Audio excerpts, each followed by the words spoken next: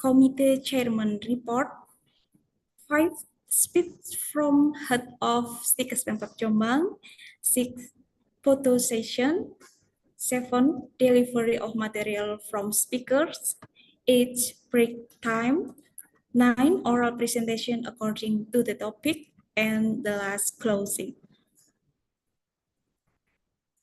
Distinguished guests, participants, ladies and gentlemen, as people of faith and devotion to Allah Subhanahu wa Ta'ala, let us together open the event today by reading Basmalah together. Bismillahirrahmanirrahim. Distinguished guests, participants, ladies and gentlemen, please sit down straight for sing the Indonesian national anthem, Indonesia Raya, followed by March of STIKES Pemkab Jombang.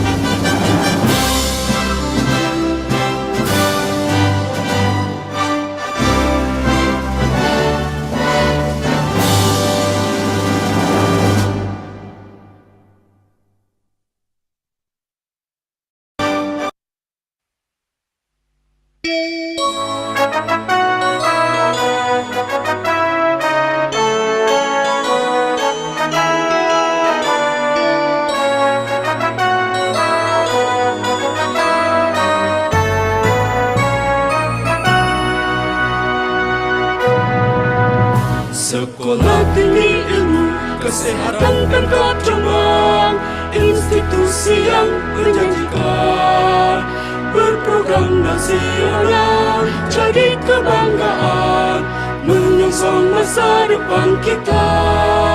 Suasana menyejukkan, alma mater kebanggaan, profesional pembelajaran, kuasai ilmu tinggi dan tenaga ahli, handali upaya usada, teknologi yang handal, mentapkan di era global, penelitian ilmiah, membuat semua jadi mudah, bersatu padu, budayakan sehat untuk masyarakat, bersama janji dan bakti, maju jayalah STIKES Pemkab Jombang.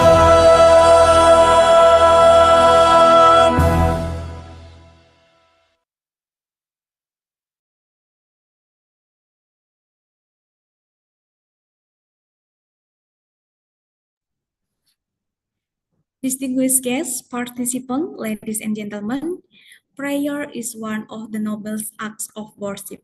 It is our hope to the Almighty God, therefore, to begin a series of international conference event today.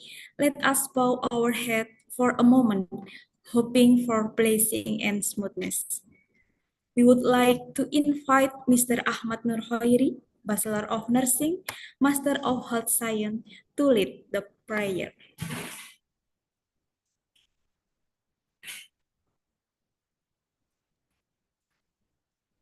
Thank you for the time to me. Assalamualaikum warahmatullahi wabarakatuh. Waalaikumsalam warahmatullahi wabarakatuh. Ladies and gentlemen, before we start international conference, let's pray to Allah Subhanahu wa Ta'ala. The prayer will be guided in Muslim religion, and for other religion, you can switch in. A'udzu billahi minasyaitonir rajim. Bismillahirrahmanirrahim. Alhamdulillahi rabbil alamin. Allahumma shalli ala Muhammad wa ala ali Muhammad. Subhanallah walhamdulillah wa la ilaha illallah wallahu akbar. La hawla wa la quwata illa billah. Rabbi shrah sadri wa yassir li amri wahlul lisani yafqahu qawli. Rabbi billahi rabbah wa bi islam dinah wa bi Muhammadin nabiyya wa rasulah. Rabbi zidni ilma wa zidni fahma. Allahumma arinal haqqa haqqa warzuqna tinaba wa arinal batila batilan warzuqna tinaba. Rabbana atina fid dunya hasanah wa fil akhirati hasanah wa qina adzabannar. Subhanaka rabbika rabbil izzati amma yasifun. Wassalamu ala mursalin walhamdulillahi rabbil alamin. Wassalamualaikum warahmatullahi wabarakatuh. I give back to MC. Thank you very much.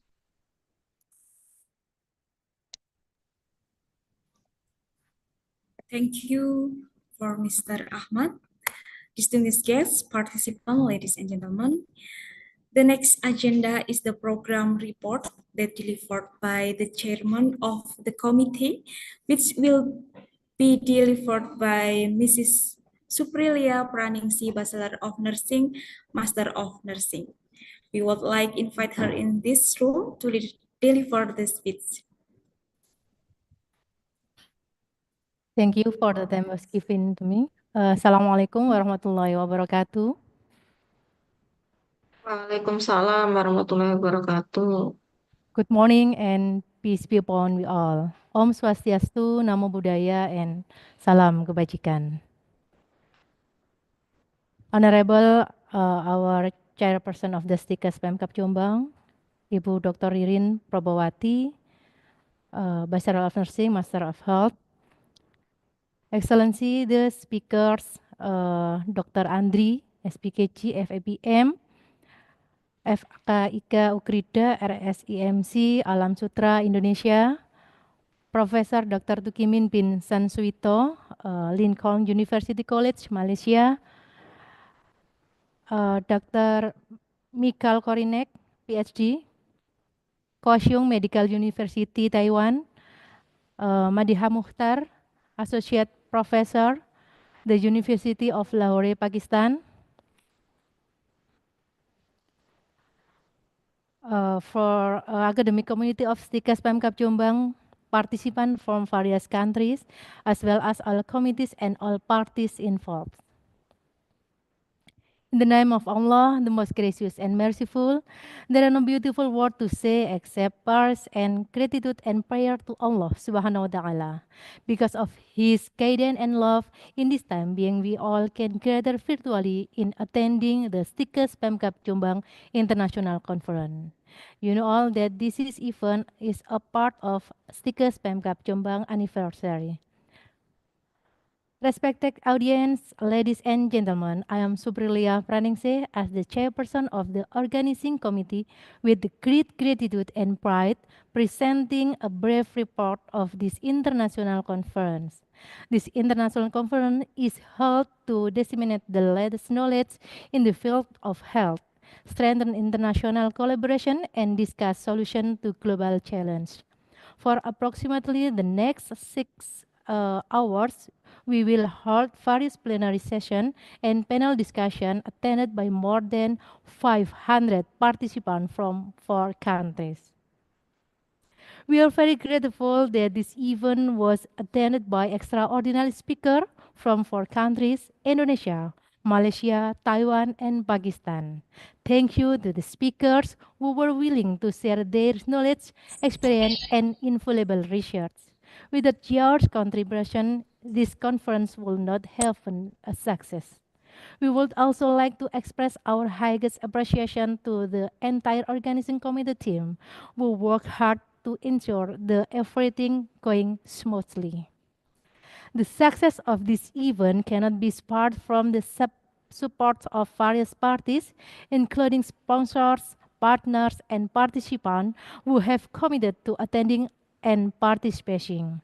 Hopefully, the result of this conference can have a positive impact on the development of science and international cooperation. We hope that this event will be the first step towards greater collaboration in the future. Thank you to all parties who have given their support and trust.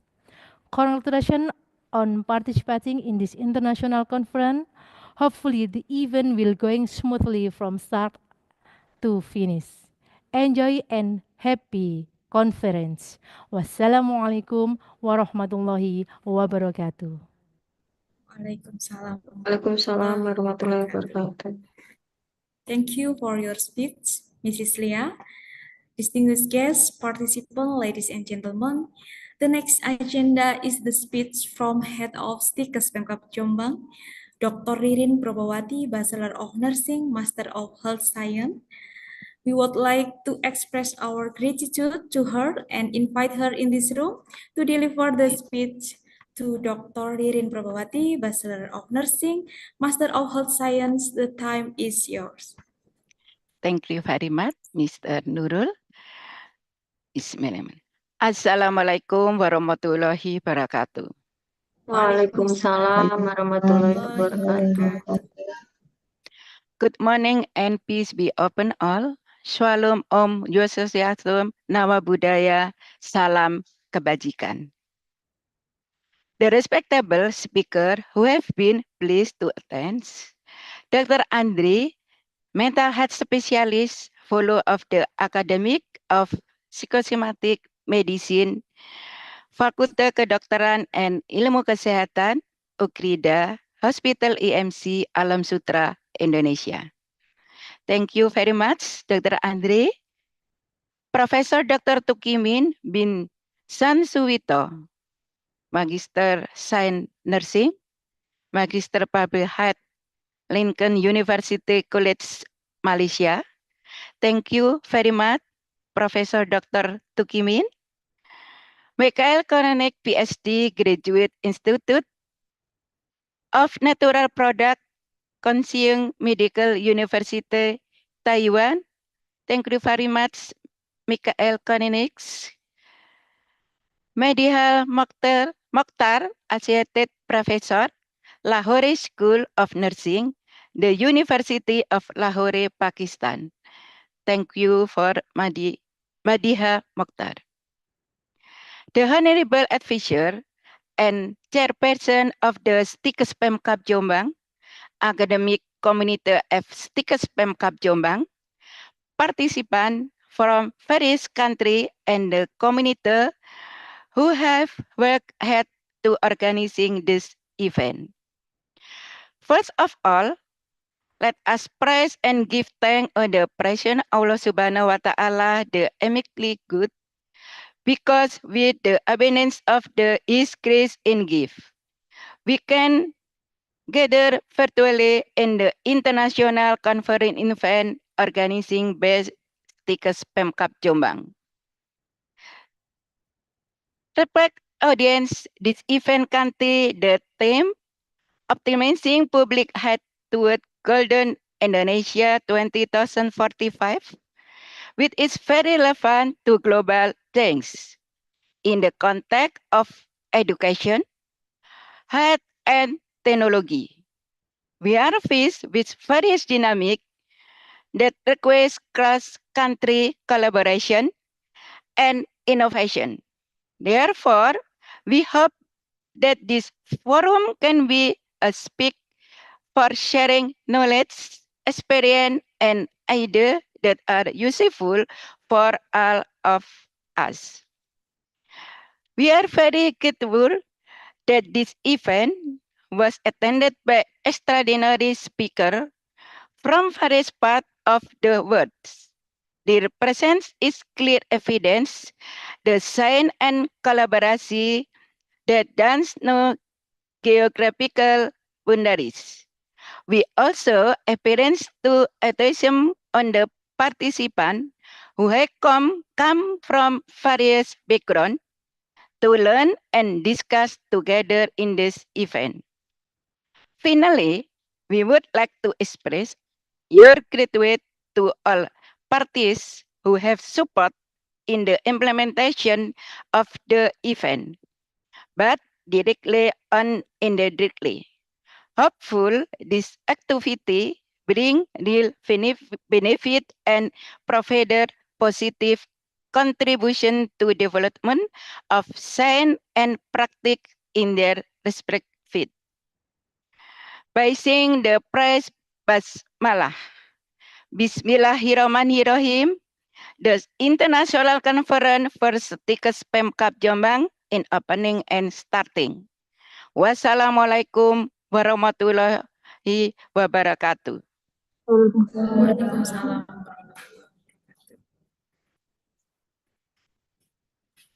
Thank you for your speech, Madam Ririn.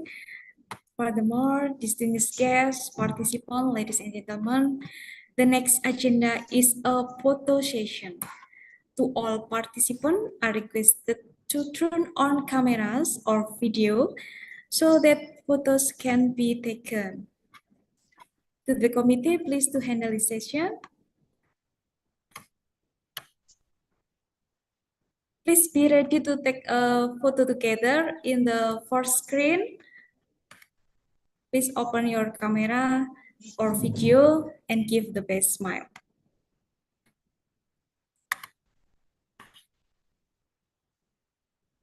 3, 2, 1. Next screen. Please open your cameras or video and give your smile. Next.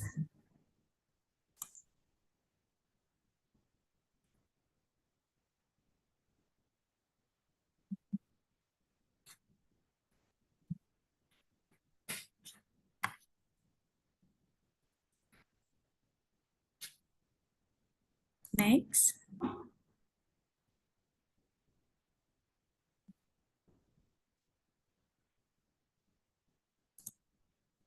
Next.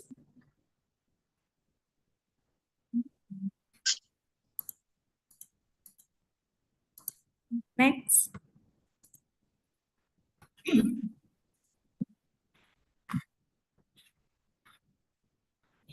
I think enough.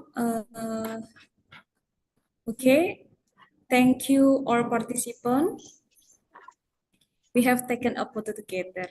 The next, we will enter the scientific session, which will be guided by Mrs. Niken Grahprihartanti.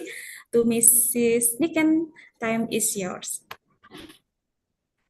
Thank you, Ms. Nurul Hidayah, as the host of this event. Assalamualaikum warahmatullahi wabarakatuh, distinguished guests, participants, ladies and gentlemen. I am Niken Grahprihartanti. It gives a great pleasure to be a master of ceremony of this event, First International Conference of STIKES Pemkab Jombang 2025. Now, we are about to the keynote speech session with the theme Investing in Mental Health for the Young Generation. Assalamualaikum, Dr. Andri. Waalaikumsalam, Dr. Niken. Alhamdulillah, Dr. Andri has joined in this room.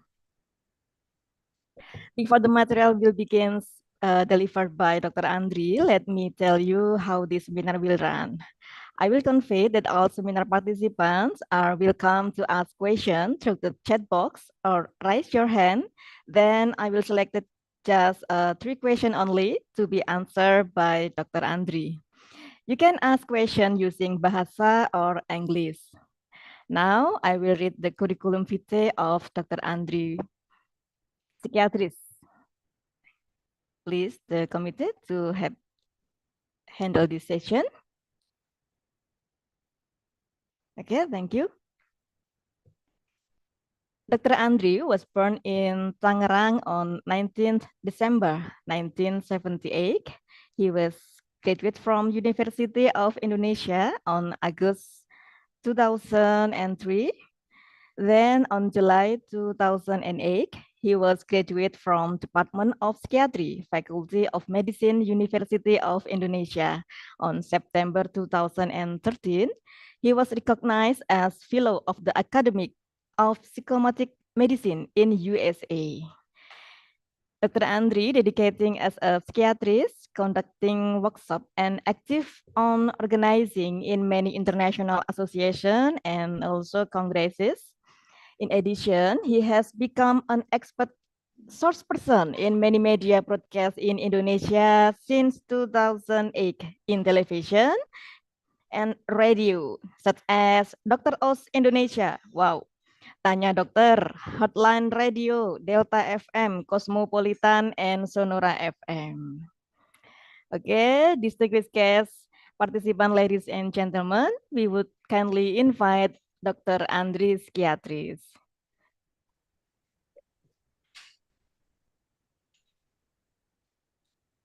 Thank you. Assalamualaikum, all distinguished speakers and also the participants of the STIKES Pemkab Jombang International Conference. I'm very grateful to be here and to be invited as one of the speakers of the international conference in STIKES Pemkab Jombang. And today we are going to talk more about mental health as an investment.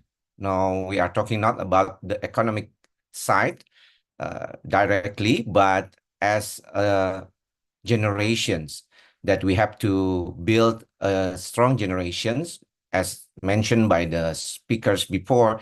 The 2045 will be the golden period of the generations of these generations of Indonesia. And today, let me share to you the slide first.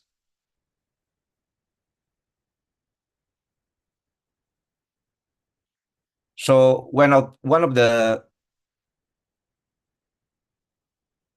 committee asked me to deliver these presentations, I'm very grateful and honored because we know that the mental health problems related to the stigma and also the awareness, it's still increasing, but differently from the previous 10 to 20 years from now, it's more destigmatized today. So I'm very grateful to deliver these presentations. And without further ado, I would like to send you best regards and thank you for all the participants to come to this meeting. And we are going to talk and discuss about these important topics about mental health in young adulthood as an investment. So we know that when we are talking about investing, some of us will think about the investment as a money, economic point of view. But when we are talking about the mental health, especially, and as a general as the health as an investment, sometimes we are not very concerned about that. Even now in the social media and a lot of media informations, talk about health and mental health especially is a very common now. So this is not just a moral imperative, but also a smart strategic choice to us to gain more awareness about the mental health problems and how to invest in a young adulthood as many participants here. So when we are talking about the state of mental health in young adults, we know that the health of mental health issues arise among young adults with anxiety and depressions.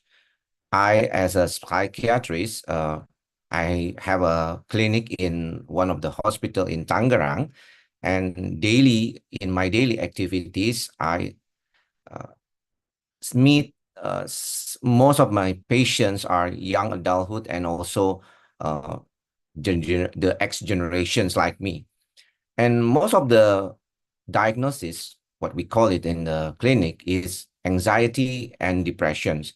I specialize in psychosomatics medicines, but not so many patients with young adulthood background, they have psychosomatic. Most of us still believe that many patients with the mental health young adulthood background is depression patients.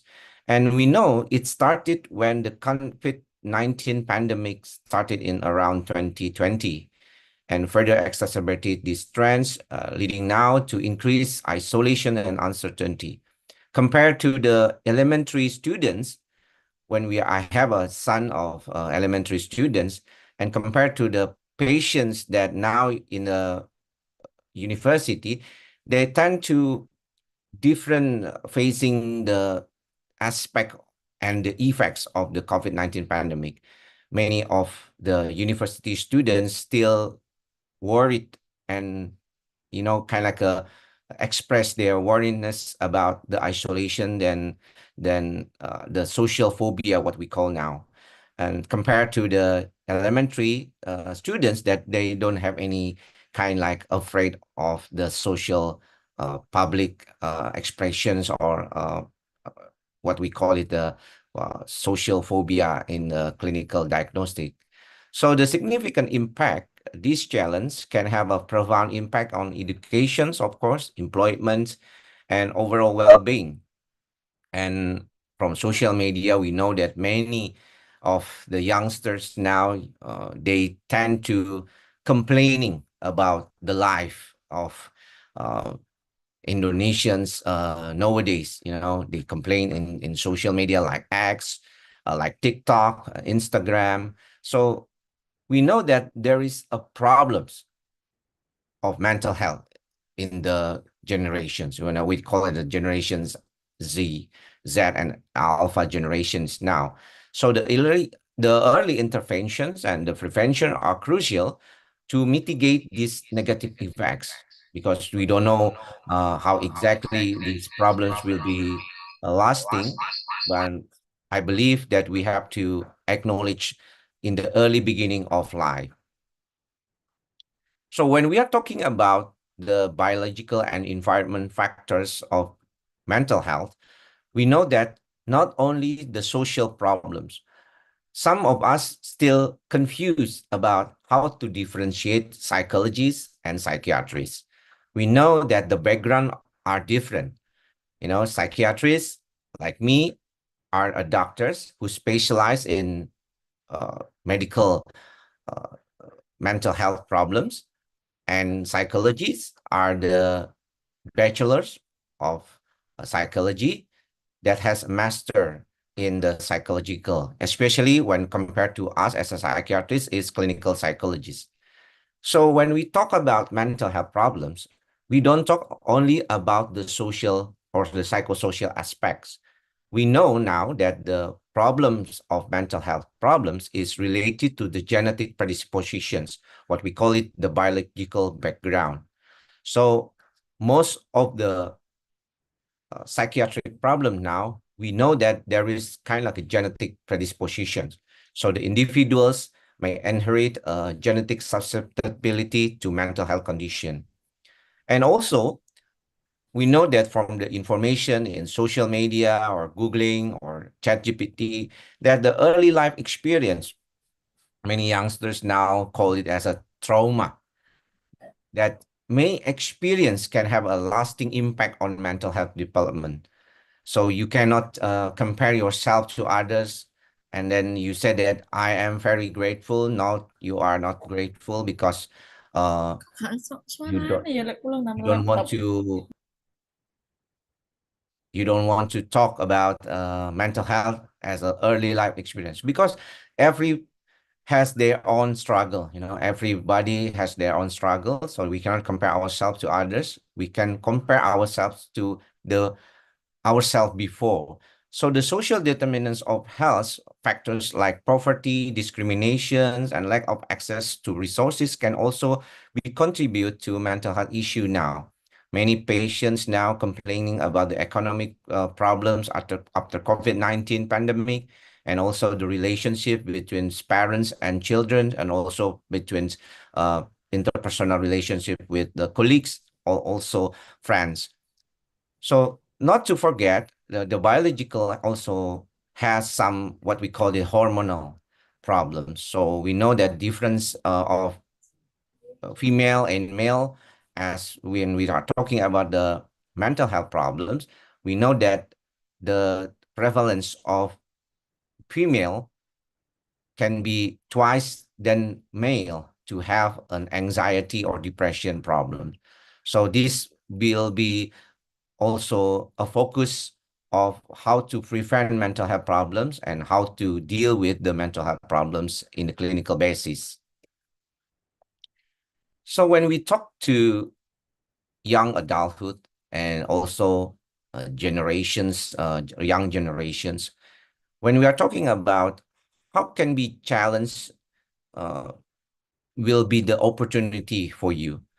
And they said that, yeah, I think that there are more challenges now and also more opportunities. Maybe my X generations, I grow up in the 90s, and it's quite different with today. The technology, the information technology like social media, and the problem is still the same with the academic pressure. That sometimes people think that they cannot complete the problem with academic, dealing with the lecturer or dealing with other friends in the colleagues also. So coupled with financial burdens can create a significant stress for some of the young adulthood. And today we are now that many, career opportunities, but also, challenge in the opportunities, men or workplace related to the men sources can be replaced by AI now, then by robot. And navigating the job market and finding meaningful employment can be daunting for young adults. And it is problem also for the older generations, how to deal with the young generations in the workplace. And also the identity formations, the process of what we call the self-discovery and identity formations during young adulthood can be challenging. We know that sometimes patients, young adulthood, complaining about the validations from the older generations about their identity. Many are complaints about how can we are success if there is no validations of our needs, our thoughts and ideas when we are talking to the older generations like the parents and also colleagues. And not to forget the social isolations. It is because of the increasing using of the social media, and sometimes we are not as human as before. We are stuck to the our smartphone and just scrolling all the social media and find kind of like a what we call it pseudo happiness from the social media, and it can be contribute to feelings of loneliness and disconnections from the social environment. So we are already talk about the problems of young adulthood. Now, how can we do and how can we adapt or coping with these problems? First of all, we know that now the literacy of mental health become more aware, and we know some of them are become a social influencer with TikTok or Instagram. I have many patients also, they talk more openly to talk about mental health problems and educating other peoples.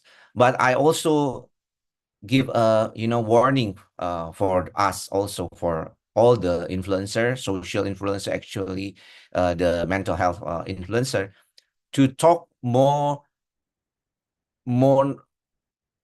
to educate, especially not to only viral situations or viral events, not only what we call it the riding the wave of the viral uh, issues, but really to talk more about the mental health issue, as to educate people to be more understand, about the symptoms, about the available resources, how to deal with this, not only taking opportunity to the viral issues, so you don't have to be viral all the time, because it's very, demanding also, and it's very tiring actually for some people to be always want to be a viral person.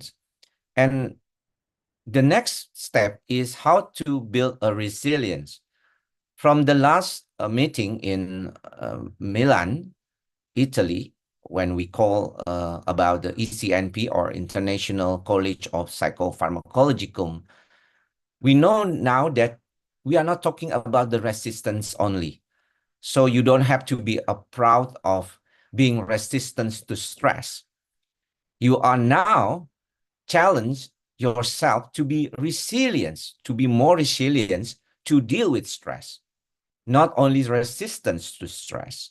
Because resilience, when we are, kind of like a breakdown, and then we can go up again, we can get up again.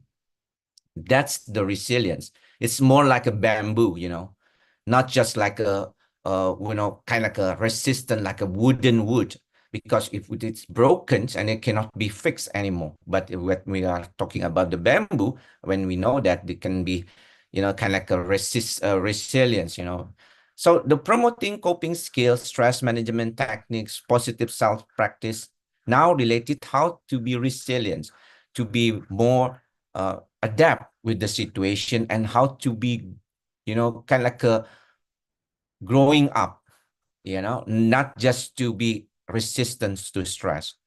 And of course, we need supportive environments. We need more supportive and creating safe, inclusive space. That's what we call it lately, the inclusive, not only talking about the safe, but also talking about how to deal with many people with different background, and how to make a inclusive workplace, schools, community to foster mental well-being. And the problem is early detection and screening. Some of my patients, they talk more about mental health issues and ideas in the social media. And some of us, the lay people, use social media as a screening tools, which is not correct actually, because we know sometimes we just, kind of like when the social media said this, and then, oh, this is me, like most self-diagnosis. And this is not a very good idea to talk more about early detection and screening.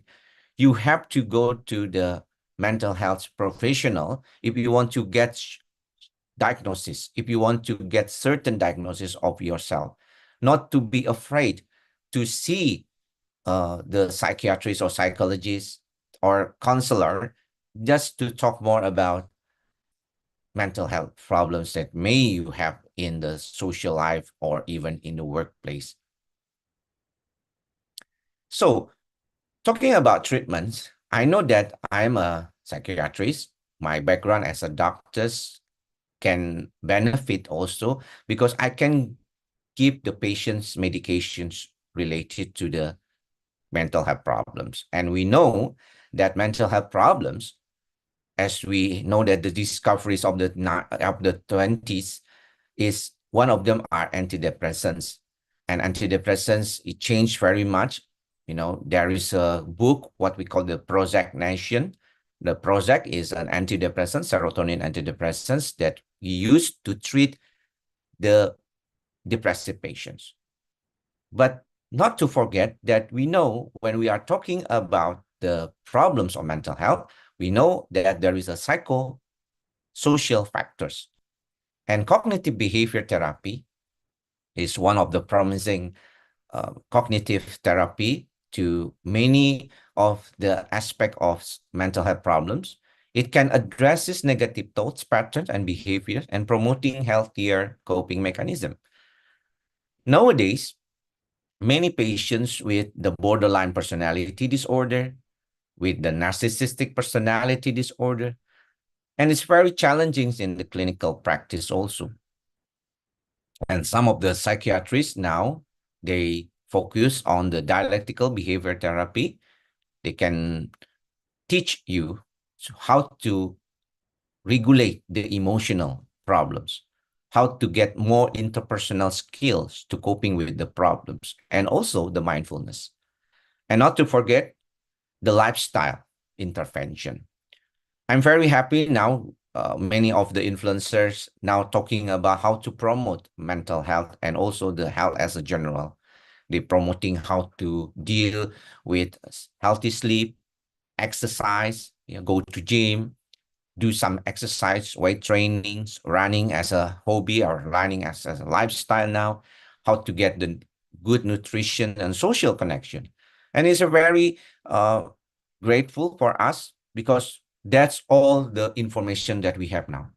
But as I mentioned before, not to forget that we can be tired also with the all abundant informations like that. So we have to limit ourselves when we are talking about gaining informations from the social media.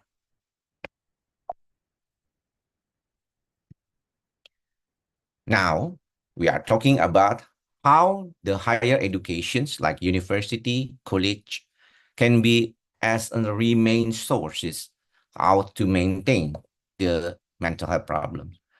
So as we see here, we are gathering now to have a conference, and the conference talking about the mental health.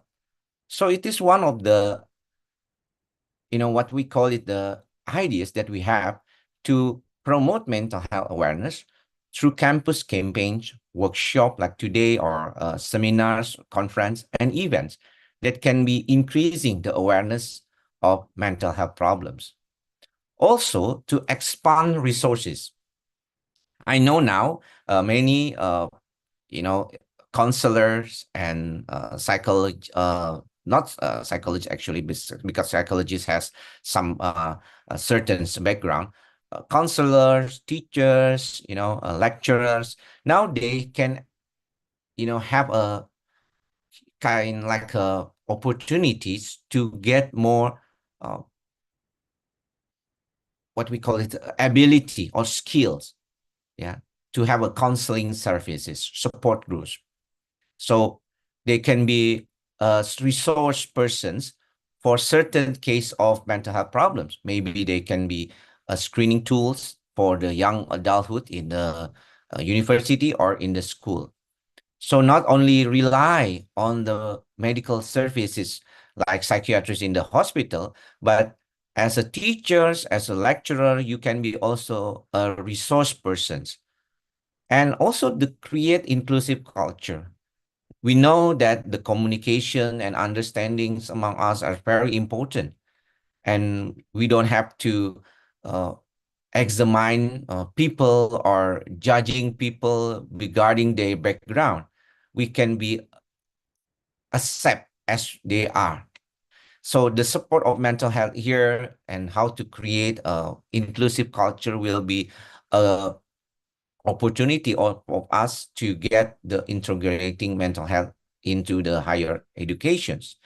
And not to forget, some of the schools have the curriculum and they integrate mental health curriculum as a core, main subjects in their curriculums to promote and understanding reducing stigma. Because it's very unfortunate for us if we are about, kind of like a mental health problems in social media, but the stigma in the society, it's still there. So that's why I am a psychiatrist, but also I have a YouTube channel that promote mental health problems, especially my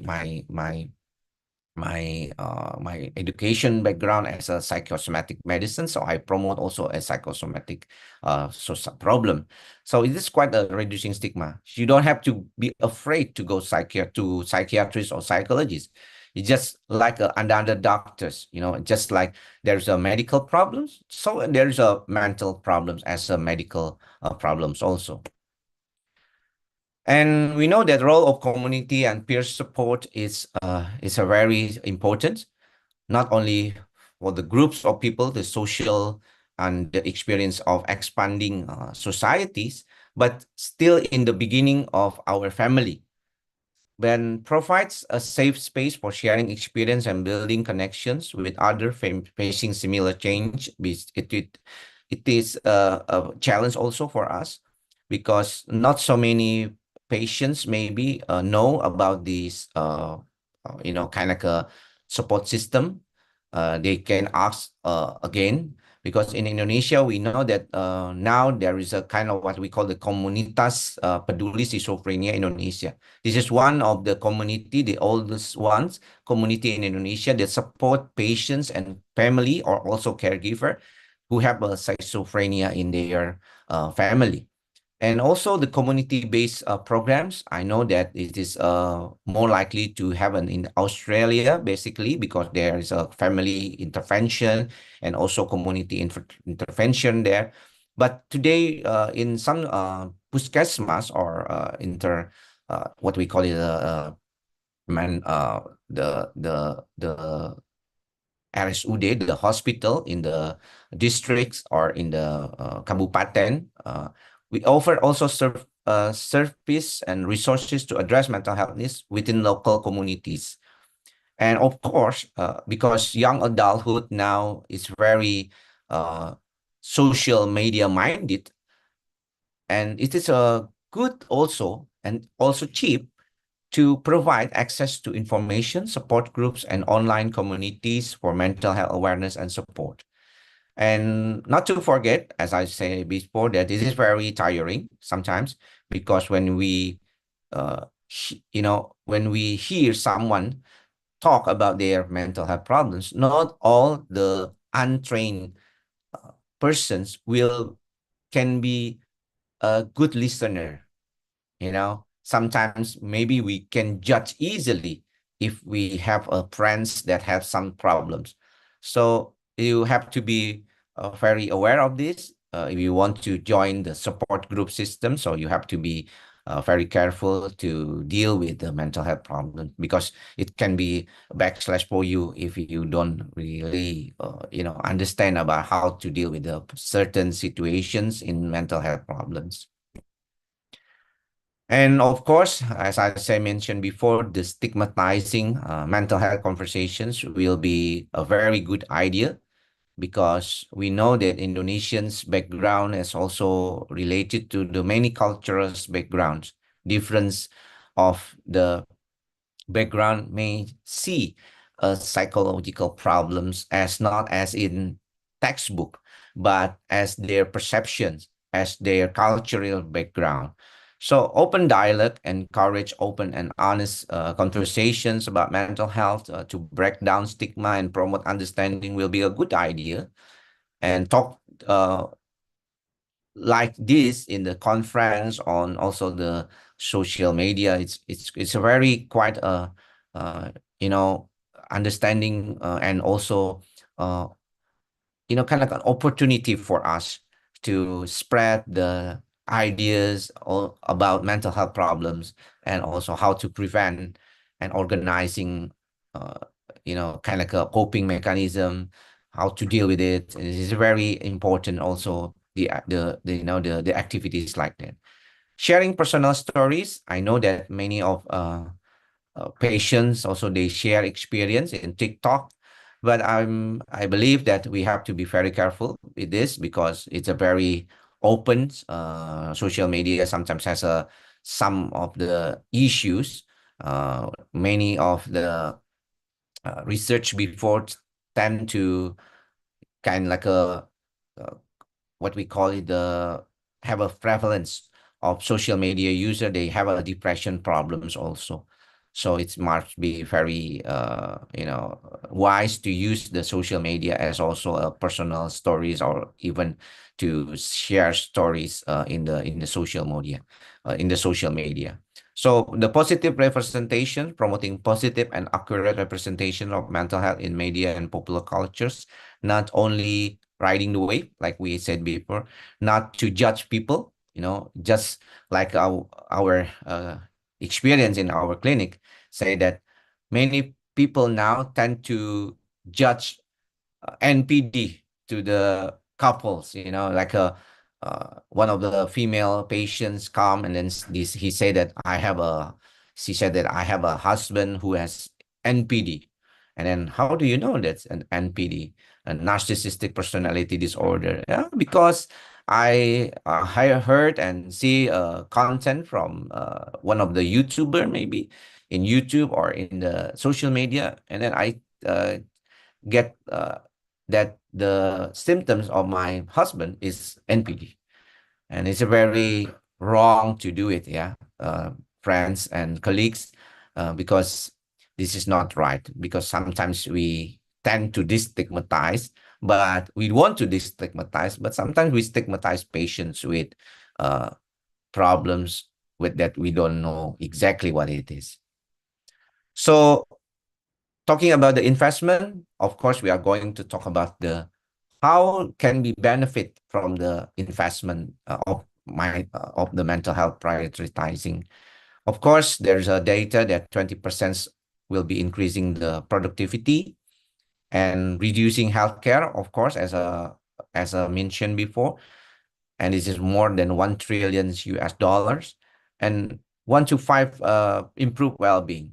Of course, now we don't want just to be happy, we want to be have a what we call it the positive energy, the positive well-being, the improving of our well-being, and it can be leading to social connection, a stronger social connection, and healthier relationship, and greater sense of purpose. And of course, in the long run, we know that the generation that we invest mental health problems in it will be a better generations than before.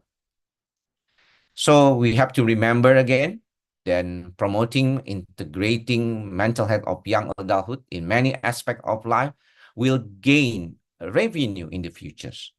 So we have to invest now and gain revenue in the future. I think that's all my presentations. I hope that we have some benefits from the presentations that I covered in the presentations. And I hope we can discuss more about the mental health problems so we can have quite the same understanding about how to deal and how to get an investment in mental health. Thank you. I will be back to the Master of Ceremony. Thank you. Thank you, Dr. Andri. Okay, all participants, ladies and gentlemen, Dr. Andri, we are going to the next session, at the question and answer session. For a participant, you can ask a question using Bahasa or English. Okay, Dr. Andri, I will read the first question from Miss Ratna. Yes, please. Okay. Is there any initial screening to detect I have a schematic illness? I was diagnosed by a psychiatry to have depression. Oh. I was cooking for 2 months before I went to psychiatry. The psychiatrist told me I was late for the treatment. Okay, Dr. Andri, please answer this question from Miss Ratna. So Miss Ratna is already being diagnosed by a psychiatrist. So this is a valid diagnosis because the golden screening is the psychiatrist, the professional, it's himself. So they talk she mentions about depression or anxiety as the background of psychosomatic. But we know that psychosomatic problems can be arise as a, kind of like a side effects of the anxiety, but also can as a part of the symptoms of anxiety, like panic disorder. One of the anxiety problems.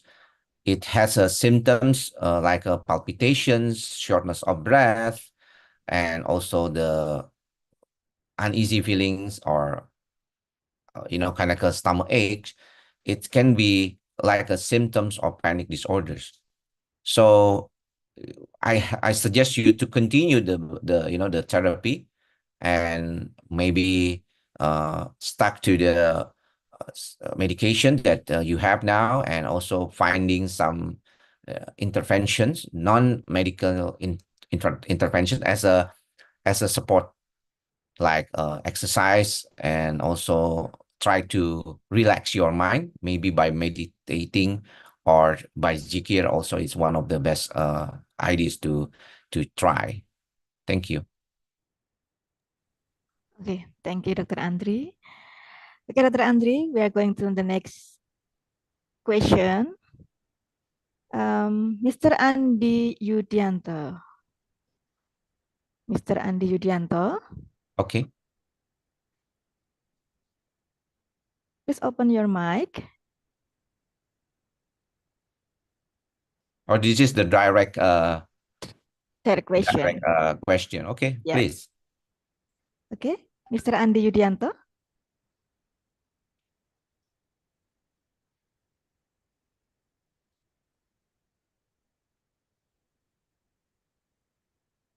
Maybe there's a technical issue. Maybe Okay. we can go on to another question Okay. first, then we can go back to Mr. Andy. Okay. The third question from Miss Siti Rahmah Lubis. Dr. Andri's opinion, when should someone with a mental health disorder have to go to a psychologist or psychiatry? I think when we face problems in our life, not so many of us will remember psychiatrists or psychologists to go on. I think when we have a very difficult how to deal with life, and then we try to, go to maybe to some religious aspect, or some maybe to our parents first. But when we have to go to psychiatrists or psychologists, by theoretically, we know that we can go to psychiatrists or psychologists when we have faced problems with how to deal personally as a person in many aspects of life. So when we are afraid of going to school because we are afraid of having panic attack, and because of that, we don't want to go to school or to the university, that we have to postpone our coming to go to psychiatrist or psychologist. No, you have to go to psychiatrist right away if you have some experience kind of like that, or you have some kind of like a running thoughts, and you have very over negative, so, and youngsters nowadays said as a netting, negative thinking, many negative thinking that you mentioned, and then you have to, to very confusing about how to get to read off all the negative thinkings. And it is because how hard, and you have to go to psychiatrists or psychologists. As I mentioned, that psychiatrists has some medical backgrounds. So it's a very common for us to treat the patients with the medication. So when we deal with this kind of things, sometimes we know that it's very quite hard to, to understand adaptations with the negative thinkings. So we have to choose certain medications to reduce the stress, to reduce the anxiety first, and then we train our patients how to deal with the negative thoughts. That's the idea, and there's very short answer for this. So we have to be aware. And now we know that in the some of the website with the PDSKJI or the Perhimpunan Dokter Spesialis Kedokteran Jiwa Indonesia website. There is like a screening tools, the PHQ-9 for the depression and also GAD-7 for anxiety. So you can log in and then you can down the answers there, and then you may have some clues about how to deal with the anxiety or depressions that you have now. Maybe not all the anxiety will have to go to psychiatrists, because we know that we have some adaptations system in our body. But if you feel that you are very burdened by the symptoms, maybe you have to go to psychiatrist right away. Thank you. Thank you, Dr. Andri. Okay. Oh, Siti Rahma's responses this session. Dr. Andri, thank you. I get the point. Okay. Okay, good then. Okay, the last question from Mr. Andi Yudianto. Are you able to join yet? Oh, there's a question here also from Mr. Mr. Andi. Andi, okay. Okay. Oh, okay. According to Dr. Andri's experience, can food that young people like that contains vitamin deficiency affect the mental health condition of young people now? I think I don't know why, but we know that many youngsters now they tend to use this a lot of sugar. I think sugary foods, I think, is one of the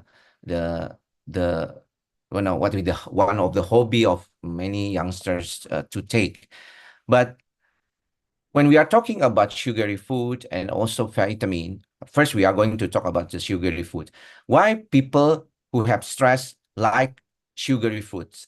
Because they think that this, kind of like more calories, more sugar in the food, containing in the food, can be some effects to their, to their mood. So because it's a lack of energy, sometimes they feel anxiety, a lot of anxiety, and they feel lack of energy, and they use food that contains lots of calorie and sugar to, kind of uprising the mood, because, but it is become a habit. It's very dangerous. So some of our patients now, 20s or early 30s, they have a diabetes also, and it's very unfortunate also for the youngsters if they have a chronic disease like that. How about vitamins? We know some of vitamins like B vitamins or D vitamins, delta and beta vitamins. It also has some effects. Also, there's the omega-3. So when we talk about the B vitamin and D vitamin and omega-3, it is most recommended vitamin that we can use in our daily, because, and then you can check your vitamin D if it is big, but it's quite expensive. I know that's about 400,000. So but maybe you can add of your daily daily diets of vitamin D or vitamin B, not only from the supplements. I think from the we can use regular basic foods, like tempeh, meat, it's got kind of like a that contains a lot of food, also a lot of vitamins that we can use to also to maintain our mental health in our body. Thank you. Okay, thank you, Dr. Andri. I'm sure that all participants understand your explanation as well, because it is very clear. Okay. Thank you. Thank you, Dr. Andri, for the presentation that has been delivered. Hopefully, it will be beneficial for us. Amin, amin, ya rabbal alamin. Amen. Amen.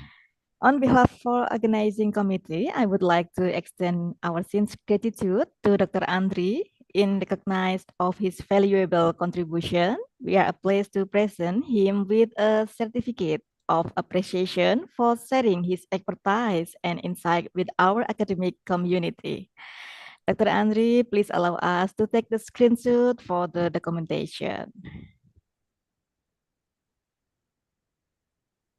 Please be committed to handle this session.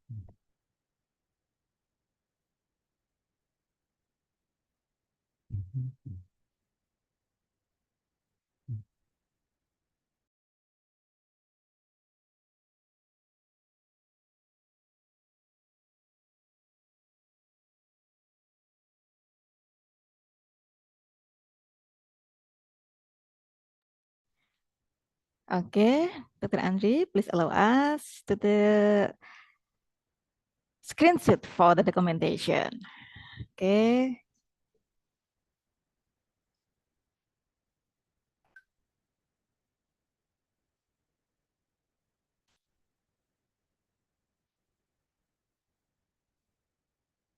Okay, thank you, Dr. Andri. We look forward to the future collaboration, Dr. Andri. I hope so also. Thank you very much. Thank you. Okay. Okay, good morning and Assalamualaikum warahmatullahi wabarakatuh. See you on the next Waalaikumsalam. occasion, Dr. Andri. Thank you. Thank you all. Okay, distinguished guests, participants, ladies and gentlemen. Next is the core event of the first international conference of STIKES Pemkab Jombang. We would like to invite Miss Iin and Miss Ratna as the moderator of this session. I will read the curriculum vitae of them before they guide the scientific discussion.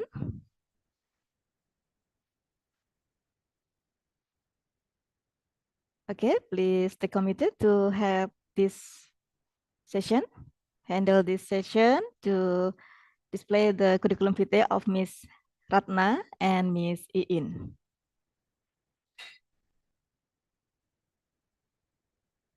Okay, thank you. Miss Ratna Puji Priyanti was born in, Miss Iin Noviana. Miss Iin Noviana was born in 22 November 1988.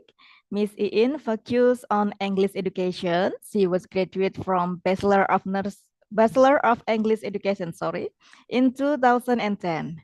Then she got Master of Education Mula Warman University Samarinda in 2015. The next, Miss Ratna Puji Priyanti.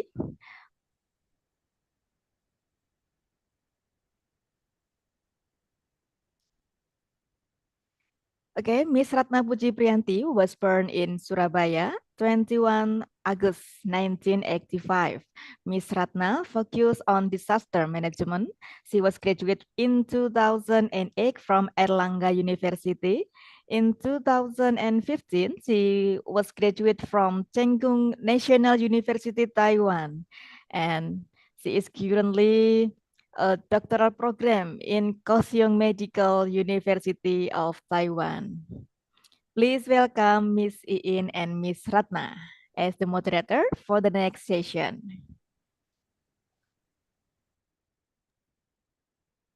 Okay, thank you very much for the Master of Ceremony. Mrs. Niken, can you hear my voice? Yeah, clearly, Miss Okay, Iin. thank you. Assalamualaikum warahmatullahi wabarakatuh. Good morning, everyone.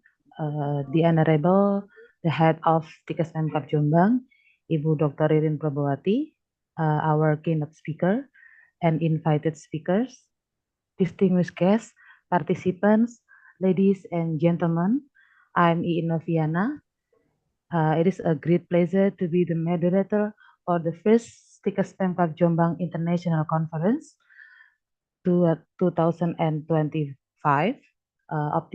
with the topic Optimizing Public Health Towards the Golden Indonesia 2045. Let's welcome our speakers. For the first is Mrs. Dr. Ririn Prabhawati, Bachelor of Nursing Master of Science from STIKES Pemkab Jombang. And the second one is Professor Dr. Tukimin Binsan Suwito, Master of Science in Nursing and Master of Public Health. Before the presentation begins, let me tell you about how this seminar will run. For the first, the speaker will present the material for about 30 minutes, and then we'll continue to question and answer for about 10 minutes. And then we move to the next speaker, the second speaker. For the second, after that, the audience can give the questions to the speaker during a question and answer. The audience can ask in the chat box, or you can raising the hand icon in the Zoom, ya, Bapak Ibu. Okay, ladies and gentlemen, allow me to welcome Ibu Dr. Ririn Probawati, Bachelor of Nursing, Master of Science, to present the material about resilient, strong, healthy, and productive generation of teenagers ready to welcome Golden Indonesia 2045. Please, the committee, Mr. Yobel, help me to share the Ibu Ririn curriculum vitae.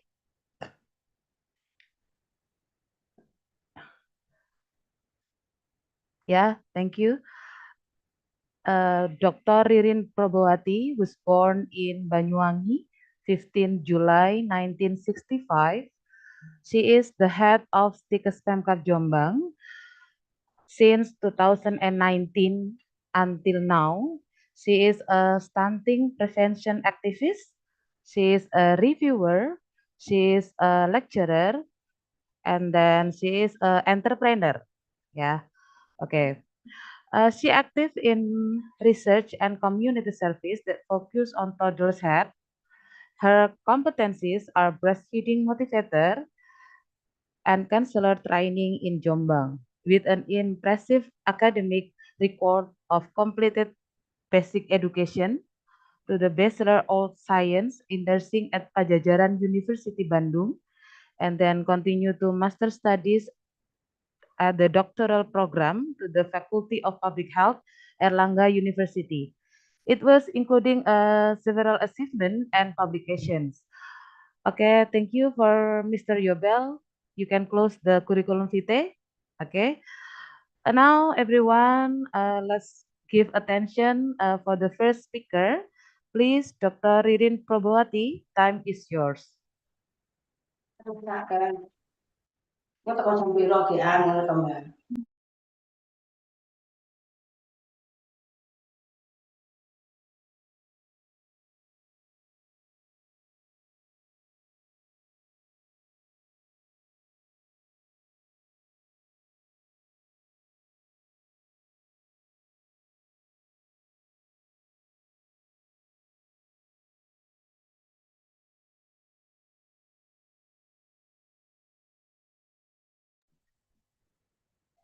Yeah, good morning, Bu Ririn.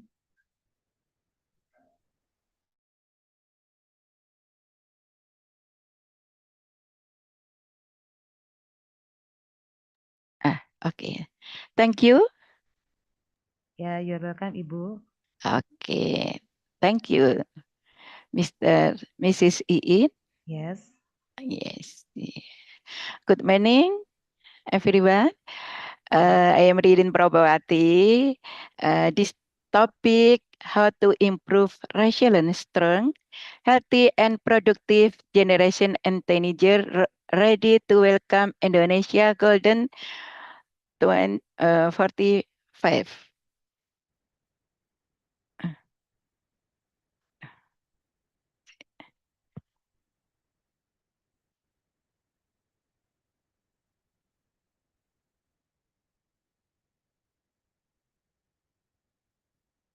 Mau jalankan slide.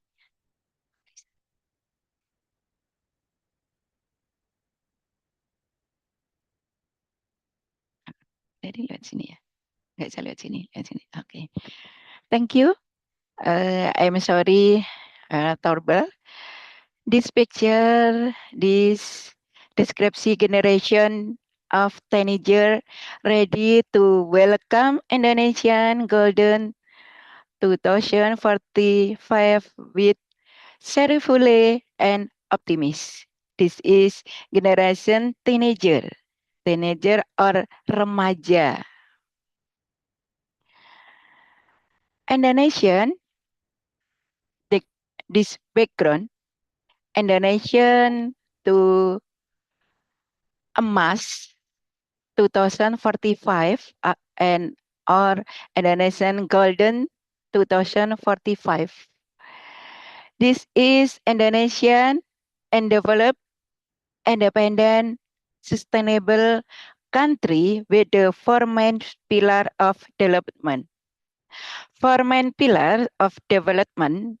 One, improve the quality of human resources and mastery on technology. The one pillar this Indonesia Golden 2045 in the pillar need generation resilient, strong, healthy to prepare for this next generation. Two pillar includes of and sustainable economic growth. Three, equitable distribution of development through in the region. Four, strengthening national resilience and good government. This is background Indonesia Golden 2045. Indonesian Golden 2045 in Indonesian 2045 get democracy bonus democracy, so that is expected to become a development country with a high quality of life and community productive. Jadi pada tahun 2045, mohon maaf saya campur dengan bahasa Indonesia seluruh partisipan. Pada tahun 2045 nanti Indonesia mendapatkan bonus demokrasi. Apakah itu yang dimaksud dengan bonus demografi? Pada saat itu Indonesia merupakan negara yang menjadikan maju. Diharapkan Indonesia menjadi negara maju dengan kualitas hidup yang baik, masyarakatnya produktif untuk menyongsong globalisasi. Is this necessary Indonesian Golden to prepare from an early age healthy generation with high competitive and free from various disease but physical and mental disease. Pada tahun 2045 nanti kita harus menjadi suatu negara, khususnya Indonesia, menjadi negara yang bebas dari penyakit baik fisik maupun penyakit mental. Oleh karena itu, harus dipersiapkan mulai sekarang. Saat tahun 2045 nanti, harus dipersiapkan mulai sekarang. Generasi-generasi teenager yang akan menjadi generasi-generasi penerusnya. Pada tahun nanti 2045, generasi teenager ini saat itu dia menjadi generasi yang produktif pada tahun 2045. Generasi teenager ini saat 2045 dia akan berusia sekitar 40 tahun atau 40, 45, 43 menjadi suatu generasi produktif, menjadi tulang punggung Indonesia emas. Kenapa disebut Indonesia emas? karena sudah 100 tahun Indonesia merdeka. Generasi emas atau Golden Generation 2045 that will be backbone on the national progress and prosperity, yaitu menjadi tulang punggungnya kemakmuran bangsa. Jadi generation teenager ini menjadi generasi tulang punggung sekarang. Yang tadi dikatakan oleh pembicara Dr. Andri bahwa harus sehat mental maupun fisik. The generation expected to not only have high intellectual quality, but also morality, creative, and strong leadership spirit. Jadi di sini generasi teenager diharapkan memiliki kualitas yang tinggi di dalam intelektualnya, moralitasnya, kreativitasnya, dan kepemimpinan yang kuat.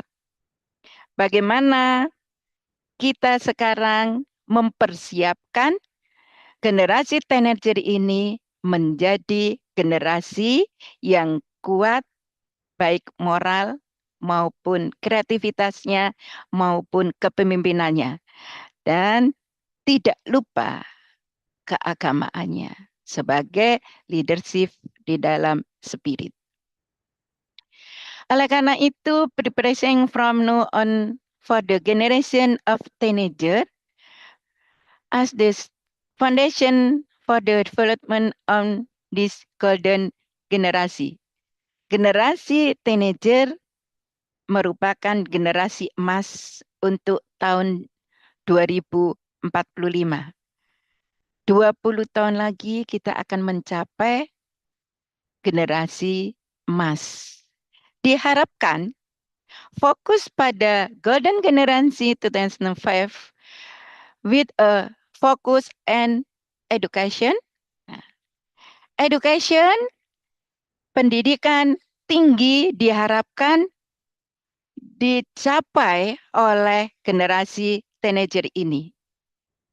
Quality education for society Indonesia. Hati fisik and mental. Generasi must be physically, mentally, and economic. Jadi sehat fisik, sehat mental, sehat ekonomi. Apa yang dimaksud dengan sehat ekonomi? Mandiri di dalam ekonomi, tidak bergantung dengan orang lain. Oleh karena itu, generasi teenager harus dipersiapkan mulai sekarang.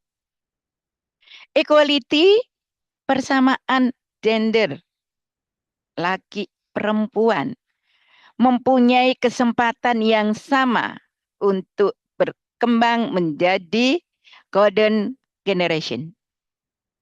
For characteristic building, for generation teenager is one of the characteristic of Indonesian culture that must strong in generation teenager Indonesia. Jadi bagaimana membangun karakteristik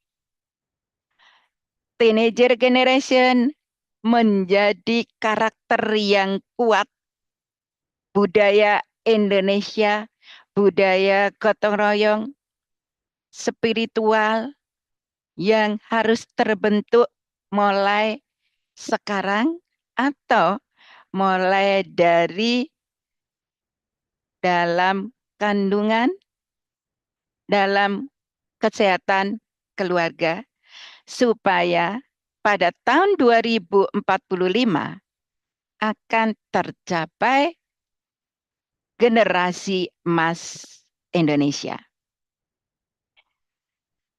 Remaja or generation teenager yang strong, head, and spirit careful, ini yang diharapkan menjadi tulang punggung generasi emas pada tahun 2045. Kalau kita memperhatikan tadi yang awal di latar belakang bahwa pada tahun 2045 nanti kita akan mendapatkan bonus demografi. Banyak usia produktif yang diharapkan memang benar-benar produktif. Jadi harus kita persiapkan dari generasi teenager ini. Yang dimaksud dengan teenager atau generasi teenager ini adalah fase usia. Ada yang katakan 10 sampai 24 tahun atau 10 sampai 20 tahun. Kita tidak usah memperdebatkan.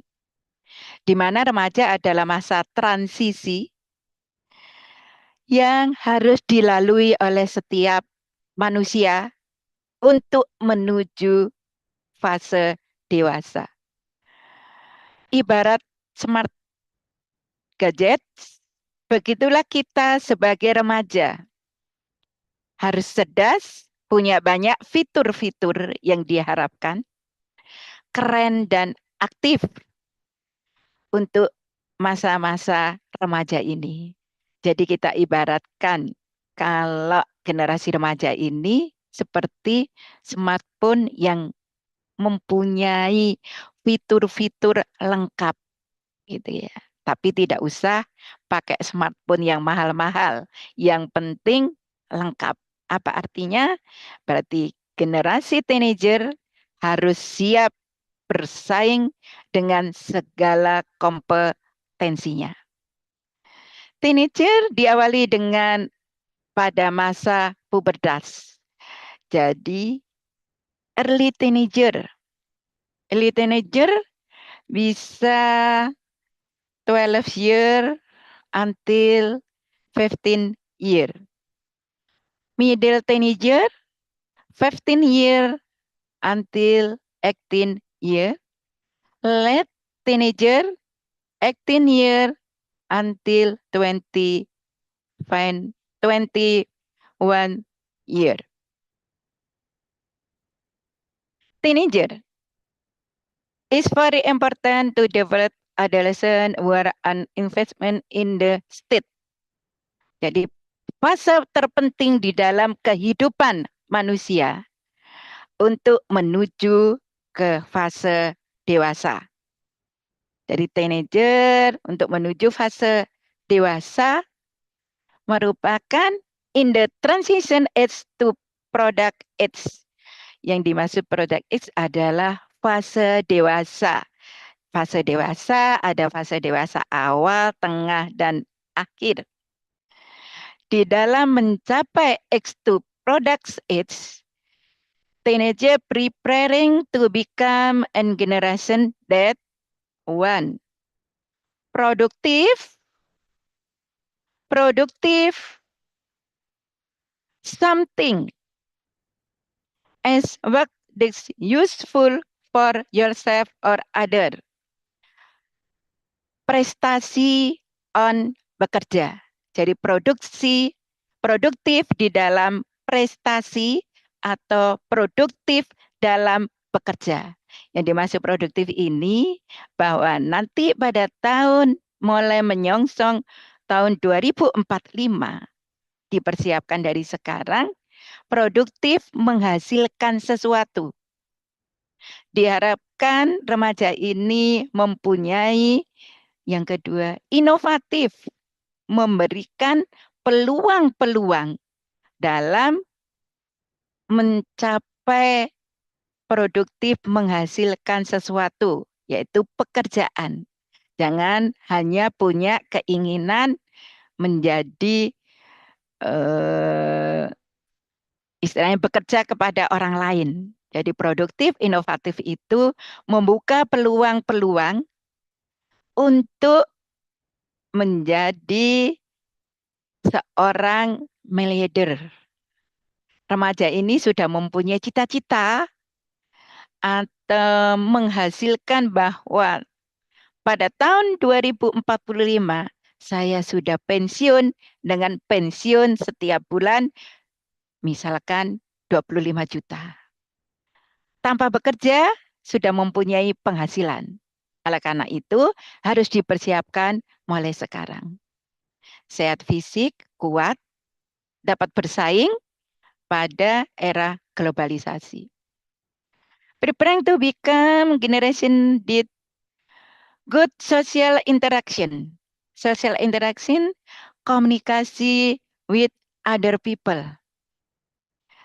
Bila ingin dikatakan berhasil di dalam mempersiapkan generasi ke depan, diharapkan teenager ini bagus di dalam interaksinya, sopan santunnya, menghargai yang tua, menghargai yang muda, menghargai pendapat orang lain. Salah satu ciri dari good social interaksi. Yang keempat, for healthy. Healthy in mental and fisik. Jadi sehat mental dan sehat fisik. Bahwa generasi remaja tadi dikatakan oleh pembicara yang pertama. Sekarang sedang generasi gadget yang selalu memperhatikan handphonenya saja. Selalu memperhatikan gadgetnya saja akan berdampak kepada gangguan interaksi. Karena remaja ini kurang memperhatikan sosial sekitarnya. Ini yang disebut bisa bahwa remaja itu kurang sehat. Bisa mengalami suatu gangguan interaksi atau nanti dengan istilahnya asik dengan dirinya sendiri karena yang dekat merasa jauh, yang jauh merasa dekat. Kurang perhatian dengan lingkungannya. Kurang konsentrasi dalam proses pembelajarannya dan berdampak kepada kurang konsentrasi dalam mempersiapkan masa depannya. Able to undergo and transition period of adolescent life. Normally, continue school. Increase education as heck possible.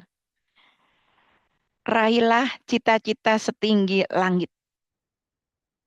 Cari ilmu setinggi langit.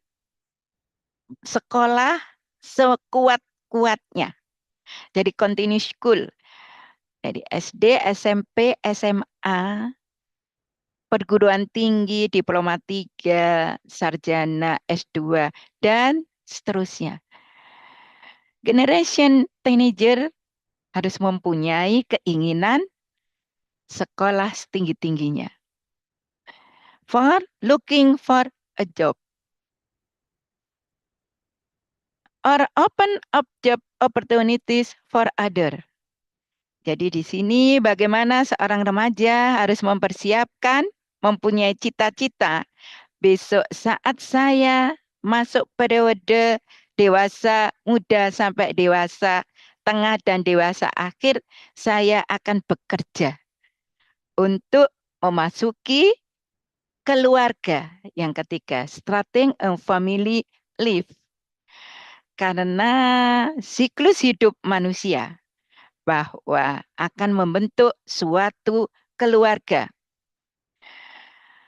Men akan menjadi kepala keluarga, bagaimana harus menghidupi keluarganya. Seorang istri akan menjadi partner suami dalam membentuk keluarga yang akan melahirkan generasi-generasi penerusnya. Jadi starting a family life. For become a member of the community. Member of the community, bagaimana teenager ini masuk di dalam komunitinya, mulai perubahan community dari remaja menuju community dewasa, muda, tengah, dan akhir. Seorang remaja harus mempersiapkan bagaimana bisa berinteraksi di komunitas yang akan dia lalui dengan baik. The teenager growth merupakan periode growth spurt period on rapid growth, also puberty. Apa artinya? Bahwa periode ini adalah periode pertumbuhan cepat, di mana setiap remaja akan terjadi perubahan-perubahan in the fase physical growth, jadi perubahan fisik dari anak-anak menuju remaja, di mana nanti menuju remaja akan berubah menjadi dewasa. Dari yang pendek, yang awalnya belum tinggi, akan menjadi dia tinggi. Yang berikutnya ada perubahan mental, cognitive, and psychological development, and will as a process or reproductive growth and development that regulated the function of sexuality. Di mana pada masa remaja ini terjadi proses perubahan tadi, sudah fisik, fisikal, mental, sistem reproduksinya akan berubah semuanya. Nanti bisa kita lihat perubahan-perubahan fungsi seksualitas yang terjadi pada remaja. Physical growth in teenager is not always accompanied by maturity of thinking and emotional ability. In addition, in adolescence, there is also a process of identity recognition, and failure in this process of self-identification can cause various problems. Di mana pertumbuhan fisik pada teenager ini tidak selalu disertai dengan kematangan kemampuan berpikir oleh semua generasi teenager ini. Pada masa-masa itu, remaja juga mengalami suatu proses jati pengenalan diri. Kemungkinan remaja ini juga bisa mengalami suatu kegagalan di dalam proses pengenalan diri. Mungkin akan berdampak pada berbagai masalah. Bisa kita lihat pada zaman sekarang banyak terjadi perubahan-perubahan atau permasalahan-permasalahan yang dihadapi karena pada fase teenager ini, pada remaja ini tidak dipersiapkan dengan baik. Kenakalan-kenakalan remaja akan terjadi. Persiapan-persiapan harus dilakukan mulai dari keluarga dan sekarang. Saat pubertas atau teenager terjadi perubahan-perubahan. Bisa dilihat pada perubahan fisik laki dan perempuan. Pada teenager, laki-laki dan anak perempuan. Akan tumbuh jerawat, bulu rambut, dan sebagainya. Ini adalah perubahan-perubahan yang harus seorang remaja melakukan adaptasi. Jadi, perubahan physical and psychological during pubertas atau generasi teenager. Change adjustment teenager atau penyesuaian yang harus dilakukan oleh seorang teenager. Yang pertama atau one, accept and integrate change in his body growth, in his personality. Bahwa seorang remaja harus menerima atau harus dapat menerima perubahan pertumbuhan dan pertumbuhan tubuhnya dan personalitinya. Yaitu perubahan yang tadi ada saat dia anak-anak belum tumbuh bulu atau rambutnya. Sekarang pada pertumbuhan tumbuh akan terjadi tumbuh bulu. Mungkin pada anak laki-laki terjadi perubahan suara. Yang awalnya suaranya merdu, mungkin ini nanti akan bertambah merdu yang membuat kaget-kaget anak remaja laki-laki. Bagaimana dengan anak remaja perempuan yang awalnya belum tumbuh bulu, belum tumbuh payudara, melihat tampilan tubuhnya sekarang semakin baik dengan pertumbuhan-pertumbuhan.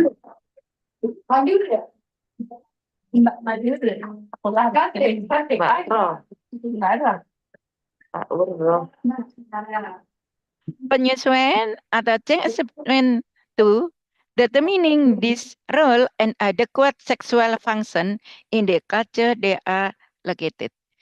Menentukan peran dan fungsi seksualnya yang adekuat berdasarkan budaya tempat remaja ini berada. Kita orang Indonesia, perubahan seksual harus mengikuti budaya orang Indonesia. Culture tetap harus kita pegang teguh agar remaja tidak kehilangan identitasnya sebagai generasi Indonesia.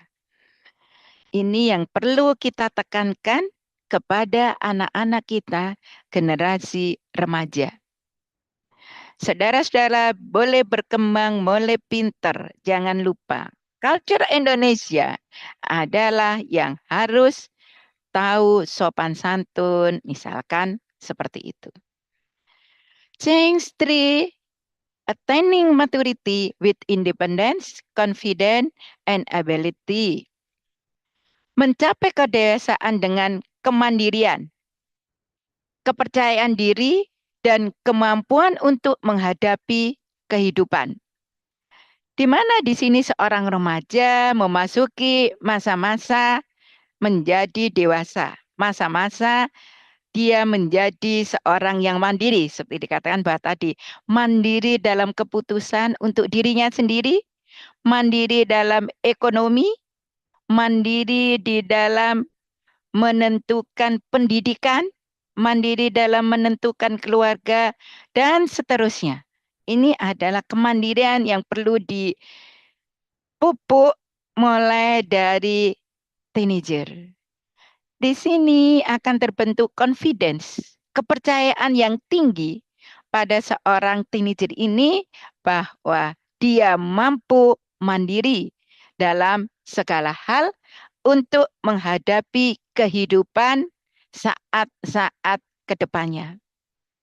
Apabila remaja ini mempunyai kemandirian dalam segala hal, pada tahun 2045, insya Allah Indonesia bisa bersaing dengan negara-negara lainnya. Change Assessment Teenager 4. Active Opposition accepted by the community. Di mana remaja ini pada saat tahun 2024, dia akan menduduki posisi yang dapat diterima oleh masyarakat. Masyarakatnya adalah masyarakat Indonesia 2045. Jadi jangan lupa kita mempersiapkan generasi remaja untuk Indonesia Emas 2045. Jadi ini yang selalu digaungkan oleh Bapak Presiden. Mulai dari Presiden Bapak Jokowi sampai Bapak Presiden Prabowo. Bahwa generasi sekarang mempersiapkan Indonesia masuk di dalam generasi emas 2045. 5. Developing conscience, responsibility, morality, and value the accordance with the environment and culture. Di sini seorang remaja harus mengembangkan hati nurani, tanggung jawab, bermoral, dan menjunjung nilai-nilai sesuai dengan budaya Indonesia dan budaya di lingkungannya. Apa artinya di sini? karena Indonesia terdiri dari beribu-ribu budaya. Tetapi tetap satu, Indonesia Bhinneka Tunggal Ika. Yang digarisbawahi budaya gotong royong, punya rasa malu, percaya diri, beretika, menghargai yang lebih tua dan menghargai yang lebih muda. Jadi di sini adalah budaya-budaya Indonesia, saya percaya seluruh audiens sudah akan membentuk diri untuk membentuk soft skill dalam meningkatkan untuk mencapai Indonesia Emas 2045. Jadi kalau kita bicara Indonesia Emas tahun 2045, kita ini senang dengan emas gitu ya. Karena apa? Sekarang itu emas harganya mahal. Kalau kita mau beli emas sekarang susah. Itulah yang dimaksud. Bagaimana kita harus mempersiapkan Indonesia berjaya diperhitungkan oleh negara-negara sekitar atau negara-negara dunia. Oleh karena itu, budaya Indonesia harus tetap dipertahankan. Yang keenam, solving real problem in one on experience related to environment, yaitu seorang remaja harus dapat memecahkan problem-problem dalam pengalamannya sendiri dengan kaitannya lingkungannya. Apa artinya? Jadi di mana seorang remaja ini mempersiapkan perubahan harus bisa mengatasi problem-problemnya yang berdampak dengan lingkungannya. Another important aspect embedding and golden generasi include investment in health infrastructure, prevention and primary health service, imunisasi, prevention of sneezing. Di mana imunisasi remaja sudah mempersiapkan khususnya untuk imunisasi HPV, human papilloma virus, imunisasi dengue, imunisasi influenza. Ini adalah imunisasi supaya remajanya sehat. Prevention of disease. Karena sekarang remaja ini sudah banyak karena pola hidupnya akan mengalami suatu penyakit. Oleh karena itu, seorang remaja harus bisa mencegahnya. Teenager had effort if the goal preparing adolescent to become healthy, intelligent, qualified, and productive adult and to participate in maintaining on improving their health with include 1. Positive development. Perkembangan yang positif, perkembangan fisik dan mental. Incident prevention, pencegahan kecelakaan. Pada fase-fase remaja ini sering terjadi kecelakaan, baik kecelakaan di jalanan atau maupun kecelakaan yang lainnya. Ya. 3. Prevention of violence, yaitu pencegahan kekerasan. 4. Reproduksi health, prevention on control infeksi disease and prevention on non-communicable disease, nutrisi and physical activity and mental health. Itu adalah 7 kesehatan remaja yang perlu mendapatkan perhatian dari kita semua. Di mana kesehatan remaja, healthy teenager, it's characteristic by weight, height, and body mass index to correspond to their age. Have good mental and emotional health, ability to make good decisions, take responsibility for their action. This diagram bagaimana bisa mempertahankan teenager and adolescent well-being adolescent. Yang pertama adalah untuk good health and optimum nutrition. Connected positive value, punya pikiran positif, safety and supportive environment, learning competent education skill and playing and agency and resilient. Ini adalah gambar makanan untuk remaja, di mana yang terkenal dengan isi piringku. Isi piringku, will my plate is a time in balance nutrient food. 160 is true and varied color.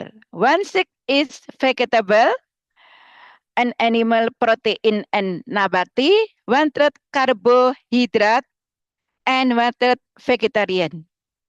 Yang dimaksud dengan isi piringku untuk anak remaja, mungkin nanti sampai untuk dewasa, yaitu 1/6 piring.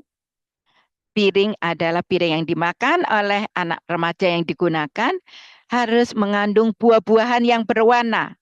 Yang kedua, 1/6 berupa lauk pauk, nabati, dan hewani. 1/3 adalah makanan pokok, jadi 1/3-nya ini nasinya. 1/3. 1/3 adalah sayuran-sayuran yang segar dengan berbagai warna. Di sini adalah contoh-contoh isi piringku yang perlu remaja perhatikan dalam makanannya, agar remaja ini dapat bekerja. Nah, teenager and remaja have to say not free sex and alcohol and narkoba.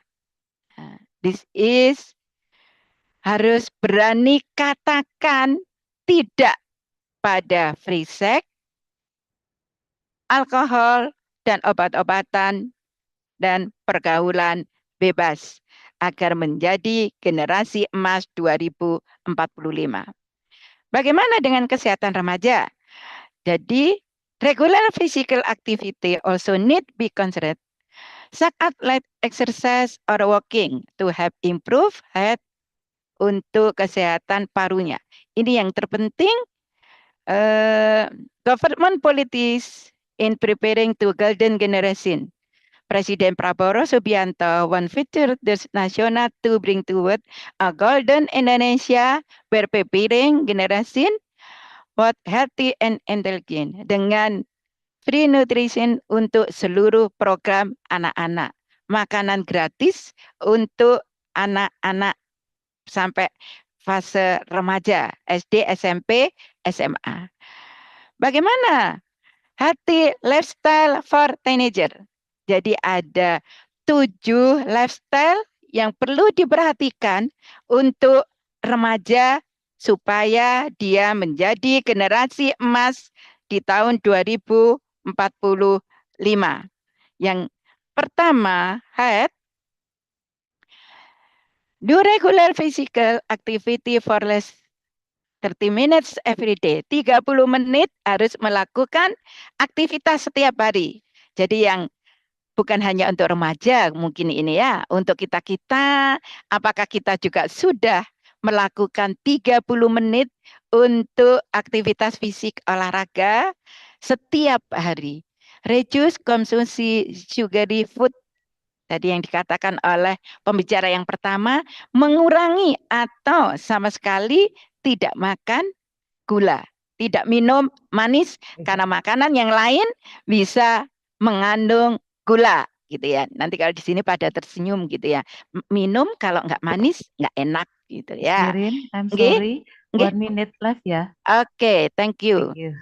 Eat a healthy and nourishing balance diet to help to grow percent. Mengkonsumsi makanan sehat dan bergizi seimbang. Yang dikatakan isi piringku. Get enough sleep and least 8 jam kita harus tidur. Reduce starching up late for things that are not useful.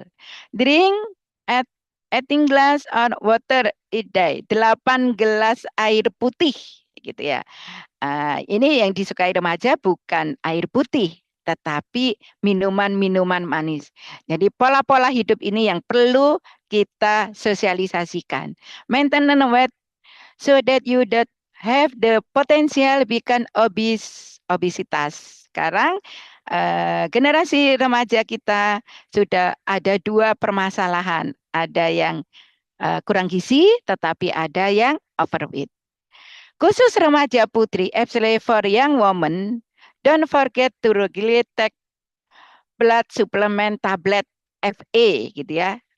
Untuk remaja putri jangan lupa minum tablet FA untuk mencegah anemi. Nah, this characteristic golden Niger. Karakteristik generasi remaja kita religius, bermoral, sehat, inteligensi yang kuat, kreatif, disiplin, mandiri, dan bermanfaat. Thank you very much the participation respect to topic this president the strong, healthy, and productive generation of teenager to welcome Indonesia Golden 2045. I hope this topic useful for all of us. Thank you very much. I return to the moderator.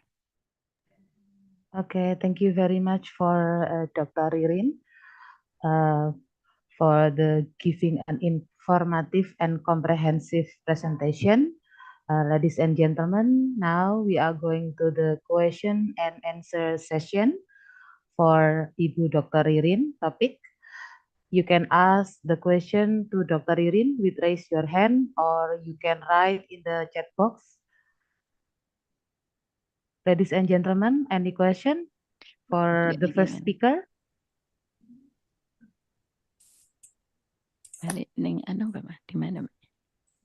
Any question, ladies and gentlemen, Bapak Ibu, ada pertanyaan? Stop share. Stop share dulu. No question. I think all the participants is already understand well for the material of Ibu Dr. Ririn Probowati. No question, everyone? Yeah? Oh no, okay. Okay, due to the limitation time, Bapak Ibu, now we are going to the conclusion, conclusion for this topic, for the topics of the first speaker, Dr. Ririn, to create a golden generation 2045 with focus on the four things or the four items. The first is education, the second one is health, the third is equality, and then character building. Okay, and the characters of golden teenager, there are religious, immoral, healthy, intelligent, creative, strive, disciplined, self-sufficient, and useful. Okay, on behalf of the organizing committee, I would like to extend our sincere gratitude to Ibu Dr. Ririn Probowati in recognizing of her valuable contribution. We are pleased to present her with a certificate of appreciation for sharing this expertise and insight with our academic community. For Dr. Ririn, please allow us to take a picture for documentation. For the committee, please, yeah. Okay. Ibu Dr. Ririn, okay, ready. Yep, okay, thank you. Yeah, thank you. Thank you for the first speaker, Dr. Ririn, for the very impressive presentation.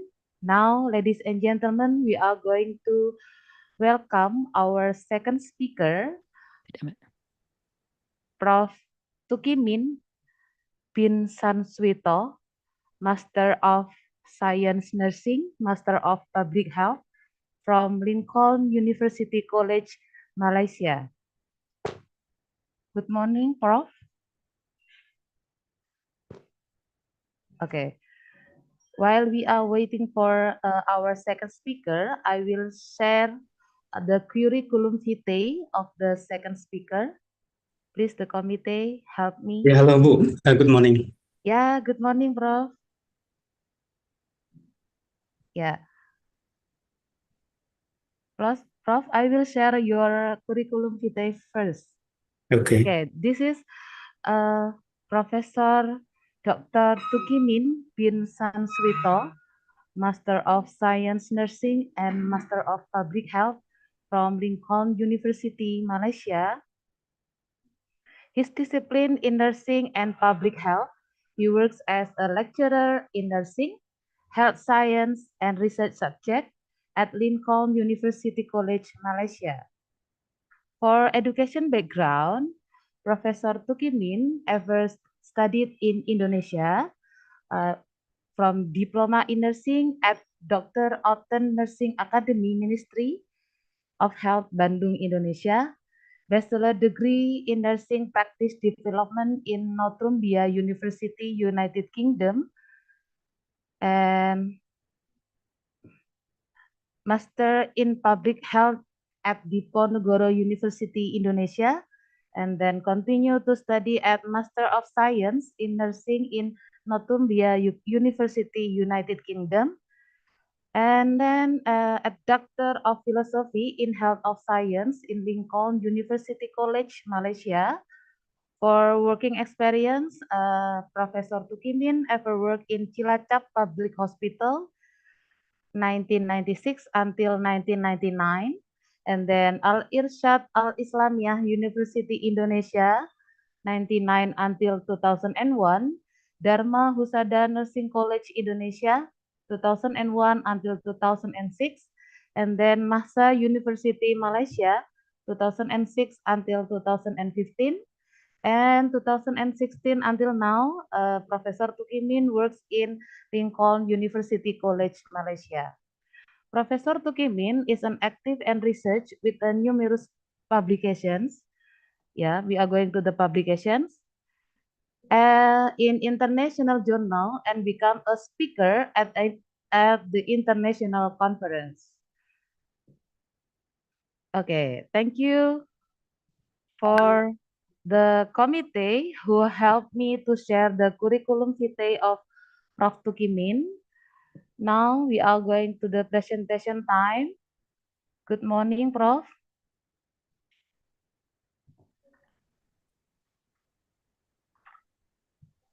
Yeah, hello. Hello, Yeah, everyone. hello. Yeah. Good morning to all of you. Yeah, thank you, Prof. Yeah. Okay. Respected to the director, the STIKES Pemda Kabupaten Jombang, then organizing committee for this conference, then lecturers, then speakers, yeah, then our beloved student and all ladies and gentlemen, yeah. Then the moderator. Okay, I would like to present, yeah. Allow me to share my screen. Yes, of course.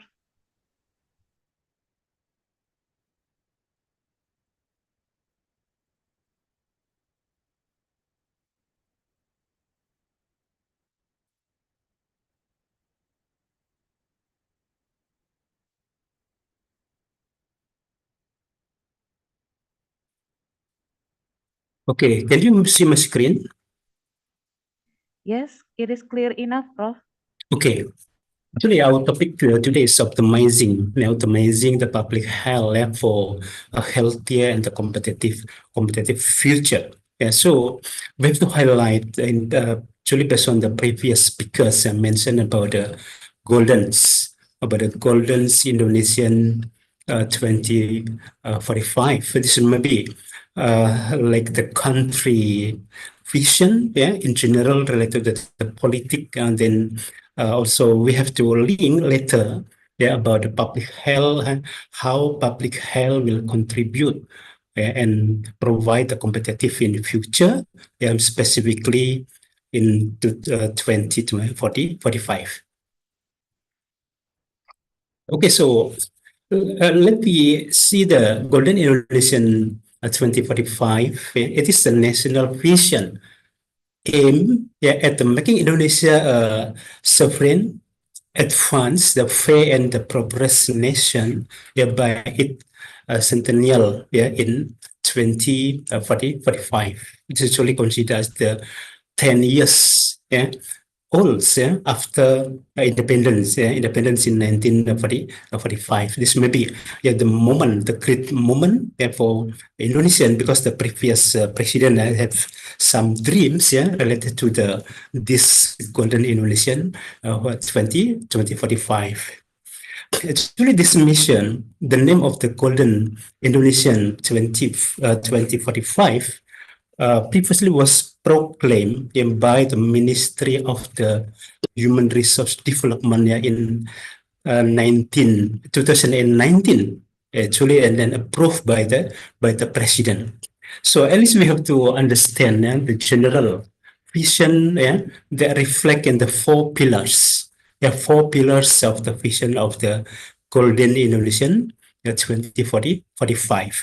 The first pillar is actually mentioned about this one, about the human development and the mastery of the science and technology. In this context, actually, the country, especially the president dreams that we have to improve the quality of the human resources through the education and training. Then, secondly, actually, the second pillar is sustainable economic development. There is some effort to achieve the economic growth while also the protecting environment, because we have to provide the safe environment for the future life. Okay, the next one, actually, equitable development. Actually, the president previously dreamed that we have to ensure that all people have access to the benefit of the development, and not only in the higher level people, or we have to, give the priority, because Indonesia is considered the democratic.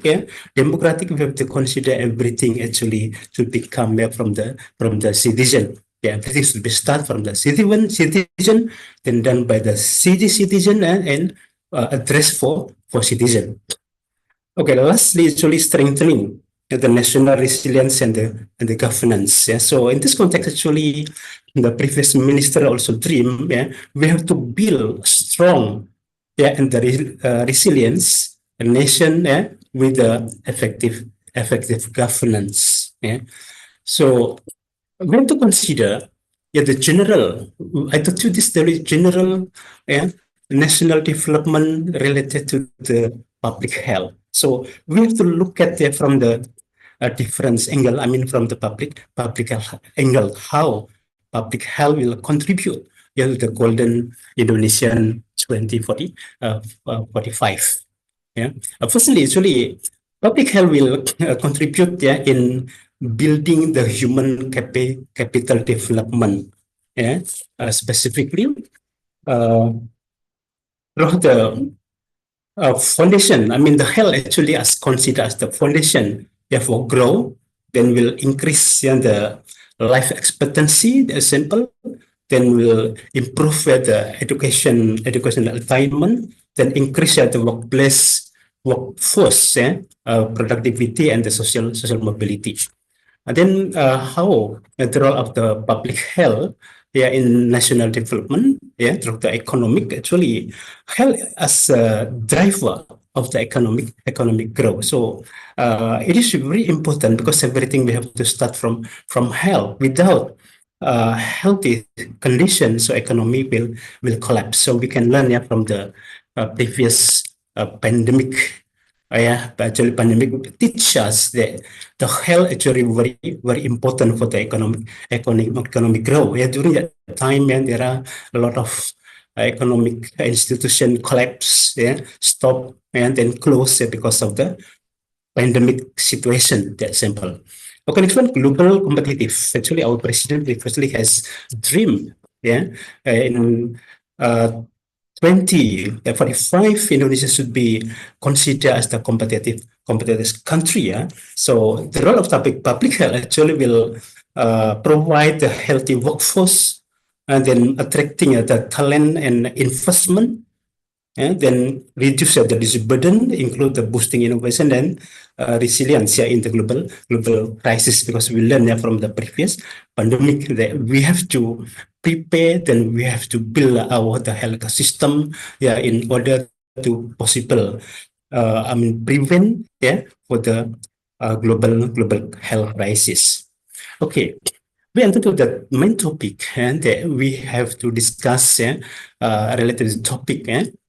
Content include the vision and objectives, then current health landscape, then optimizing the healthcare delivery, then preventive and the promotive health, because we public health normally highlight and give the prioritize to promotive and preventive, and doesn't ignore the curative and the rehabilitative.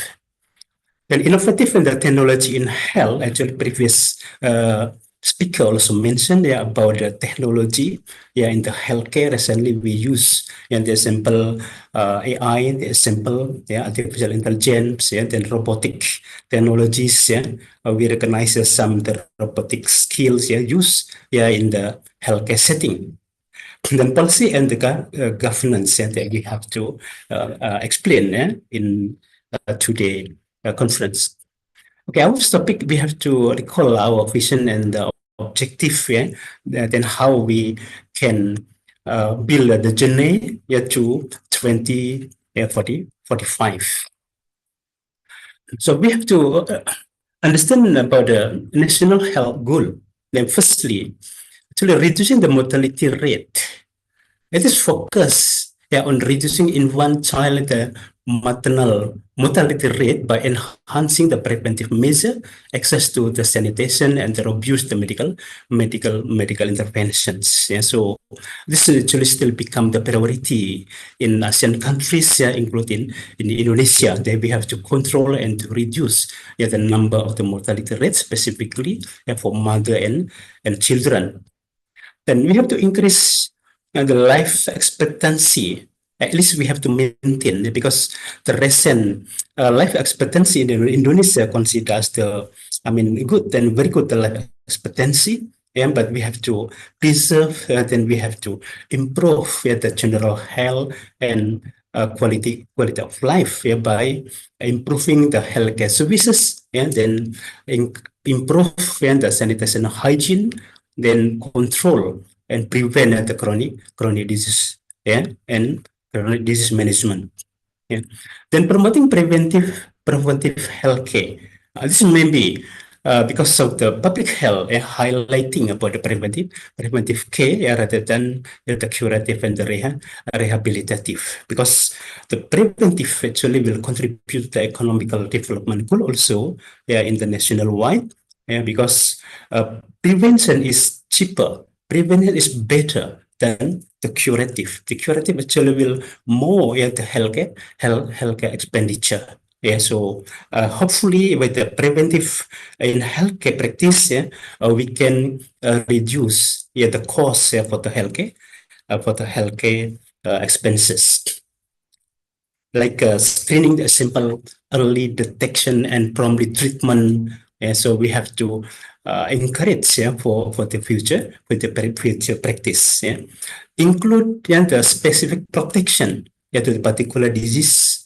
Some immunosable disease. Immunosable disease means the disease that can be prevented by the immunization. Actually, recently in Indonesia, in Malaysia, in various ASEAN countries, this is actually considered as the best practice, and the majority of the population actually got the vaccination.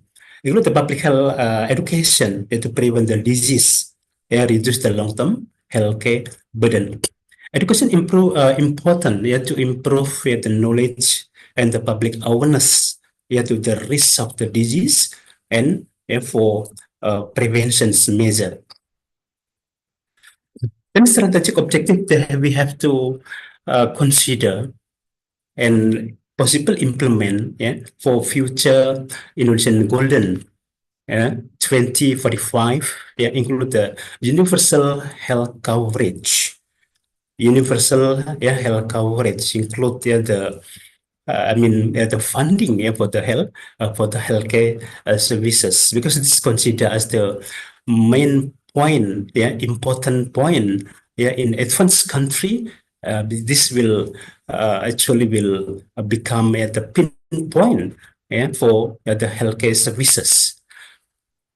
Ensure equitable access to essential healthcare services for all citizens without suffering financial hardship, then draw the policy and funding reforms. So this may be include then the financial then allocation, and the example like the national plan for the healthcare services to be allocated clearly for the future practice in order to realize the Indonesian golden 2045. Then health education and awareness.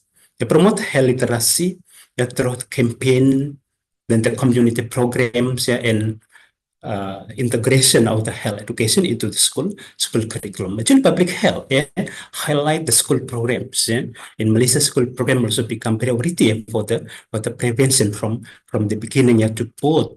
And improve knowledge and awareness among students. Then health infrastructure improvement.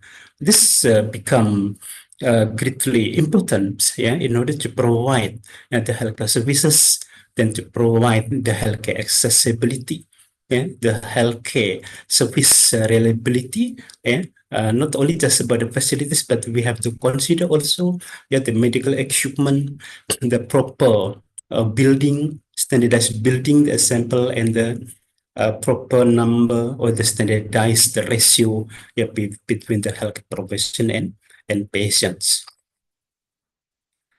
Then current health landscape. So before we talking to the future, so we have to understand the current condition in the Asian countries, including in Indonesia. Because without this, actually, we don't know how and from which part, from which angle we have to start and depart to move forward into the Indonesian Golden 2045. We have to understand, previous speaker, Ibu Ririn, just previously Dr. Ririn also highlighted about the demographic trends.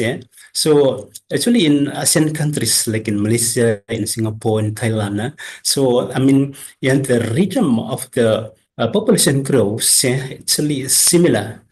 Similar, but that may be different in the productivity. Like in Malaysia, the simple, the population grows, it will become, no problem. There is no problem with the population grow, because the majority of the elder population actually still productive,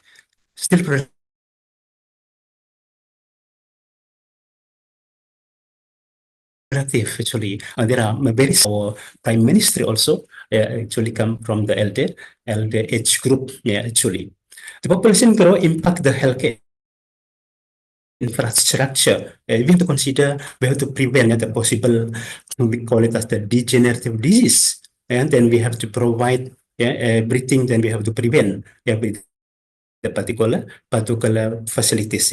In Malaysia, actually, we facilities like the nursing home, not home care. In Indonesia, might be home care, but in Malaysia, actually, there are a lot of the nursing home to facilitate the majority actually for elder population. So later you can, when you visit Malaysia, I can send you to visit the nursing home. The majority actually for the elder population. Then aging population. Aging population poses challenges for healthcare system requiring the more geriatric care, the chronic disease management, and the long-term facilities to support all that. So why? What problem? Possible health issues with the aging population in future? Based on the study, 80% aging population or elderly has one the chronic symptom or the chronic condition or the comorbid of the disease or suffer from one disease. This indicates that all majority of the elderly actually will need attention and will need the elderly proper elderly care. Therefore, in Malaysia, elderly care become a priority and very famous. There are a lot of agencies and then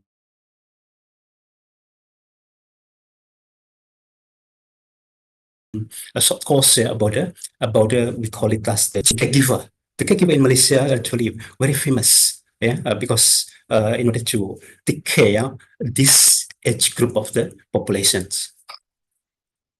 Epidemiological profile. So we have to aware our epidemiological issues, in ASEAN countries, including Indonesia, about the prevalence of the communicable diseases. Actually, since 5 years ago, the WHO has a report and give the priority on the non-communicable disease. This become a trend, specifically before pandemic and continue after COVID-19 pandemic. Like diabetes mellitus, the sample, this actually the linear, the prevalence of diabetes actually linear with the obesity. The recent trend in ASEAN countries actually increase the prevalence type 2 diabetes mellitus among children. We know that type 2 actually previously was recognized as the adult onset diabetes, but recently not only adult but include children. This will associate with the obesity. Because mentioned about the type 2, actually we have to consider the pathological change related to the glucose toxicity and the insulin resistance. Talking about obesity in Asian countries, actually almost 1 in 5 the population actually overweight and obese. Like heart disease, the heart disease also often associated as the chronic complication of the diabetes mellitus. There are strong evidence that about 60% patient who receive hemodialysis in the ASEAN countries actually because of the diabetes mellitus, and include the cancer. Cancer, then this will need a strategy toward the prevention. So, like previous speaker also mentioned, we have to targeting. Actually, in my view, not only the psychological problem or the mental health issues, but we have to consider all of this, because in all the period of the report, the WHO actually always mention about this one, non-communicable disease, then including as to prevent also the infectious disease, such as TB, the example, actually WHO has recommend then WHO program to eradicate the TB also continue, because in the fact, patient TB, very difficult to control specifically the transmission. One patient TB will need at least 6 months treatment. But during the treatment, will transmit to others. 10 to 15 people. That is maybe one problem. Public health actually highlight to prevent the TB since from the beginning by using the BCG vaccinations. So we have to control the TB by using the epidemiological approach. Then we focus to health promotion and prevention. Then health system challenges. This may be still become issue in Asian countries about accessibility, about healthcare, workforce limitation, like shortage of the healthcare workers, then financial sustainability. Accessibility still become a critical issue for the population, specifically we call it the vulnerable population. Vulnerable population. There are a group of the population that difficult and unequal ability to access the healthcare. Like in Indonesia, there's simple some maybe children who live nearby the bridge, the example. This is really become one group of the vulnerable group that we have to take care. Yeah, so hopefully, yeah, in 2045, yeah, the accessibility will be improved, yeah, and everything and the vulnerable population can be managed, yeah, to get, yeah, the quality and the equal accessibility to healthcare services. The accessibility here mentioned as the geographical barriers, yeah, so because of the socioeconomic disparities and inadequate health infrastructure, posing significant hurdle to equitable and health service delivery. Then workforce limitations such as shortage of the trained professional, burnout. Why burnout? Because there's no related to the shortage, yeah? Healthcare professional shortage, the simple nurses shortage, medical doctors shortage, the public health officer shortage. The simple, this will increase, yeah, the workload, yeah, among them, then will produce the burnout, stress, very stress.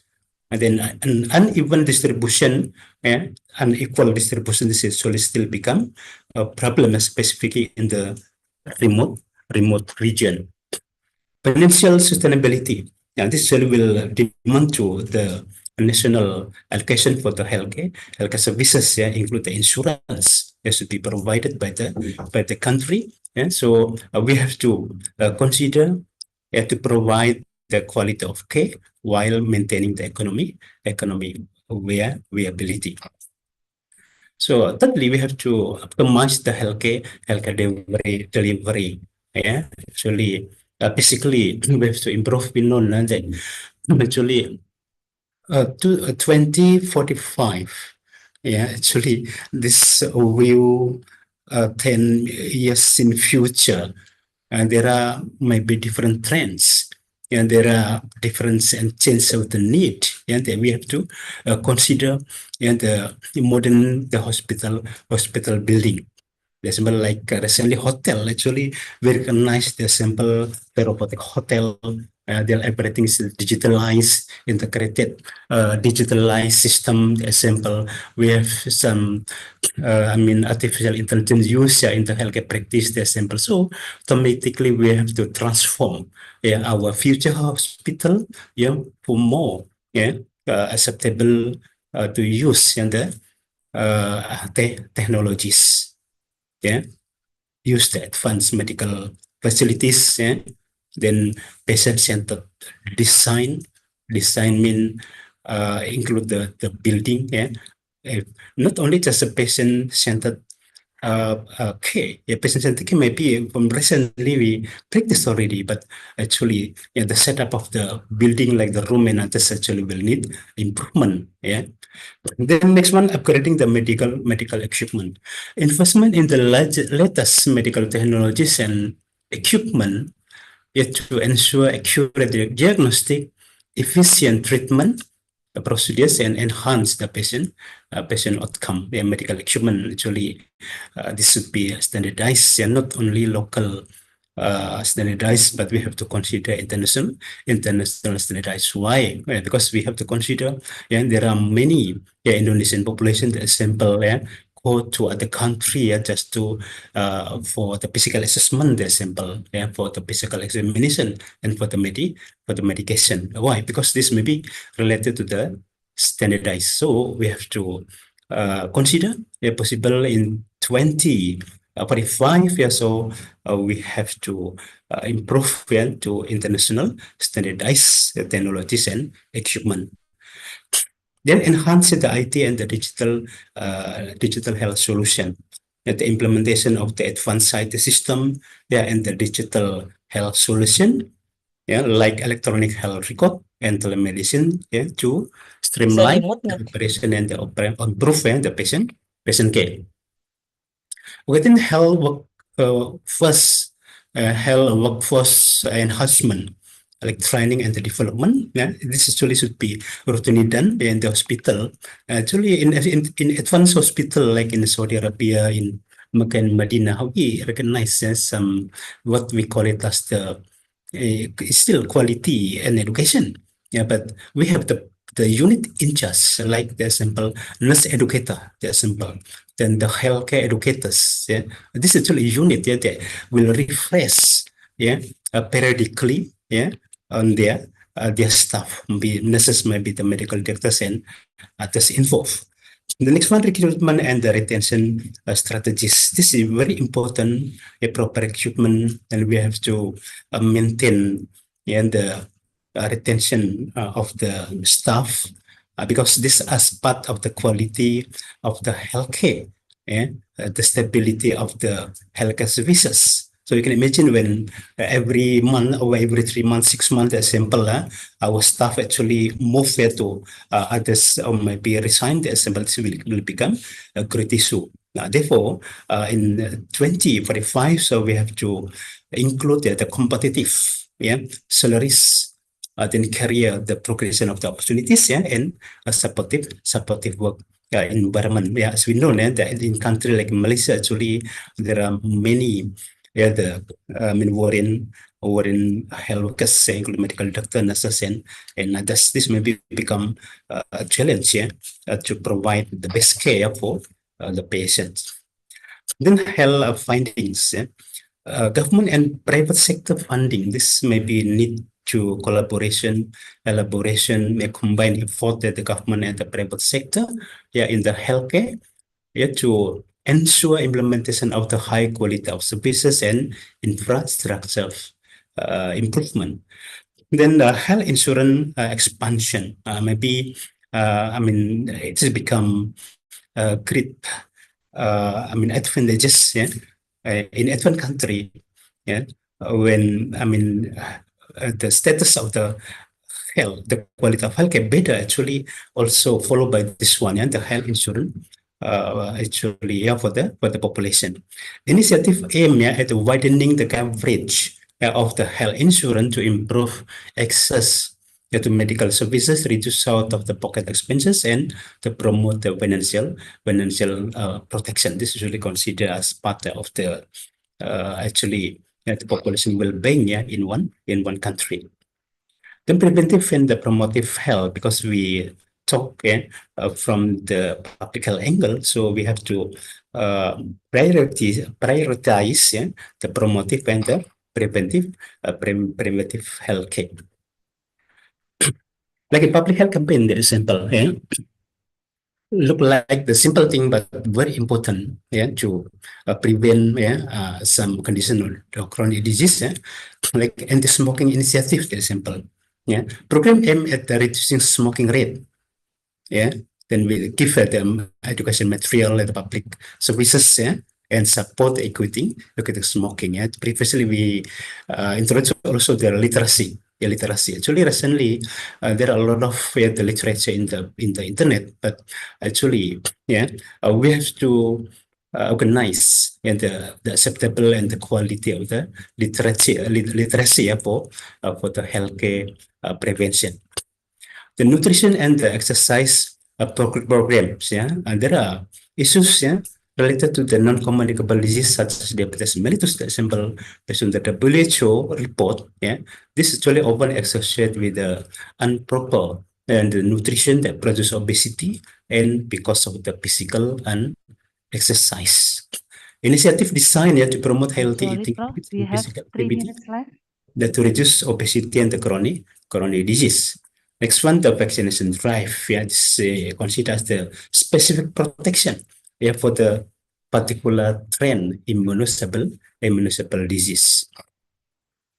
Then health education. So we have to give the priority, yeah, to the school health programs. Yeah. This is only one of the program in the public health. Maybe in Indonesia, like this is only one program, yeah, under the public health center, puskesmas, the simple. The integrated health education within the school curriculum, yeah, to teach children about the nutrition, hygiene, and the physical activities is very important. Yeah? So we have to improve, yeah, the awareness, yeah, among the young generation, yeah, in order to prevent and to realize, yeah, related to the goal Indonesian, yeah, 2045. And then the community workshop. session conducted in the local community to spread awareness about health practices, disease prevention, and the healthy living. This actually can be realized by using the community services. The community services, if necessary, actually, we can collaborate also, to conduct the research and the community services, with, at the region and at the country also. And health environment, it is very important. Based on the study that about 45%, the people life actually influenced by the environment. The WHO also it should highlight, if we want to realize the help people, for all, or help for all, actually we have to improve, the environmental health. Like clean water, the example, the project is very important, to prevent the waterborne disease, and improve, the overall community health. Then the pollution control. What about the pollution? There are few pollutions like the air pollution, water pollution, and sound pollution, the assembly. So we have to control, because the long-term pollution actually will produce some issues, in the public health, like the chronic disease and maybe chronic conditions. Then number 5, innovation, the technology health, such as digital health transformation. Actually, recently there are a lot of research among PhD students, example, develop the digital health, transformation, how to use, the telemedicine, the example, then electronic health record, for practice in the public health, the example. This really was started from especially the last 5 years ago. Telemedicine leverage, the digital technology to provide remote clinical services. Actually, specifically from the underserved region and from the village, daripada pedalaman, actually the population can use, to consult and to discuss about their health issues. Then for the electronic health record, normally recently we Prof. Actually seen, in the hospital also this practice, but for the future should be more advanced, should be integrated system, then improve the accessibility of the document. Medical research and development. This may be critically important if we want to develop the strategies, for implementation, maybe to produce the new product, maybe for the new services, like the delivery model. This actually will need research, practice and development, in the healthcare services. So biomedical research is actually very important also. The nursing research, the public health research, and all in the healthcare services actually has to involve, in their research. This will contribute to improve the knowledge, awareness, and to produce the product and to improve, the public health. The collaboration with the universities and institute, research institute and the research. Actually in Indonesia, research considered as the part of the Tri Dharma perguruan tinggi. So maybe in 2045, so we have to implement fully, not only for the public university, but we have to encourage also all lecturers in the private institution, to involve, in the research development. Then I'm sorry, Prof. We have 1 minute left. Okay. Okay, thank you. Then this is surveillance and predictive modeling. This is only part of the epidemiological activities. Predictive modeling we can engage, also include, in research, how to predict the future, trend, or the disease, and we can provide the proper prevention.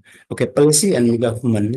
So when we talk about the health status, public health, actually this will need, the high level of the suprasystem, specifically political position. Therefore, actually, the Golden Indonesian 2045 actually proclaimed firstly, actually by the the political level, actually Minister of the Human Resource Development, and approved by the President. Therefore, actually, in order to achieve the Golden Indonesian for the 2045 actually will need the supportive structure the legislative reform to promote the public health effectively, to produce the proper policy, to realize the public health and the advanced public health and competitive in 2045. Then multi-sectoral collaboration is necessary to improve because we have to do the benchmarking, the sample from other country. The organization now actually active, not only in the region, not only international wide, but normally will collaborate with the multi-sectoral in the country and in the international cooperation. We communicate with others country. Then monitoring and evaluation, like the performance indicators. Actually, we know that in the healthcare system in Indonesia and in other countries also has some programs. Each program actually has program indicators. So we have to perform the healthcare activities based on the indicators, and then we have to get the feedback. We have to provide the feedback system to improve our healthcare quality. That's all. Thanks for your attention. The time I give you to the moderator. Okay, thank you very much for the great presentation for Prof. Tukimin. Now we are going to the question and answer or discussion, Prof. There is only one question. I'm sorry. Two questions from Ibu Ratna Puji, from STIKES Pemkab Jombang. I will read the question. Prof. Tukimin, to your experience that lived as a faculty member in Malaysia, how the universal health coverage system in Malaysia, especially health insurance that running by the government? And the second one, you are mentioned about the human resource in the healthcare and facility briefly. Malaysia has known as a tourism medicine. How this can happen? Okay, Prof, you can answer this question. Okay, thank you for the very good question. Actually, my experience that I've been a member, yes, actually not only faculty, I also previously active in the clinical teaching, specifically in the hospital Kuala Lumpur. So I know well how the implementation of the health system in Malaysia, including in the community also, then how the healthcare coverage, the implementation, actually. Firstly, we recognize the term in the Malaysia actually public hospital, public hospital and private hospital. The public hospital actually look like purely serve and the community equally. I doesn't seem simple. There is no problem with the accessibility. There is no problem with the inequality. What I mentioned actually in the public hospital, like in the hospital Kuala Lumpur, the example. And then the issue might be because of the place. Sometimes. In some outbreak, the example, the water actually full, and then the example, the healthcare got heavy workload. That's maybe the common or the classic issues among the healthcare practice in Malaysia. Okay, when you talk about the universal health coverage system in Malaysia, so actually this become actually like umbrella in the healthcare services people or the population who have insurance actually will be give the priority without any problem, maybe the documentation, without the waiting time. This maybe we have to learn from this condition. For patient with operative who need the emergent operative. So when the family, the sample interviewed by the healthcare profession, who interest in the admission, normally will be directly give the priority. Why? Because the payment there is a guarantee that the insurance will pay, will fast the process. There is no delay in the registration, and there is no delay in the process. But the issue, patient who send by bystander or by other, not the family. This maybe will need some interview. There's some interview, and when the patient don't have and the health coverage or don't have insurance, normally it should be his we call it, maybe family has to sign and inform consent everything about the agreement for the procedure in the hospital, the sample and agreement for the payment. I mean in Malaysia actually the healthcare system actually when we talk about insurance, insurance in Malaysia actually implement pay maximum not only about the health insurance.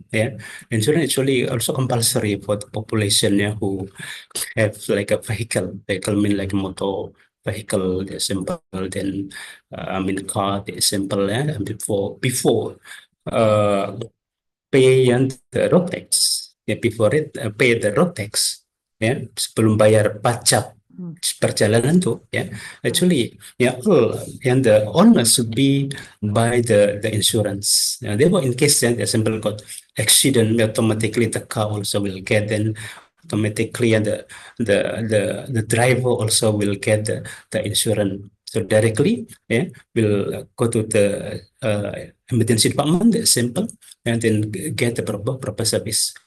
I never seen the simple in the uh, emergency department that simple. There are delay that simple. Actually, there is no issues with the accessibility. What I seen actually the management in the emergency that simple. Once patient came, one person came. Normally, patient will be taken care by the healthcare professional team. So normally will be managed the team by a nurse. The nurse actually has some team. Then the nurse will call a proper expert. The simple the orthopedic, the simple maybe and the cardiovascular, and then who expert in the respiratory system. The simple the medical technologies. The simple all together will come and will check at the same time. So when patient with the red zone, the sample will be directly interference with the red zone, and then to green zone also will be directly sent without any delay. And then the administrative actually normally a family can settle, even though actually there is no money during that time, but because the majority of the population actually covered by the insurance, so this will become everything, and the quality of service become running well. This may be in general what I did. Maybe different in the private hospital, because private hospital the orientation also different. So we know that like okay, service actually has three orientation. Firstly, the professional. Secondly, actually the social. Then another one actually business. Business. Actually, for public hospital, more to social and the professional and less business. And then for private, maybe balance between the professional and business. However, actually for the hospital, who receive the patient with the health coverage or with the insurance is also there is no issue with accessibility without delay, and maybe accumulated in the waiting room. This may be the general description how the implementation of the healthcare system the involve in the universal health coverage in Malaysia. Okay. Thank you, Prof. Because the time is over. Actually, your topic is very important and very impressive. Okay, now we are going to the closing ceremony. For the conclusion, from the Professor Tukimin topics. The first is four pillars, four pillars of healthcare. For the first is human development, and the second one is accountable economic development, sustainable economic development, and last one is strengthen the national resilience government. I'm so sorry for the participant because we cannot cover all the questions because we have limited time. Thank you very much for Professor Dr. Tugimin Dinsanswito for the material and the topic. See you next meeting, Prof. And if you visit Indonesia, you can come to STIKES Pemkab Jombang, Prof. Okay. Ya, insya Allah. Yeah, thank you, Prof. Have a nice day. Wassalamualaikum. Assalamualaikum warahmatullahi wabarakatuh. Oh, sertifikat lali. Okay, I'm sorry, Prof. We have a certificate for the speaker, for the second speaker, and the committee, please share the certificate and then please take a picture.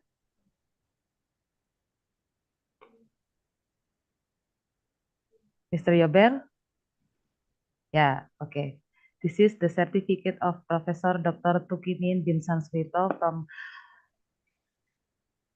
Lincoln University College, Malaysia. Okay, Thank guys, you. to take a picture.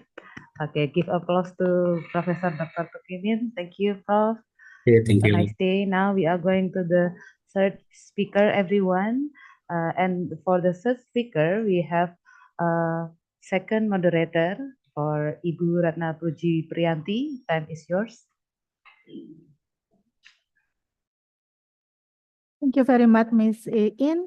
Assalamualaikum warahmatullahi wabarakatuh. Good afternoon, all. The Honorable Head of STIKES Pemkab Jombang, Dr. Ririn Probowati, Bachelor of Nursing, Magister of Health, and our keynote speaker, and also invited speakers, distinguished guests, participants, and ladies and gentlemen. I am Ratna Puji Priyanti. It gives me a great pleasure to be the moderator for the first STIKES Pemkab Jombang International Conference 2025 with the topic Optimizing Public Health Towards Golden Indonesia 2045. So the second part of seminar, we will invite our two speakers.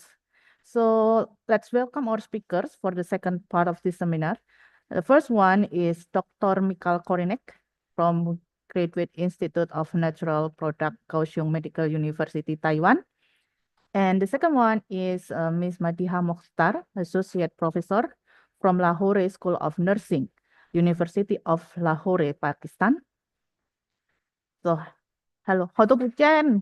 Hello, sir. So, before the presentation begins, let me tell you how this seminar will run. First, the speaker will present 30 minutes of the material, and then following 10 minutes, the question and answer sessions. Then we move to the next speaker. For the second one, the audience can give the questions to the speaker during question and answer sessions by raising hand in the icon of the Zoom or write their questions in the chat box. Finally, the session will be ended by conclusions. So, ladies and gentlemen, without further ado, now allow me to welcome Dr. Michael Korinek from Graduate Institute of Natural Product, Kaohsiung Medical University, Taiwan. Mr. Yobel, please share the CV. Now, sir, I will read your CV first, then you can give the presentation about the material. So, okay. Dr. Michael Korinek is an assistant professor in Graduate of Institute of Natural Product, College of Pharmacy, Kaohsiung Medical University of Taiwan. So he holds the PhD in pharmacognosy from Kaohsiung Medical University and also has very extensive research experience in natural products, impressive academic record that has extensive research experience in anti-allergic inflammations with including a lot of publication about it. So Dr. Korinek's research has garnered significant attention in the scientific community.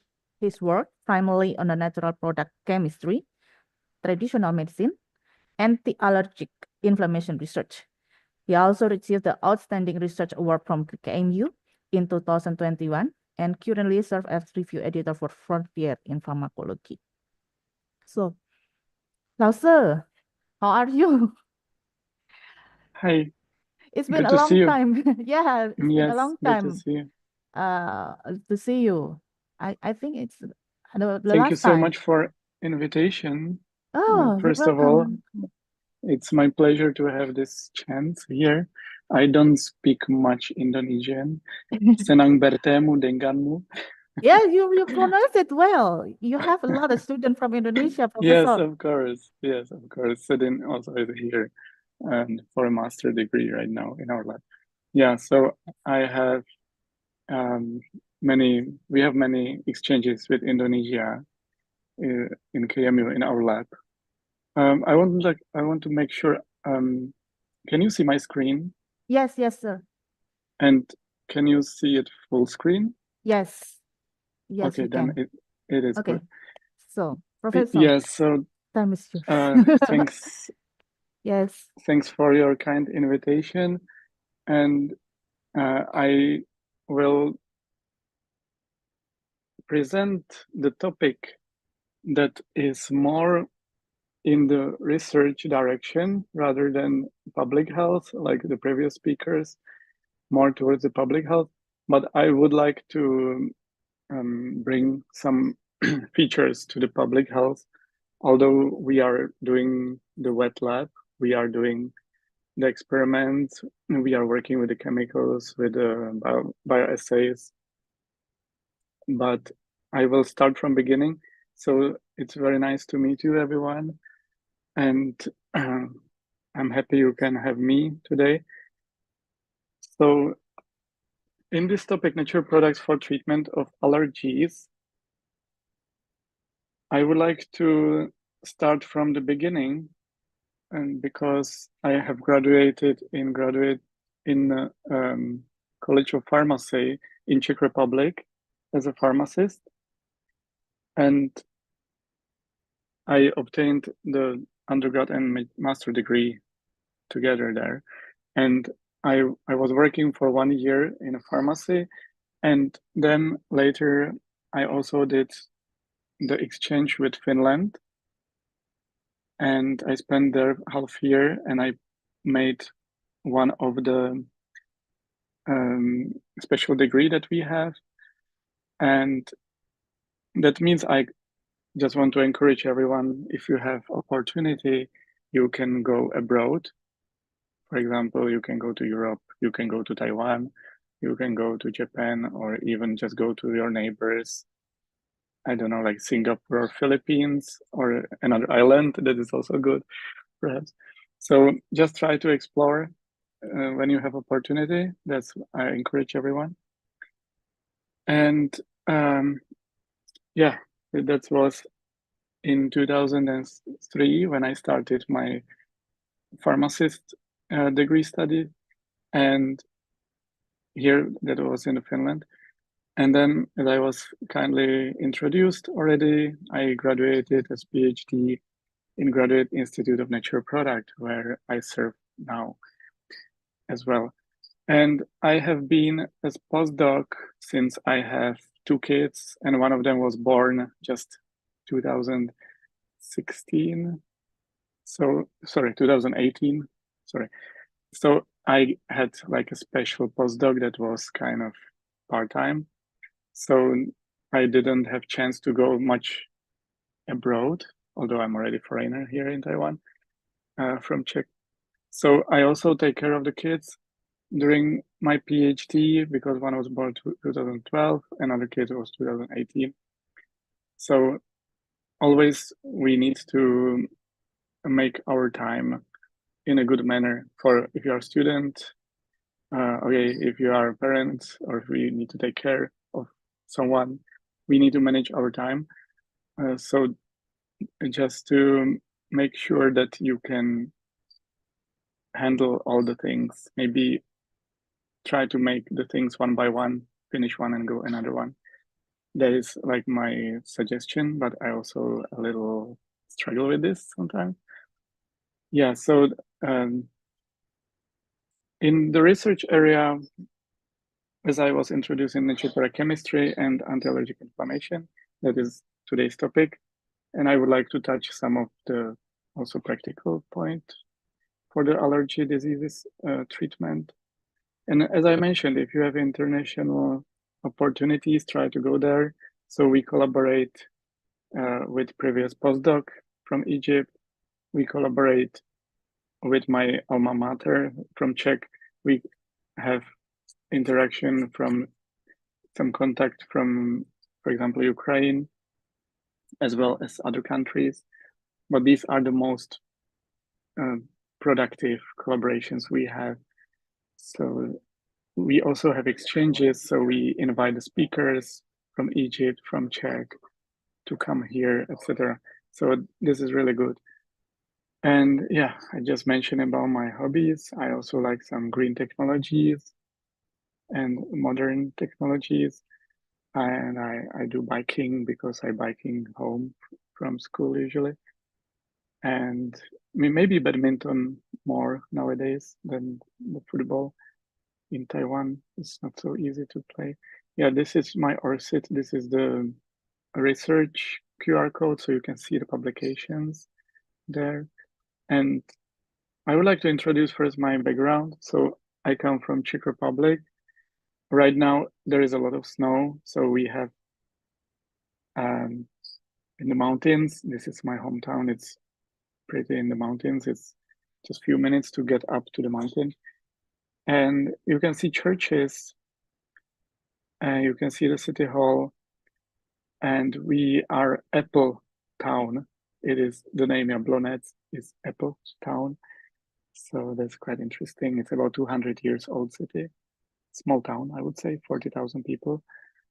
And this is Prague. So in Prague, there is Charles University, and it has many faculties.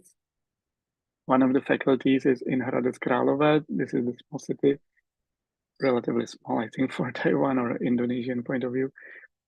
And this is the old campus. They have now new campus. I graduated here from pharmacy.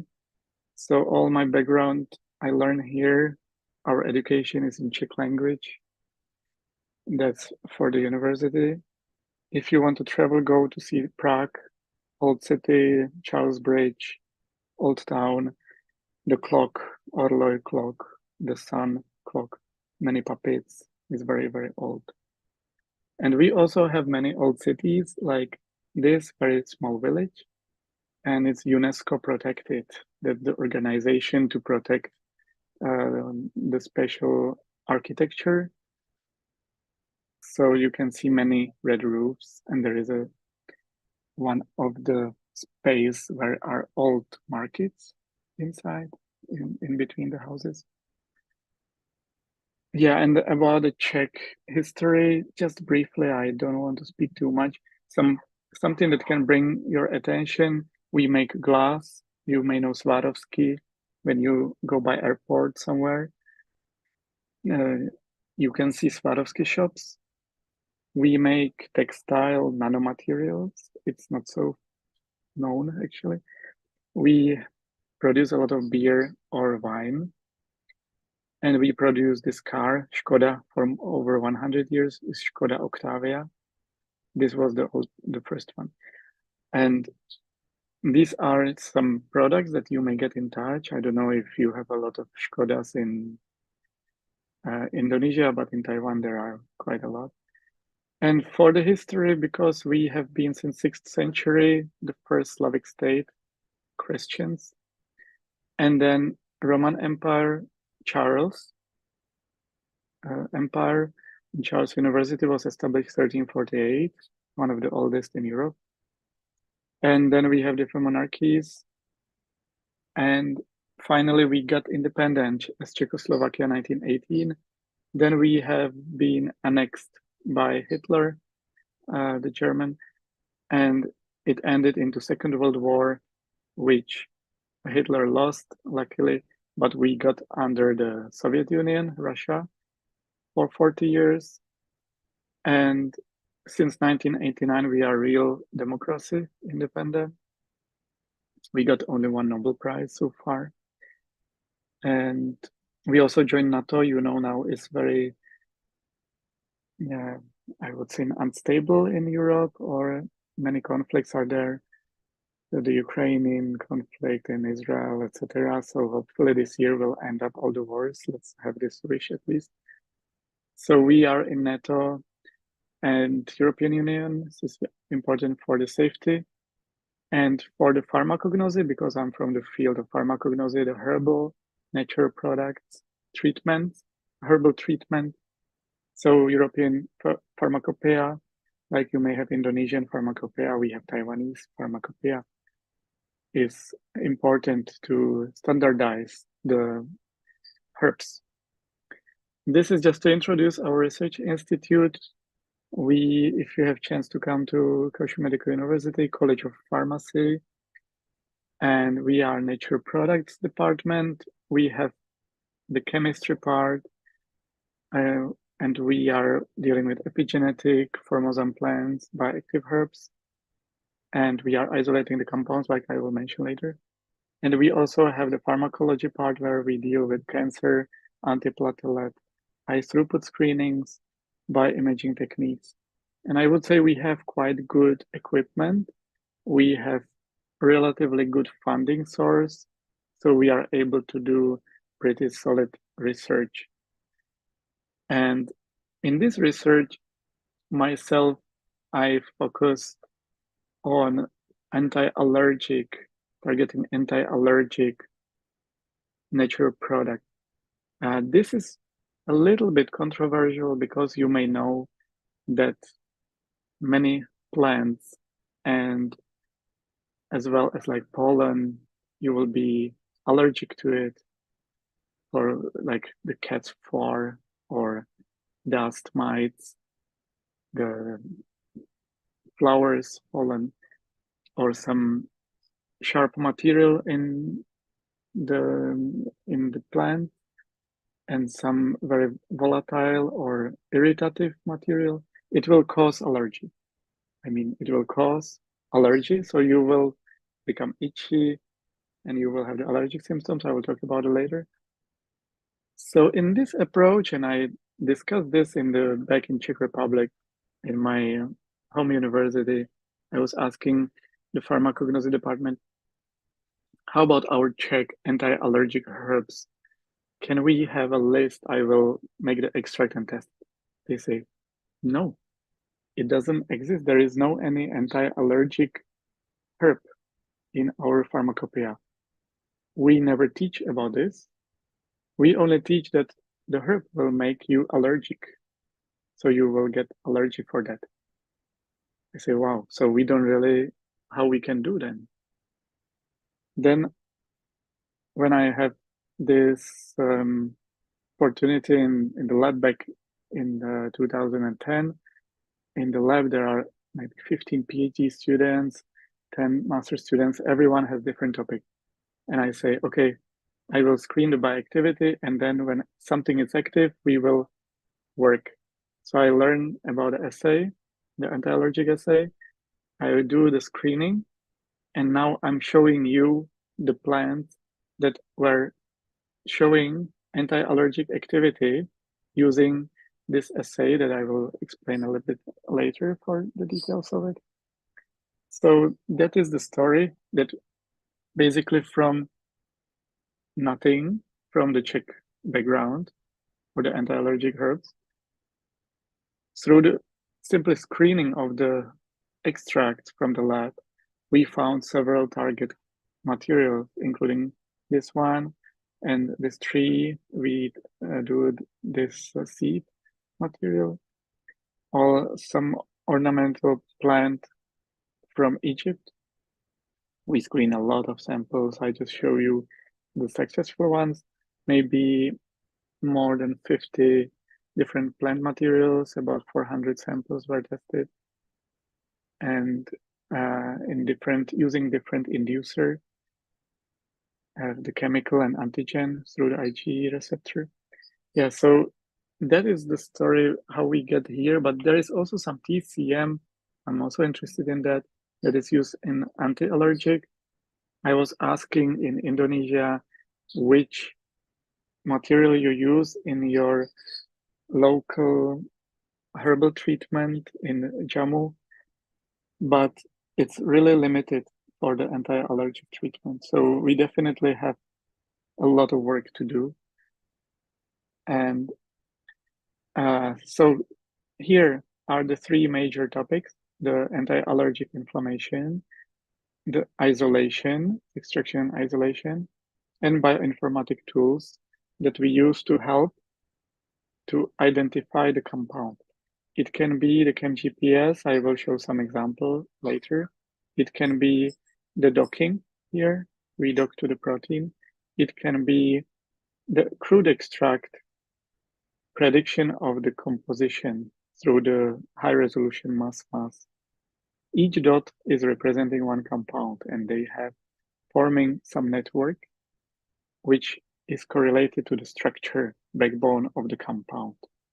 So it's about the chemistry, whether it contains this backbone, it will be next to each other in this networking. So this is one technique that I will not talk about, but it's nowadays very important, and we are also trying to explore this new technology in our research. So coming back to the background, I have two topics that are related to the diterpenes from the seeds of the tree and the hydroxy fatty acids from this plant, which is full of fatty acids.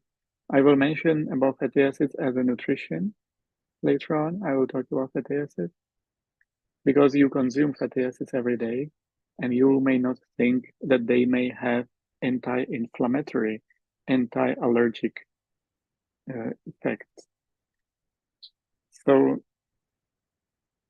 why allergy? Why we want to study allergy? What is it? What is allergy? Allergy is the hypersensitivity of the body to common environmental protein, small molecule, usually a small protein. It can be, like I say, from the animal, from the herb, from the dust, from the chemicals, from the environment, etc. So why the incident is increasing, and it doesn't bring so much attention as cancer, for example, because of course cancer is deadly, or the coronavirus, because it will make the mortality. Allergy will not make high mortality unless it's very special, strong reaction, but it's definitely worsening quality of life a lot. And in the reasons why, the pollution is one of the things. We are living in the, like Ocean is a big city, 1 million people, 1 million motorcycles, 1 million cars, maybe 1 million dogs, but it will make pollution, right? So all these chemicals from the industry, etc., are some molecules that our body need to deal with, and we use our immune system. Our immune cells need to remove them, and sometimes the reaction is not proper, and you will become hypersensitive to that particular chemical or trigger. So in that way, you will have perhaps all life hypersensitivity to that item. So what you need to do, you need to avoid that chemical. So why it is increasing, the allergy incidence in the world? You can see the red parts. You can see how high is it getting for asthma, the breathing problem, rhinitis, the nose problem, eczema, or atopic dermatitis, that I want to a little bit focus on right now, as a skin disease. So you have three different systems of the allergy. You can see it's increasing in the modern countries, in Europe, in America, in developed countries is much more increased. So why would that be? Two of the reasons that I'm very supportive for are, one of them is hygiene hypothesis. What does it mean? Especially in this urban city like Kaohsiung, not in the village. We are in the urban city. I used to be more in the nature when I was a kid, but here it's in the big city. So we keep the environment so clean. Of course, the mothers are afraid of the kids get sick, so keep very clean. Everything must be clean, not touch dirt. So you can see the kid here. I think this is like my first kid.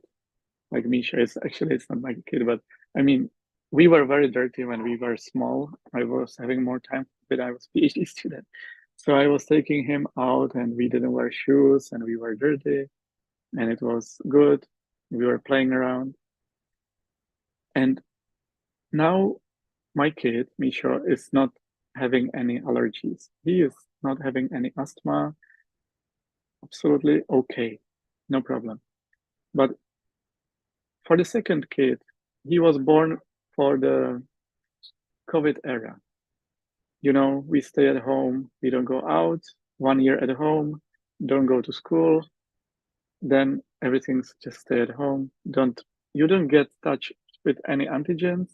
You don't get touch with the dogs, animals, dirt, soil, not eat the soil, although he was kind of eating things from the floor. But yeah, my point is that my second kid is asthmatic, okay? And one of the reason I think might be not only because maybe I'm also a bit atopic person for the eczema, atopic dermatitis. Maybe it's also genetic. I don't say it's not completely only this reason, but there must be some point also I observe in my family that the hygiene hypothesis works. So if you are too clean, maybe your kids will have more risk. Like you can see the red areas, they are the modern countries. The Africa, maybe we don't have so much data, for example, but I believe they will have not much problems like this in some more rural areas. So you may also think about the incidence of allergy in Indonesia. Maybe we can do research on it in the future. And the second reason is antibiotics. The intake of antibiotics is very high. If the doctor doesn't know what to prescribe, the antibiotics are coming. If the COVID is there and you are sick and maybe nobody knows it's COVID or flu, he will prescribe you, the doctor will prescribe you antibiotics. But what the antibiotics do, they kill all the bacteria. They will break down your digestive tract bacteria, the good bacteria, and then you will suffer with more allergies. Your immune system will be down. So this is something you need to pay attention. So for my family, we are always a little rebels because we seldom go to doctor and we use natural product to treat ourselves because my wife also is working as in a pharmacy and as a nutritionist, more direction. So here I'm coming to some of the clinical features of allergies to talk about the kids and pregnant women and which symptoms they may suffer from. So as I mentioned, some of the common rashes because due to the hormonal changes for the pregnant women, the nasal congestion will be there. There might be some special symptoms here, but also there might be eczema, food allergies, asthma, or rhinitis. And these four are especially common for the children. And I would also point out the asthma, the respiratory tract, and atopic dermatitis in kids. It's really hard to treat because nowadays our treatment is very symptomatic and we use the drugs that are very strong. like corticoids, etc. So to introduce the allergic response, we need to have the allergen, and that's how we also set up our model for the research. We have antigen model, we have chemical model. This is going through the calcium pathway. This is going through a little different pathway through the Ig receptor. But for you, you see your symptoms, your rash, your coughing, your sneezing, and your atopic skin. This is because many mediators were released from the mast cell. This is mast cell, and releasing these histamines and other mediators. And one of them we catch in our assay, it's called beta-hexagonidase. And then we test the bioactivity. And in atopic dermatitis, in this picture, this is a neutrophil.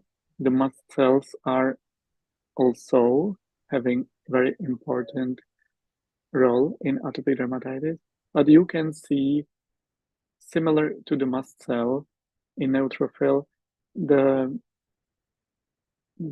initiation of this reaction is through the different antigens, and then we have the inflammatory cascade reaction, and the itching will be here. Itching and the nerve system will make it into the deformation of the skin structure, for example, in the atopic dermatitis here. I will not go into the detail. We have summarized some information in this review article. For the treatment itself, as I mentioned, first prevent the triggers. If you cannot, go for the nutrition. Okay. If it's serious, you may need to add some drug, like there are some asthmatic symptoms if it's more serious. But there are also some nutritions that can be taken that which we consider as safe, and that's why we research here this part. Of course, the Western medicine are there and they have adverse effects, but they will be strong.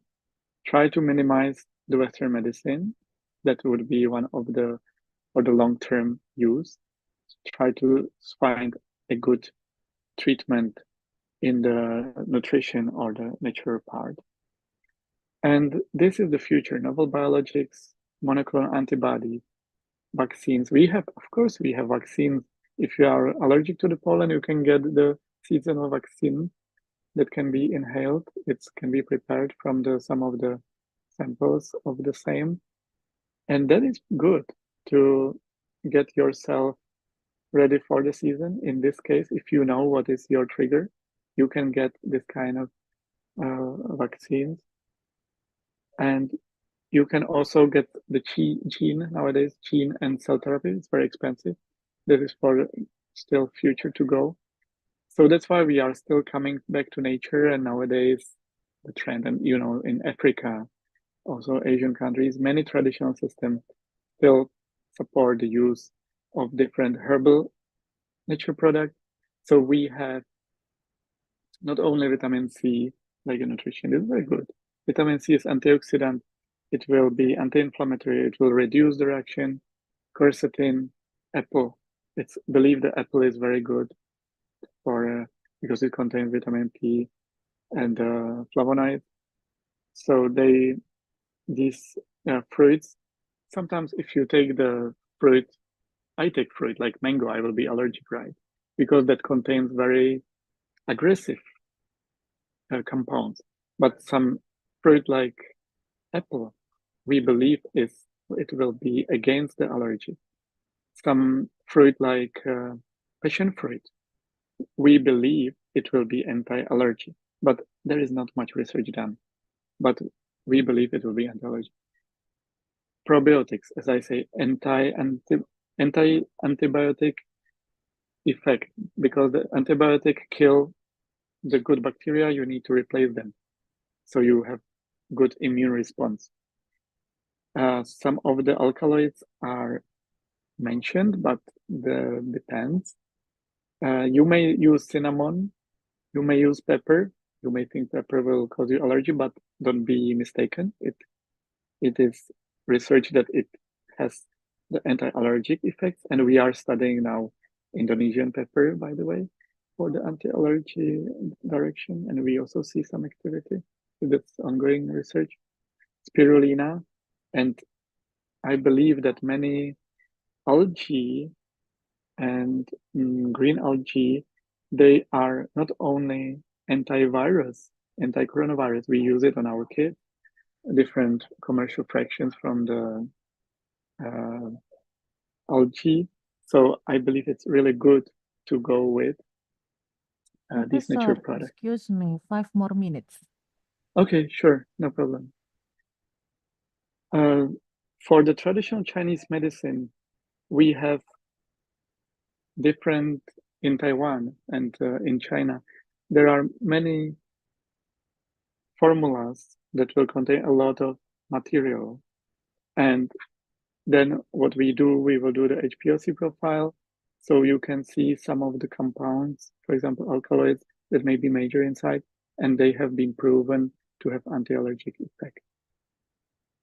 And for the, I will not speak too much detail about the research right now. For the clinical drugs, here in the story of the clinical drugs, there are not so many for the allergy. And we have several long chain compounds that have been before proven, but this one was withdrawn later on. Following this, we studied the long chain compounds compared to the clinical drugs. Here we have mast cell stabilizers that have similar effect. You can buy this in the pharmacy. Similar effects in our system, in our bioassay, as well as in the anti-allergy in the clinical setting. So just to introduce you what we are doing for the anti-allergic drug discovery, we are preparing the sample, then we are doing the extraction, partition, and profiling. We will investigate and try to concentrate the active fractions. We will separate using MPLC, column HPLC. We will analyze by NMR. We can run LC-mass and such as GNPS, ChemGPS, etc., and do the bioactivity assay evaluation. And I will just have 2 quick stories what we did. From the extract that was very active, we isolated one major compound that was very active. This is the seeds of the Acrila malacensis tree. We do the separation using the bioactivity guided. So we always test the separation bioactivity in our assay, and we check the TLC, the compounds compositions here. We use the NMR to see the real composition of each fractions. And we analyze the structure in the chemistry direction. I will not speak too much about this one. And in this case, it yielded a patent, and there was a small product made from this material from the crude extract that has been in a small scale marketed in Taiwan. So this is one of the stories. And we observed then also anti-inflammatory effects of these compounds. The second story is for the long chain compounds, the fatty acid. And we have isolated the long chain compounds, and we also evaluated by activity of the crude samples.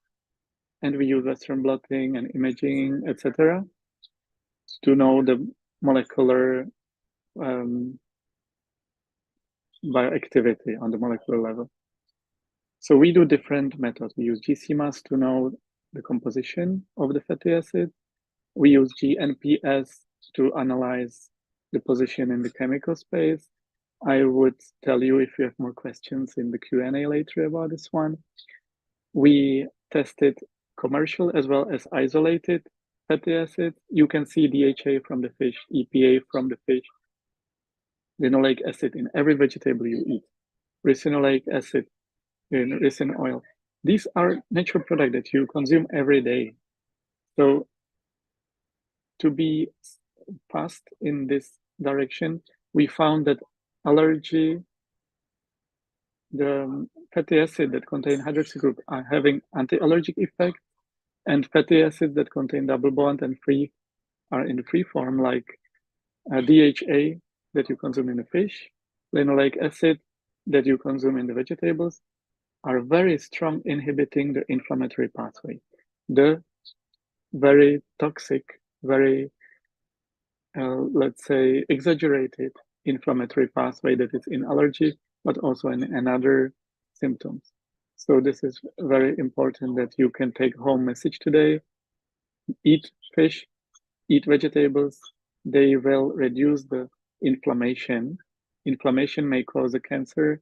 Inflammation may cause lung diseases, etc. Also, it has some effect in COVID in the late stages, etc. So you can forget everything. Just remember, when you eat these long-chain compounds in fish, in vegetables, you are doing good for the treatment of inflammation. For ChemGPS, I will not speak too much.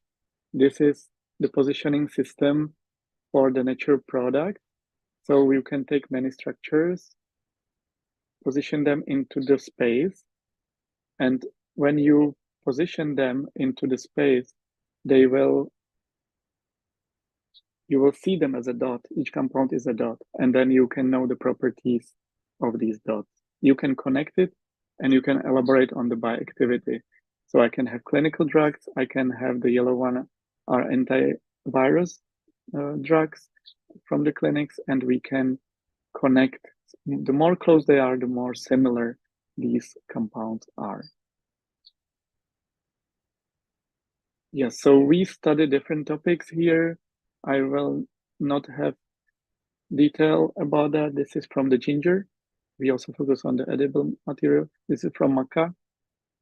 For the anti-allergic activity, maca is known for the sexual effects. It's from Peru, and we evaluated the allergic inflammation here. And we also perform the docking and dynamics. So in our direction, we use usually in vitro assay and then confirm the activity by docking. This is usually our strategy, but it's consuming a lot of time for research. Professor, And we collaborate with a I'm lot sorry, the time is up, so maybe. Okay, no problem. Okay, Yeah, thank you, Prof. so that's basically it. This is the conclusion, what we are doing in the lab. And if you are interested, you can also scan this QR code to get information about Taiwan Experience Education Program and the Master and PhD degree in Taiwan, or this is at KMU. So you can observe opportunities, and I'm open for the questions. Thank you so much. Thank you very much, Professor. Now we came into a second sessions, question and answer. So maybe everyone, do you have any question you can ask Dr. Korinek about this impressive research about the anti-allergic? Oh, we have a question, Professor. From Olivia Yuanita Putri. So, okay. You want to ask directly, Miss Olivia? You can unmute. Yeah. Okay, thank you, Bu. I want to ask directly. Excuse me, Mr. Dr. Michael Korinek, according to you, I want to ask, I have two child, both of them have allergies in baby, and it was my experience. According to you, baby with allergy can be healed in future, or it just temporary loss? And how can we heal allergy, especially for baby, better with immunotherapy or better we are gut healing program? Sorry, you say immunotherapy or? Or we do the gut healing program protocol, gut healing protocol, or better immunotherapy for You baby. mean the protocol means to remove the? You mean to remove the trigger? Yes. Because I didn't know about the second one, that term. Yeah, in my opinion, I will just directly answer. Thank you for your question. That's very good that Yeah. you ask. It is, there is many different, I think, point of views. So of course, I don't have absolute answer for this one. For the allergy, it can be whether it is permanent or can we get rid of the allergy during the life. I think it is very slow procedure. There are many of the points that I mentioned, including to try to avoid the allergen. For example, my little son, he's 6 years old, and he had sometimes very bad asthmatic attacks. So we found that if he eats sweet and milk, he will get bad, right? So we change his food habits. So in the morning, not eat sweet anymore. And this really reduced a lot his allergic symptoms, because when he usually go to school, before he coughing a lot, when we change this, now he is eating the egg or in the morning or something salty. That helps a lot. So I suggest to try to avoid the trigger, try to figure out what is the trigger. Sometimes it's in the house. Sometimes it's it's hard to change the house, or maybe the bedding or something. So this needs to work on, and this is really challenging also for us to figure out what is the trigger. And the food is important. Then if it's, like you say, the treatment, the immunotherapy, of course there are modern treatment, but in the kids, very small babies, that's why I would suggest the natural directions. So we always will give like the seaweed, because we feel it can boost the immune system, something that can boost the immune system. So try to avoid antibiotics, it's difficult because you always listen to the doctor, right? But the antibiotics will kill the good bacteria in your gut, so it will lower the immune system of your baby. So try to avoid this. Of course, like I don't know how big are the kids, the breastfeeding is good, all these things, I think we know already. So when only it's not possible to resolve by these ways, then we go to use the Western drug. Of course, we cannot totally avoid it, but we can reduce it as much as we can by ourselves. Not only rely on the doctor, but we can work with our kid. We can observe when it's getting worse, when it's getting better, what are the triggers, how can I boost the immune system, what vegetables, fruits I can give him, what nutrition, vitamins I can provide. Some of the material like the spices, you have a lot of spices in Indonesia. Some of them have anti-allergic effects. Ginger is there, turmeric also. Actually, turmeric we also believe is good, very good for the allergy. But yeah, the doctor may not say that because there is not enough evidence for the clinical part. Yeah, so I hope I answer your question. Still to open the questions to others. Thank you so much. Miss Olivia, thank you so much for the questions. Yeah, thank you. Professor, it's actually you mentioned about the ginger and also turmeric, Yes. right? Yes. So one other question is about Indonesia is now rainy seasons, as well as in Taiwan now winter. So a lot of cold environment. So this the question is how sometimes the kid is sneezing during the cold environment. So how we differentiate between he is allergic or he is have common cold, and how we will prevent that happen, because a lot of kids will be sneezing or have some reaction with the cold seasons. I think the sneezing, if it's only when it's now this cold weather, because in Taiwan now it's also raining.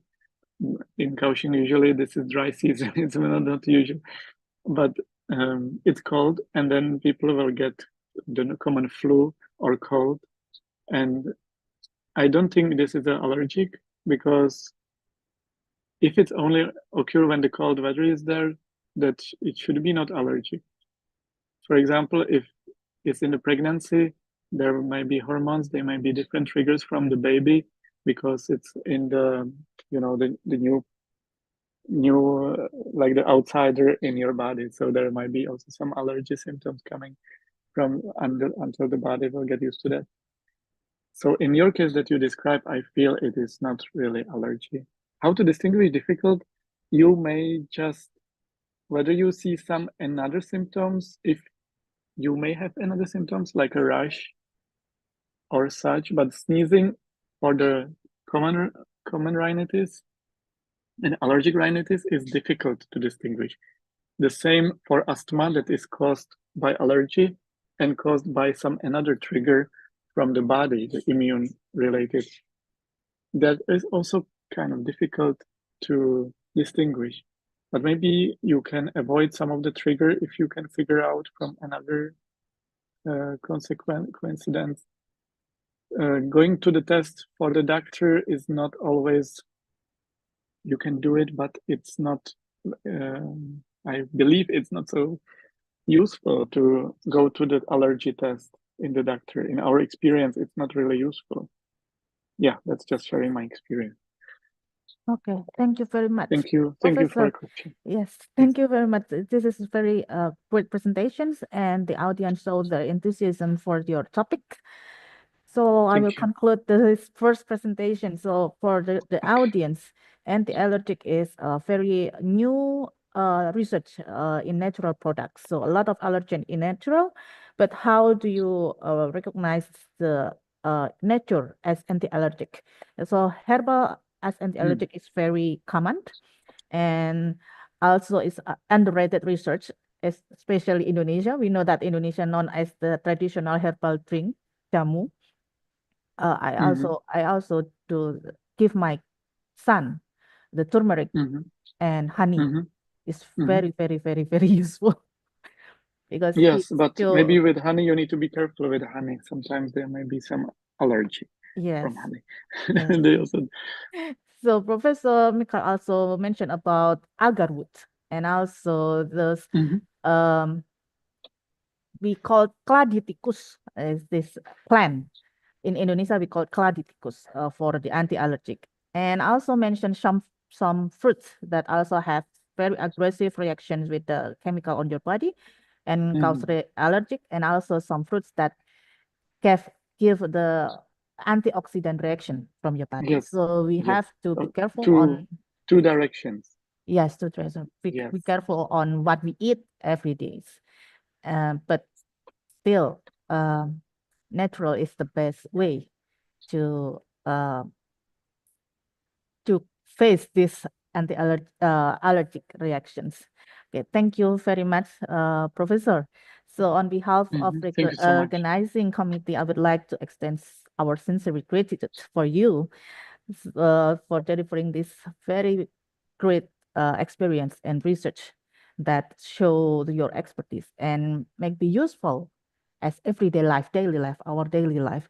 And also maybe it's trigger the students to think about how to have the research for the herbal medicine.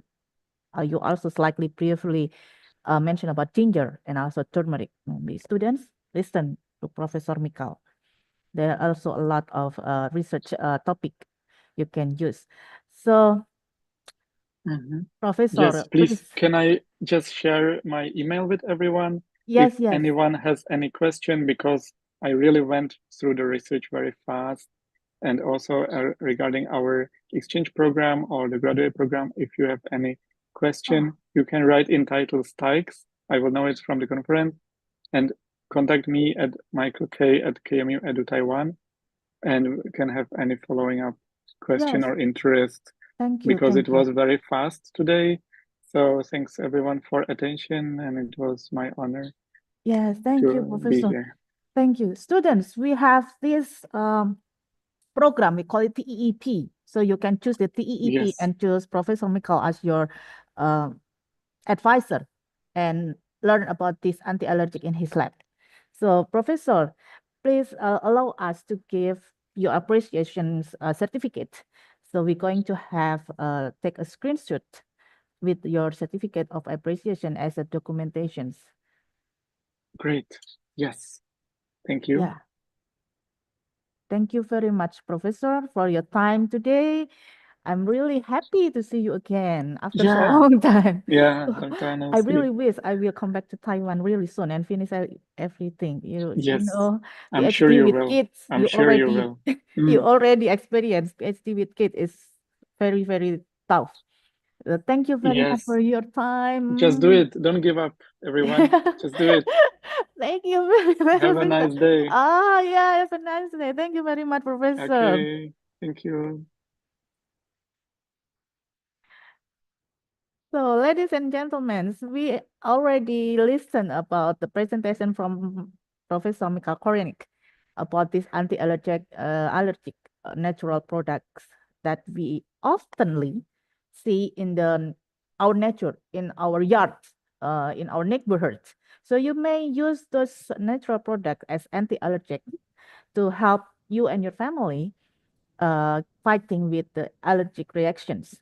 So I already told you that my kids already consume turmeric with the honey for everyday life, and he saw the greatest very good reaction, and he have a lot to eat. He's growing very fast, and also he's a very his cognitive how he summarized everything when we told him to do something. He's very fast learner, so maybe you can use that as everyday life or as a research topic.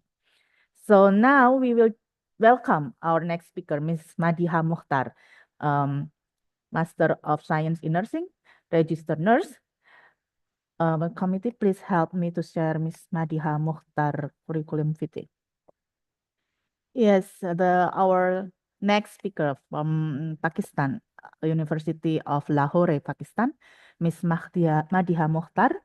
So she is an associate professor in University of Pakistan. She already have the Master of Nursing degree from Airlangga University Indonesia with very good, very impressive GPA, 3.8, and also as registered nurse. And throughout her career, she held various leadership positions. She's showed a very good as a very good leader, including principal role at Bahalwarpul College of Nursing and Gulf College of Nursing. Ms. Mukhtar also active as researcher with a numerous publication in international journal and regularly speaks at international conference. She maintained professional membership with the prestigious organization, including the International Association of Clinical Research Nurse and also Nanda International. Miss Mahdia Mukhtar, are you already in the room? Yeah. Can you hear me? Yes, we can hear you, Miss Mukhtar. Oh, sorry, I haven't changed the It's sorry. okay. It's okay. Madiha, how do you miss Indonesia? Yeah, I miss too much because some of the food there and especially some of my friends Oh, from the yes. masters. So what's your favorite food? I like soto. Oh, very well. Very well. That's Yeah. content turmeric also. Yeah, soto and bebek goreng. That was my Oh, two it's my nice. favorite food from the Indonesia. So the taste is have spices from similar from Pakistan, right? Yeah, that's why. Yes. Audience, please welcome Miss Madiha Mukhtar. Yeah. Should I blur my background? Yeah. Is it okay now? It's okay. It's Yeah. okay. Thank you Because I very have much. I have presented last time in Jakarta, so that was Oh, the okay. background. Okay. Thank you very much. So, audience, Miss Madiha Mukhtar will present about her topic in traditional healing practice. So, it's a very great topic. So should I share my Yes, screen you or can you share. will share it? I You don't know. can I will share share. it. Okay. Yes. Please welcome Miss Madiha Mukhtar. Can you see the screen? Yes, you can enlarge it. Okay, we can Is see it it okay very now? well. Yes, yes, it's really clear. Thank you. Okay, thank you very much. So my name is, as you have introduced, my name is Madhya Mukhtar, and I am presently working in Lahore School of Nursing at the University of Lahore in the city of Lahore. And I am graduated from Karachi, and after that I did my master's from Indonesia. So that was a kind of scholarship program I was on, and I feel like lucky enough that I was having a chance to learn the Indonesian language and the Indonesian culture as well. I was there for 3 years. So one of my colleague, she's like friend of mine, Sprilia, she has invited me to be a part of this event. So I'm very thankful for this opportunity. So it was a um, it was a bit like a brainstorming session before we finalized this topic, the traditional healing practices, because as I belong to modern medicine, which is like I'm a registered nurse, but this is like another side of the story. So this was the traditional side of the practices, but how, although I am a nurse, but I am a very much a supporter of the traditional practices. The reason why, because a lot of people who was living in the past or the previous era, so they have the less diseases than now or than this era. That is the main reason that I support the traditional healing practices, and those practices has less um, you can say like less side effects, because modern medicine has a lot of side effects, because if we are taking a painkiller, so it has like a list of um, side effects which are like inevitable. We cannot avoid that. So that is the reason that I am a big supporter of the traditional healing practices. So a little bit of the background. So here I'm from Pakistan. So here is the Pakistan. Sometimes it is in the Southeast Asian countries, and sometimes, the WHO categorize it in the Mediterranean region. So it depends like on where you are focusing on. So Pakistan is the fifth largest populous country in Pakistan, and by 2023, we have the census in 2023, and then we were like 240.5 million people residing in Pakistan.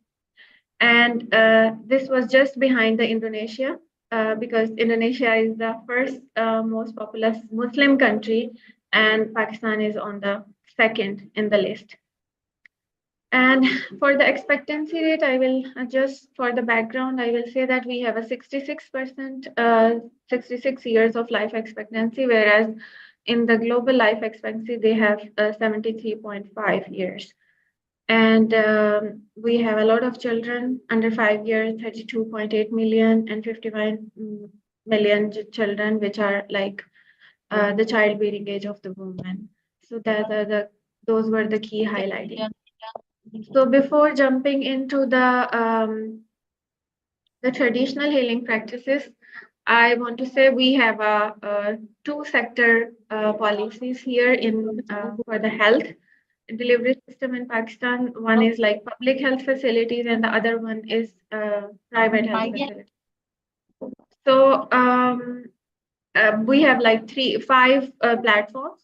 From the beginning, it is a community level where the house workers go to the houses, and then the healthcare workers reach to the homes and then provide the healthcare to the individuals or the family. And in the second step, we have a rural health centers or the basic health unit, where they have not allowed to do certain procedures. For example, they don't have an X-ray or ultrasound facilities, or even this means they can do only minor procedures in the rural health centers or the basic health units. And otherwise, if there is somebody who needs more care, so they can be referred to the next level. That is the Tehsil headquarters and the district headquarters or the large hospital and the tertiary care hospital is the last ones who has all the facilities and they don't have the referral system. So from the level 1, it can be referred to the level 5, or maybe it can, go through the steps, all the steps. In the healthcare system, I told you already that, almost 50% of the population of Pakistan, or more than just a little more than 50%, they are more inclined towards the traditional medicine or the alternative medicine. And in the traditional medicine or the traditional practices, we have a lot of system, they take the healings from the animals, from the herbs, and from the minerals as well. And we do have a regulatory system for those practitioners who are dealing with the traditional medicine. So we have a regulatory bodies. I will tell you in the next slide. So it's a homeopathic clinics and herbalists or the spiritual healers. Sometimes, in the Muslim community, you all know that we have some spiritual healers. So they do practice with the people who believe on them. So for the national policy of the traditional medicine, we do have this traditional policy for the Unani medicine and the Ayurvedic medicine. Maybe you have heard of it, the Ayurvedic medicine. So Ayurvedic medicine are especially with the international or the Indian medicine, because before the partition, we both were together. We both were, before the partition, the India and Pakistan was a joint country. So a lot of things are common in between both countries. So people have the Ayurvedic tradition still existed in Pakistan. So we have an act which was passed in 2014, and then the online regulatory body, which was since that time working from 2018 onwards. And I will show you the data from their website that they have their own regulations. And in Pakistan, when there is a traditional medicine that are regulated with the monograph of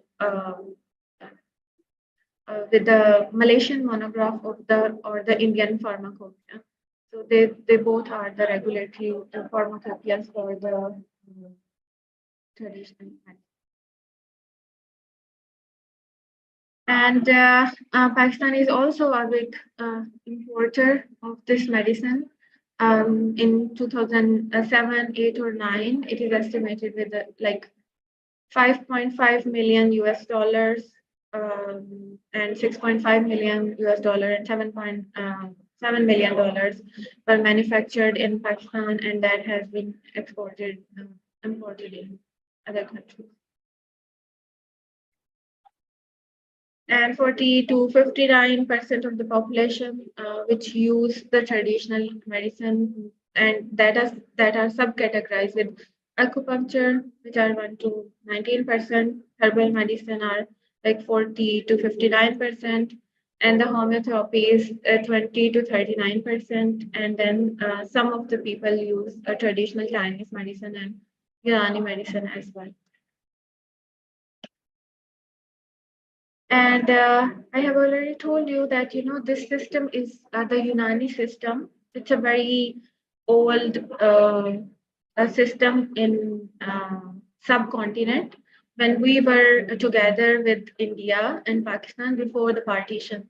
So it started from there because the Arabs has migrated to this subcontinent area, and they have bring those medicine with them or bring those traditional practices with them. So that has been inculcated or has been, in this region. And it seems like 1350 AD, the roots of these practices are sometimes dates back to the long area. And their concept is like, to coexist in the balanced manner. So this is the National Council for TIB, which are the regulatory body for Pakistan, who has regulated the traditional practitioners. And we have like bachelor's, master's, and PhD degree in the clinical TIB. And the homeopaths are working, and they are like the other indigenous, traditional practitioners, which is called Hakim. So it's a Urdu name. They are also the practitioners, and those all practitioners are regulated by the National Council for TIB. So I will go back a little bit and show you on the website that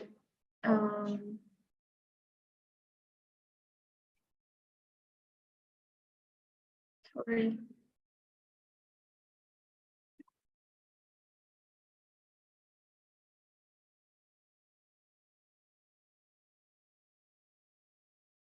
Yeah, here is that. So this one is the National Council for TIB. If someone from you all wants to study a little bit more about this, so you can go through this website, and then they have all the regulations for Pakistan. So for the practitioners, for their research and their publications, and the registered, TIBs. TIBs means like the practitioners who are the local. So it's the data from the all provinces. So these are the provinces of Pakistan. So all the data from there. So if you want to study a little bit more, so you can go through.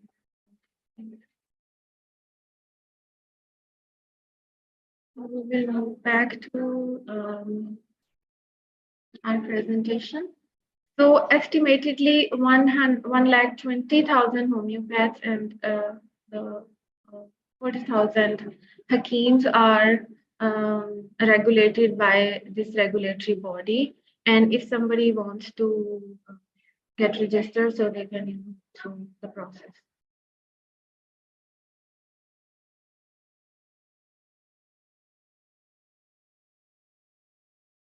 So in here also they have like some of the data from some research or some websites.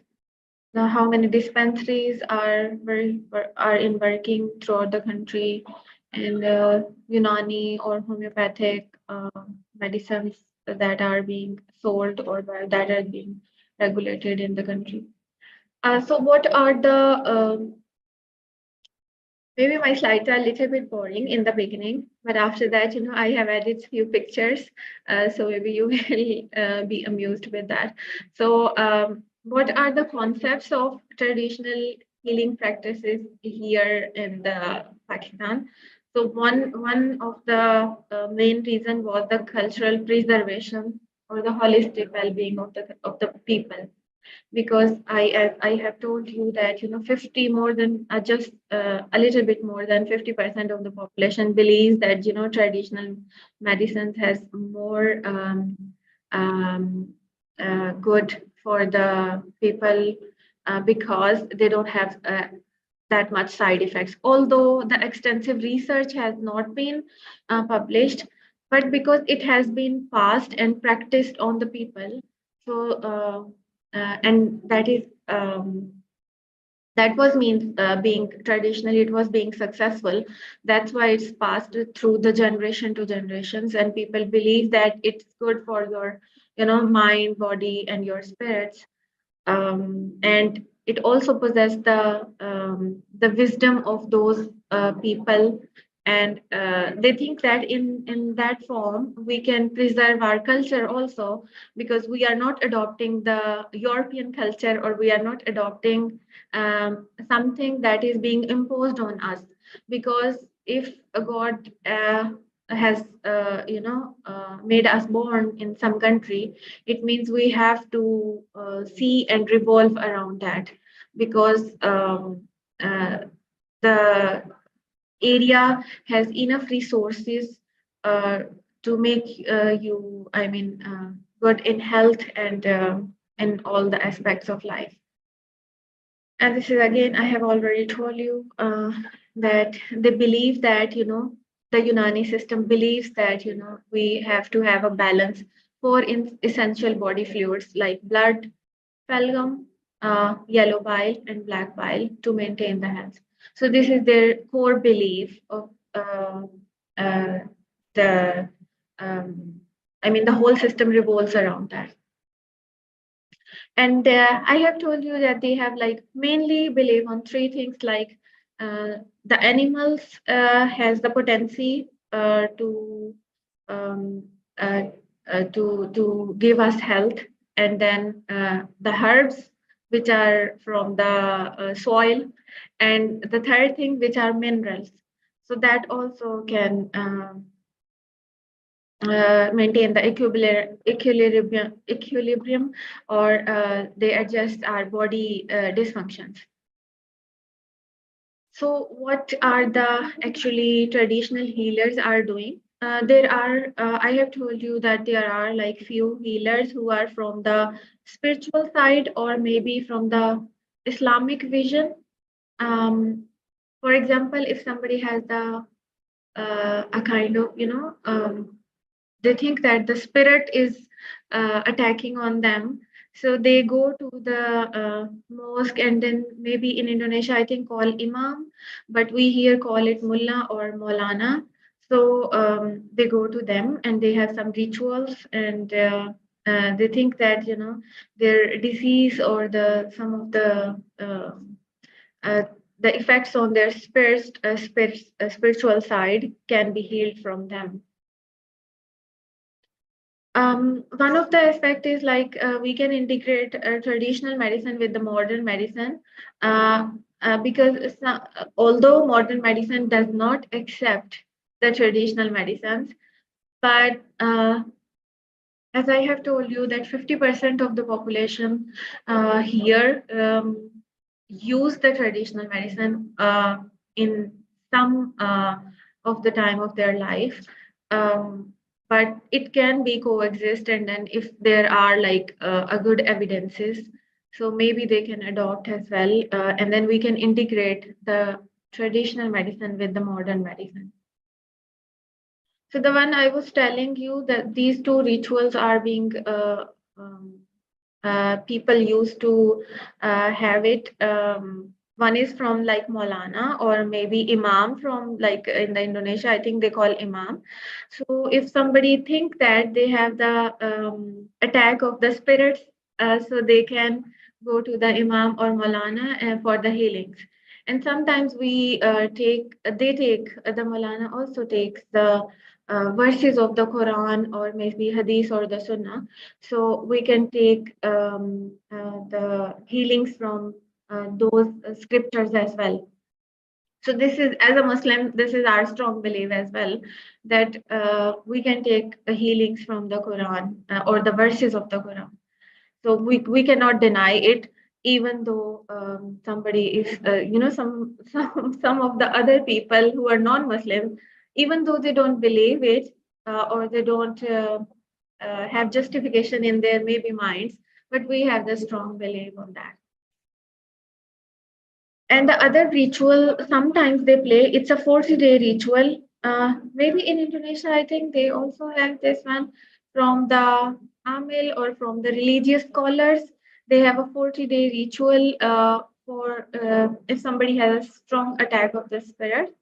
So they do have this one. So they have to complete the cycle of the 40 days, and then after that, they can get the strength of that against that spirit.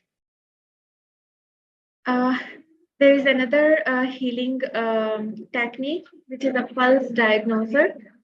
They just see or they just feel your pulse, which is in the modern medicine, we see that the pulse of the people. And actually, they don't have a, what we can say, like They don't have a structured program for that, but it's like passed from one generation to another generation. If somebody is expert in diagnosing with pulse, so they can feel your pulse, and then after that they can diagnose what kind of disease you have. So it's also a kind of traditional healing practice in Pakistan. And then after that, according to the disease, they will give you a remedy for that. And they think that it's a gift of God because it cannot have an expertise, because it's a kind of like feeling when you are feeling the pulse, and then slowly and gradually you get used to it, and then you can differentiate which disease has a what kind of pulse they have in a different diseases. So these are also some of the local. Another concept is they think that everything which is bitter is good for you, and the things which are like sweet, which are not good for you. So there is a saying that everything bitter except poison is good for health, and then everything sweet except the honey, because it's natural. So it's the other things which are sweet that are harmful. So this is their local concept of the. So they take the bitter things to preserve or to heal themselves. These were the other things that they use. For example, they use the gold. They put it in the water, and then after that they think that some of the minerals has been absorbed from the gold. And same thing they do with the brass coin.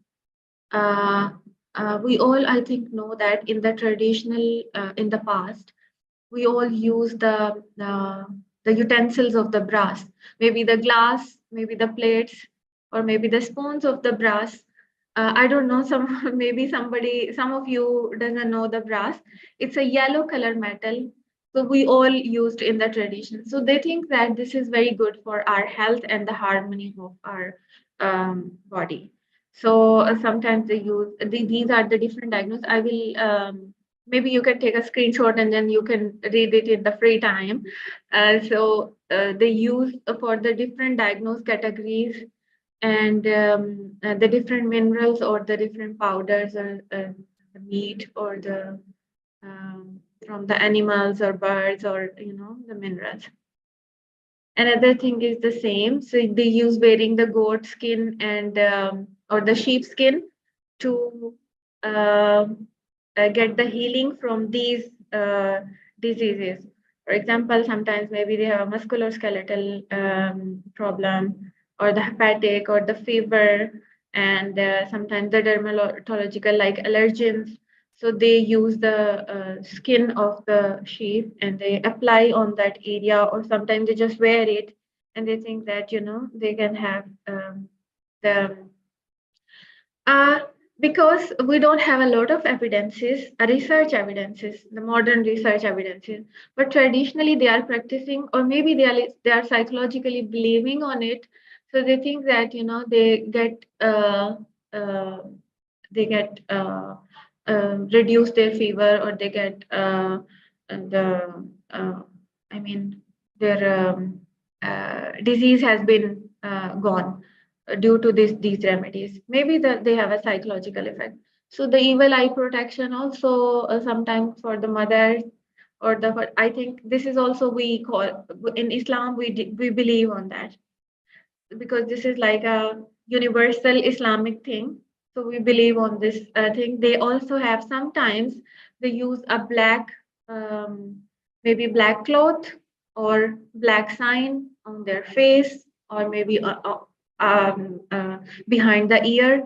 So they think that the evil eye will go off if they use some of the black things. So this is also a kind of their ritual they use. So here we have some pictorial. So we use the cloves for dental issues and pain relief, the clove oil, or sometimes, directly the cloves, we can chew it. And then traditionally they use it. They don't go to the doctors or don't go to the other healers.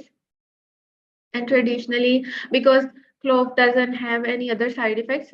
Yes, it can be bitter, or sometimes if used in the moderation, it can give a pain relief. And their oil application also can be done in the local area. Another interesting mineral which is being used in Pakistan is shilajit. I don't know any of you have heard or not, because from the Himalayan mountains, I think you have maybe some of you have heard of it. The shilajit is a mineral that is being produced from the Himalayan mountain range. So some of people believes that these are the fossils from the many years ago. Those fossils from the animals, or maybe from the plants that has been buried under the mountains. So that is the produce after the sun heat, the strong sun heat. That is the gummy kind of material. But this is very good to boost the immunity. A lot of people in Pakistan, we use this one. So we use in a form of like a lukewarm water. We just put a tiny bit like a pea size gum in the water and then dissolve it. It is good for the musculoskeletal system. If somebody have a bone demineralization or bone destruction, it is good for that. And then it can reduce inflammation and boost the immunity of the, but it is expensive because it is difficult to collect from the mountain range. Miss Nadia, excuse me, 5 more minutes. Yeah, okay.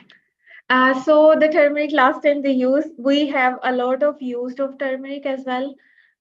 We use in the milk sometimes, and sometimes we use on the wounds like a paste. We make a paste with honey or maybe with the water, or sometimes with the yogurt, and then we use it on the wounds which are, or sometimes in the bone pain as well. If we have a bone pain, and then we apply it locally and then cover it with the warm cloth, and then maybe it can be leave for the overnight, and then the pain can be relieved. And it is also, the turmeric also used as in the beauty products, because we have sometimes acne, so it can relieve the inflammation or the acne of the skin. So it can also be used in the beauty product. It is like, I mean, used here, being used. This is also a kind of like herb. This is in the local, we call it ispagol, but in the I mean botanical side, they call it latango ovata, but it's like in the local we call it ispagol husk, and that is also treated for the weight loss sometimes, because it's a kind of fiber. We just dissolve it in the water, and it can be taken in the lukewarm water. It can be taken in the milk or sometimes in the yogurt. And if you have a digestive system issue, it can also be used for that. And sometimes people who have diarrhea, so they take it in the yogurt. But if they have a constipation, they take it in the warm milk. So it can be like used for both of the things. And it also has some evidences that it can reduce the cholesterol level as well. This is another nut that is being used. It's a castor nut, and its oil is very much useful in the different things. In the traditional era, or especially nowadays as well, if some woman is going to deliver a baby, because in the hospital side we give the enema because to release the stool. But in the traditional, in the household, they give the laxative as a castor oil as a laxative. So they give in the warm milk, put this oil, and then give the lady to drink it. So after that, it can, the stool can be passed out, and then their gut can be cleaned out, because it's a kind of laxative. So they don't need the enema, because enema sometimes has a side effect. So they don't give them enema. So it can be used in that. So it's also used for the skin and for the scalp moisturizer, sometimes in the hair growth, for the moisturizer as well. This is also another kind of herb that is being used in Indian subcontinent. I don't know about the other parts of the world, but in Indian subcontinent we call it gooseberry. So this is in the local language we call it amla as well. It's a very powerful antioxidant. We use it for different purposes in the form of oil as well, and in the form of edible as well, because we can have a sour pickle, and this is a sweet pickle, and we can make a drink as well, because it can boost your immunity. It's a very powerful antioxidant, anti-aging, and it can be used in a lot of forms. And the oil, and this Indian gooseberry also helpful in making a shampoo, because when it is combined with the aloe vera and this gooseberry, and then they can make a very powerful, because it makes a froth. So you don't need it's a kind of natural shampoo, so you don't need to buy it from the local or maybe from the stores. But few are the things. There are another thing which I want to show you. We use a gum as well. Here is a gum. We call it Gonkatira, but this gum is from the trees, because the tree produce this gum, and this gum is having a have a cooling property. And sometimes if you have a musculoskeletal issue, these gums are edible. So these are roasted, and then maybe we can make a powder of it, and then use in the different maybe you can consume in the water or in the milk, or you can consume in the powder form as well, or maybe can be filled in the capsule form. And this gum is very helpful for our synovial fluid, and for the cooling properties. It has the cooling properties, especially in the summer season we use in the drinks, because in Pakistan we have a summer like 50 degrees centigrade or sometimes more than that, so in some part of the Pakistan, so we do use this one as well. And we have few challenges which I would like to highlight if I have a time, because challenges are due to because we don't have extensive research on this available. So some of the modern medicine especially doesn't accept these traditional healing remedies. Why? Because they think that the literature doesn't support it, or maybe we don't have such evidences, and we cannot accept it. But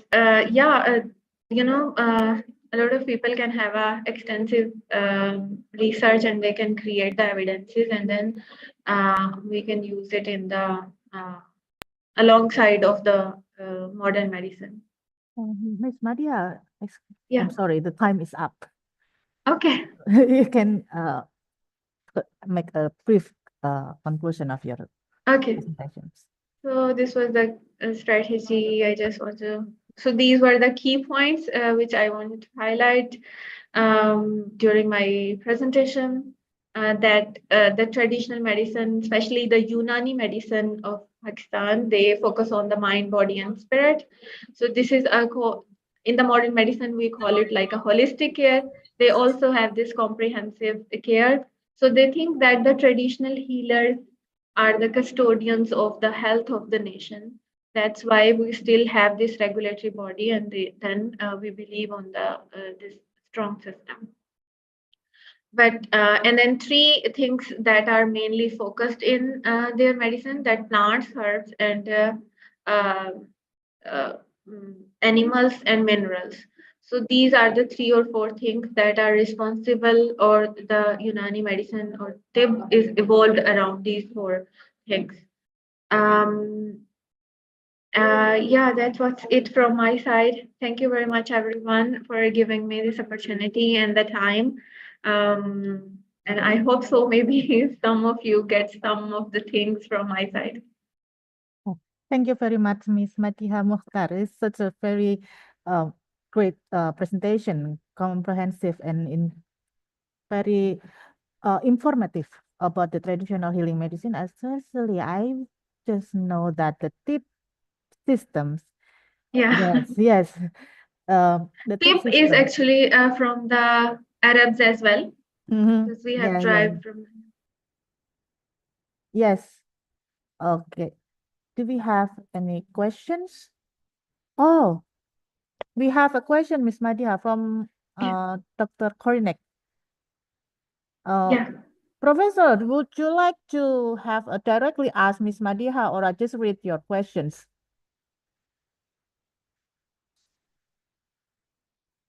Okay, I will read it for you.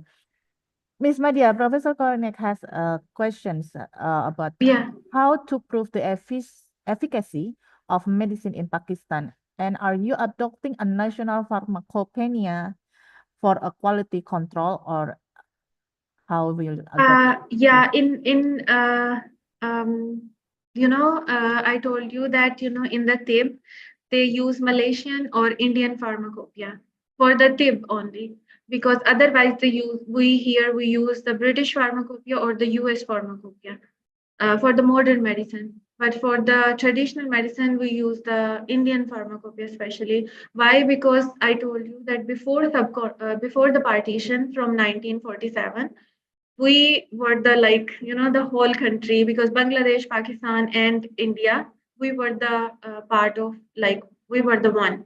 So it is since that time, it is being adopted, and then it's being regulated. So we still use Indian pharmacopoeia, but yes, still some of the drugs are not being regulated.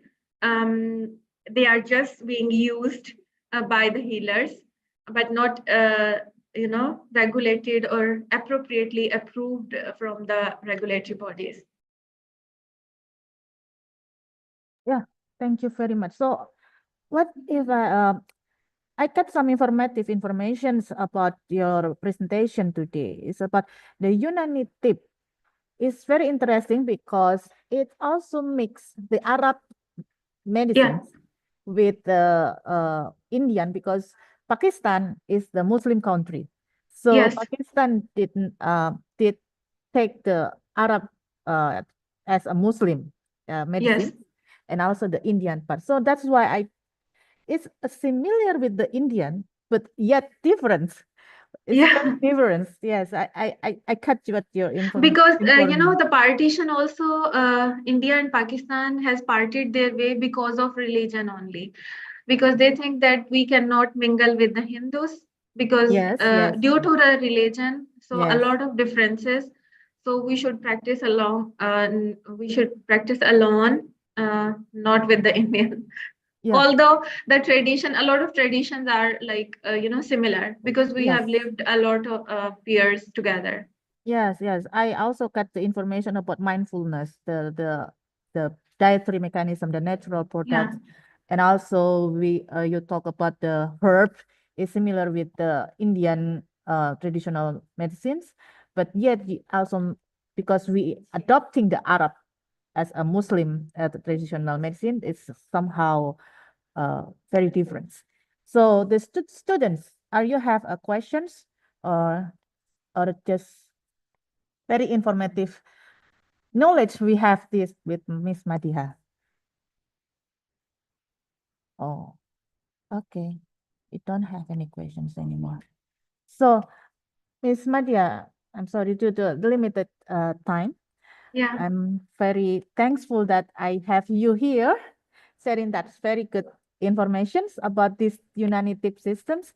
So students, you can have this. You don't need only focusing how about this very well-known traditional medicine as a yoga, because it's also yoga is adapted from the Indian traditional medicine that is correlated with the Hindi. Yes, because it's in the Hinduism religions. So as a Muslim, especially a college which is a Muslim that also have interest in research in a Muslim, recite the Quran, Holy Quran, yes, alongside with dietary, you can adopt this Unani tip system from Pakistan as support of your research topic. So it will be very useful for the next topic research you will use. So on behalf of organization or committee, I would like to say the very gratitude, sincere gratitude for you, Miss Madiha. But Thank you very much. yeah, so we have you here. You're sharing very insightful, informative. I really love this because I just know this one, and I googling for it for a minute, and I just I know the how we catch this tip system. So we will give you the certificate of appreciations as our speaker. So you can stop the screen sharing, please, Miss Madiha. And the committee member help me to show the Miss Madiha Mukhtar certificate. We will look forward for our future collaboration, right? We have a very a lot of in common about the research in traditional healing practice. So we take a screenshot. Thank you very much, Miss Madiha, for the presentation, for the knowledge, for the information here. So, ladies and gentlemen, we finally, in the end of this seminar, so in the international seminar, we already have 4 different speeches, 4 different presentations. So, a lot of information we get in today's seminar. And I hope it will enhance our future knowledge about the research, about healthcare systems, also about the traditional system, also about the natural products. We all have very common research ground for all of the speakers that share the information here. So thank you very much. I would like to invite the master ceremony to let us for the closing remark. And thank you very much. Have a good day, everyone. See you in the future collaborations. Thank you very much. Good afternoon, all.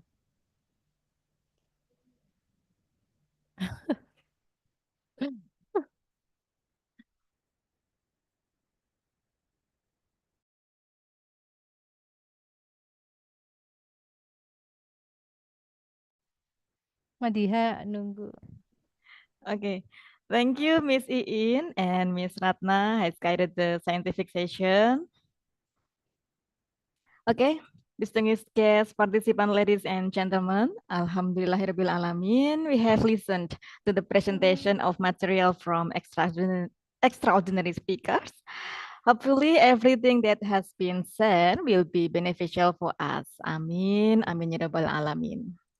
Okay, for all participants who are attending the international seminar before break session, please allow the committee to provide information regarding Pelataran Sehat platform. And for all participants who are attending the international seminar only, you can leave the Zoom room. But for oral presentation participants, we are going to the next event is a break session for about 45 minutes. All participants will come to rest, pray, and eat first, and we will return at 2:00 p.m. in the main Zoom meetings. During the break, we will display posters from all conference participants who submit posters. We invite all oral presentation to join the main Zoom in the Zoom meetings. Once again, we will return at 2:00 p.m. Sekali lagi kami sampaikan kepada seluruh peserta seminar, terima kasih telah bergabung bersama kami. Anda dapat meninggalkan ruang Zoom. Namun sesaat lagi kita akan mengikuti penyampaian informasi dari panitia terkait dengan pelataran sehat sehubungan dengan sertifikat yang ber-SKP. Namun untuk peserta oral presentasi dimohon untuk kembali lagi nanti pada pukul 2 di ruang Zoom utama. Demikian yang saya sampaikan, saya lanjutkan kepada panitia pelataran sehat. Kami persilakan. Terima kasih Ibu Niken, saya menggunakan bahasa Indonesia saja ya biar mudah dimengerti. Mohon izin Bapak Ibu sekalian, Assalamualaikum warahmatullahi wabarakatuh. Suara saya bisa terdengar jelas, nggih? Jelas, Bu Ella. Dengar, Bu. Oke, terima kasih. Sebelumnya mohon izin, saya perwakilan dari panitia konferensi internasional ini yang berhubungan dengan SKP yang di dalamnya melalui laman pelataran sehat.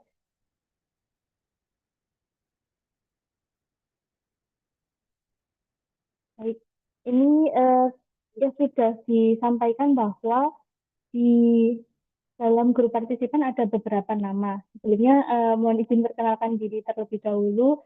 Saya Nurlaila Faizah sebagai panitia juga di dalam kegiatan ini, perwakilan dari tim SKP, begitu nih Bapak Ibu. Nah ini untuk permasalahan yang berada di Satu Sehat atau di laman pelataran sehat, itu akan kami dampingi sampai selesai, insya Allah nanti. Jadi ada beberapa dari Ibu atau Bapak sekalian yang masih terkendala atau bermasalah di LMS-nya atau di lamannya, mohon dipastikan terlebih dahulu bahwa Bapak Ibu sudah pernah mengakses sebelumnya. Jadi mungkin ada masalah yang belum bisa menautkan akun atau belum bisa masuk di pelataran sehat, mohon dilengkapi terlebih dahulu, data-datanya terlebih dahulu, kemudian dipastikan bahwa data Bapak Ibu sudah benar. Berikut dari kami sudah mengirimkan nama-nama yang inputannya salah, entah dari NIK atau dari email ataupun dari nama. Jadi kami belum bisa memverifikasi di laman pelataran sehat. Jadi mohon untuk nama-nama yang sudah saya kirimkan ke grup partisipan SPJ International Conference untuk diperhatikan kembali jika terdapat nama Bapak atau Ibu di list tersebut, mohon untuk mengirimkan kembali atau mengisi link yang sudah kami kirimkan.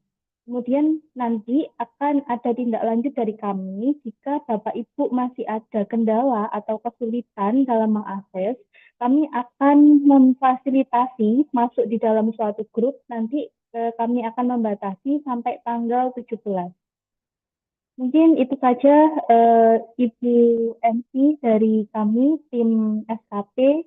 Saya kembalikan kepada Ibu MC, Bu Niken. Terima kasih Bapak Ibu. Mungkin ada pertanyaan bisa disampaikan, ya? Atau mungkin kurang jelas?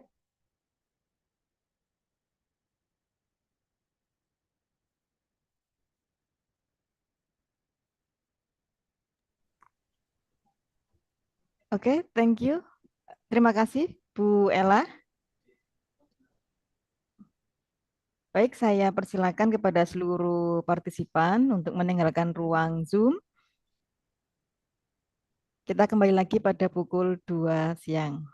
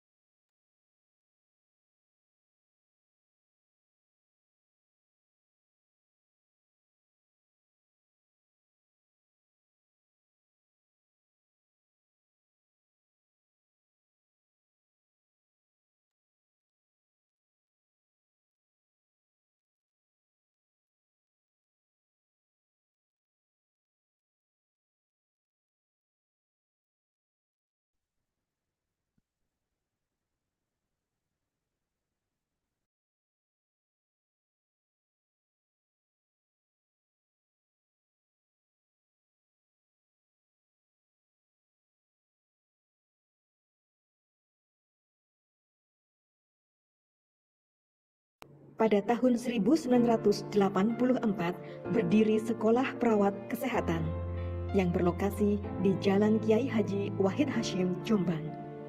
Selama kurun waktu 15 tahun, Sekolah Perawat Kesehatan beralih status menjadi Akademi Keperawatan Pemkab Jombang. Di bawah naungan Dinas Kesehatan Kabupaten Jombang, Akademi Keperawatan Pemkab Jombang menghasilkan lulusan bergelar ahli madya keperawatan.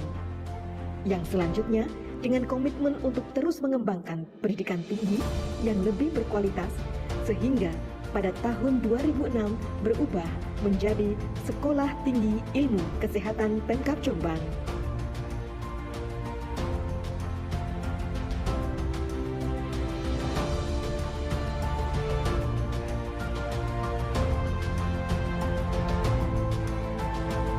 Hingga saat ini telah menghasilkan lebih dari 3.000 alumni dari jenjang diploma, sarjana, hingga profesi yang sudah tersebar hingga pelosok negeri. Terima kasih kepada para visioner yang telah menjadikan STIKES Pemkab Jombang dan akan terus berbenah demi meningkatkan pelayanan dan mutu pendidikan tinggi khususnya di bidang kesehatan.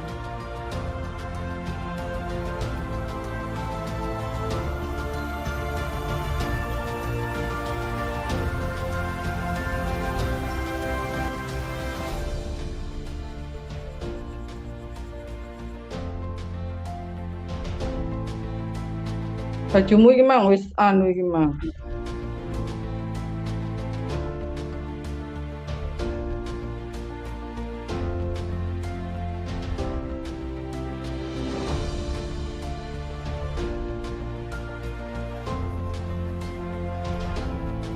Pada layanan akademik, mengurusi tentang registrasi awal mahasiswa hingga mahasiswa dinyatakan lulus. Layanan keuangan menjadi tempat informasi serta konfirmasi segala kebutuhan pembayaran mahasiswa yang berkaitan dengan proses akademik.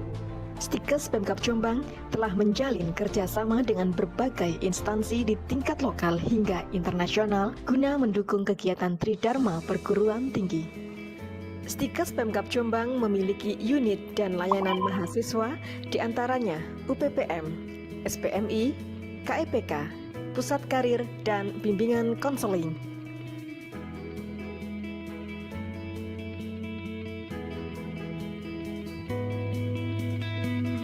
Program studi, program sarjana dan pendidikan profesi nurse STIKES Pemkab Jombang unggul di bidang health entrepreneur berdasarkan kebutuhan kesehatan masyarakat.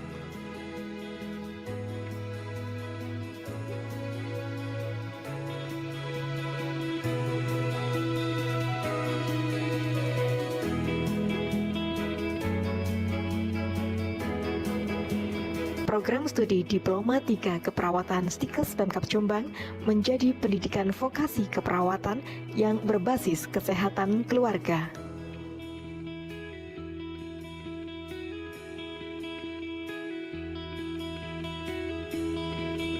Program studi Diploma 3 Kebidanan STIKES Pemkab Jombang menjawab kebutuhan kesehatan masyarakat melalui media informasi dan komunikasi kebidanan. Program studi kebidanan program sarjana dan program pendidikan profesi bidan STIKES Pemkab Jombang berorientasi pada kesehatan reproduksi serta berbasis kebutuhan masyarakat.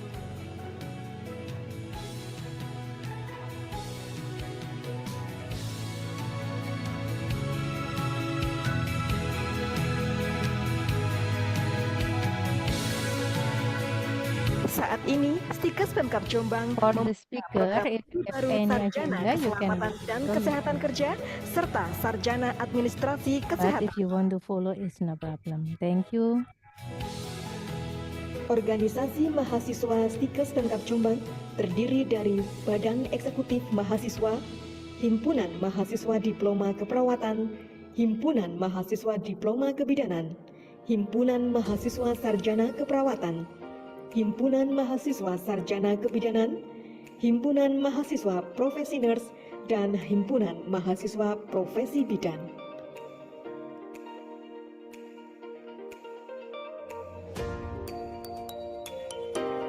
STIKES Pemkab Jombang memiliki laboratorium komputer dan mendukung kegiatan pembelajaran.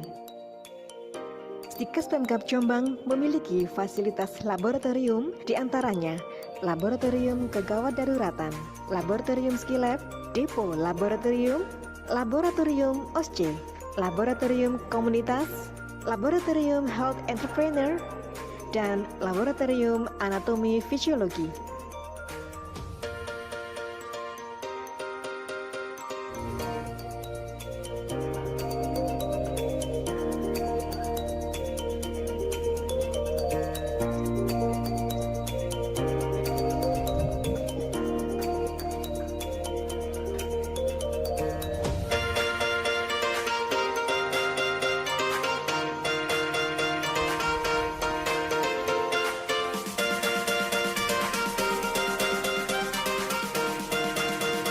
Lapangan olahraga.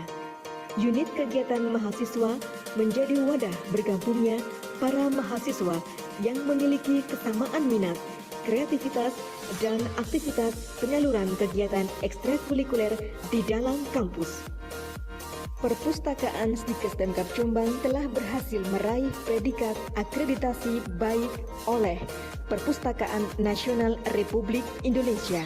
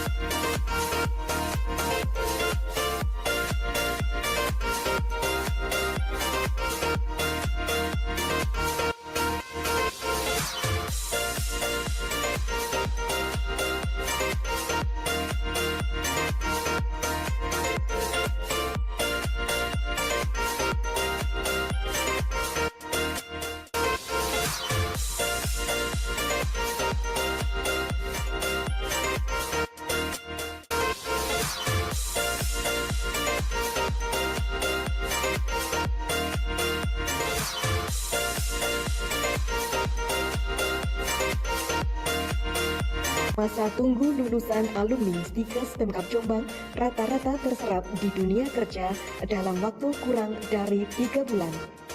Hal ini menjadi salah satu parameter kualitas pendidikan di STIKES Pemkab Jombang.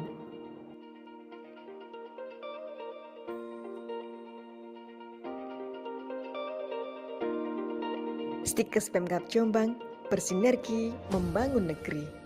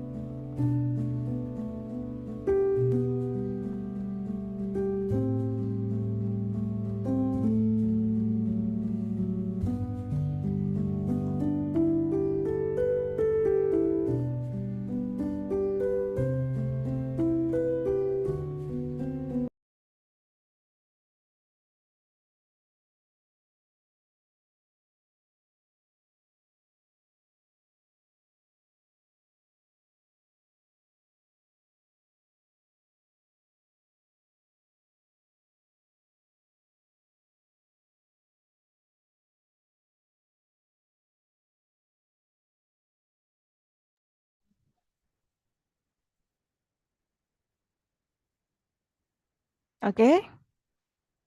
Assalamualaikum warahmatullahi wabarakatuh.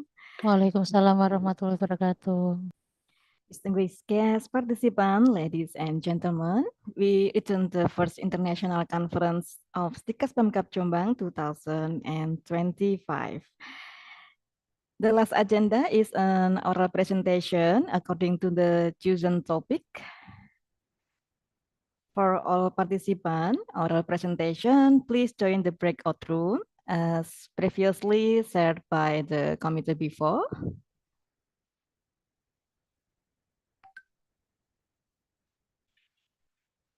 We need to inform you that the committee will choose the best presenter and the best poster who will receive awarding at the end of this event.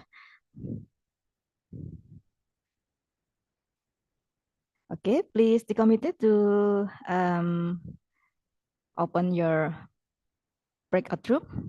And for all participants, especially oral presentation, oral presenter will be joined to the breakout room.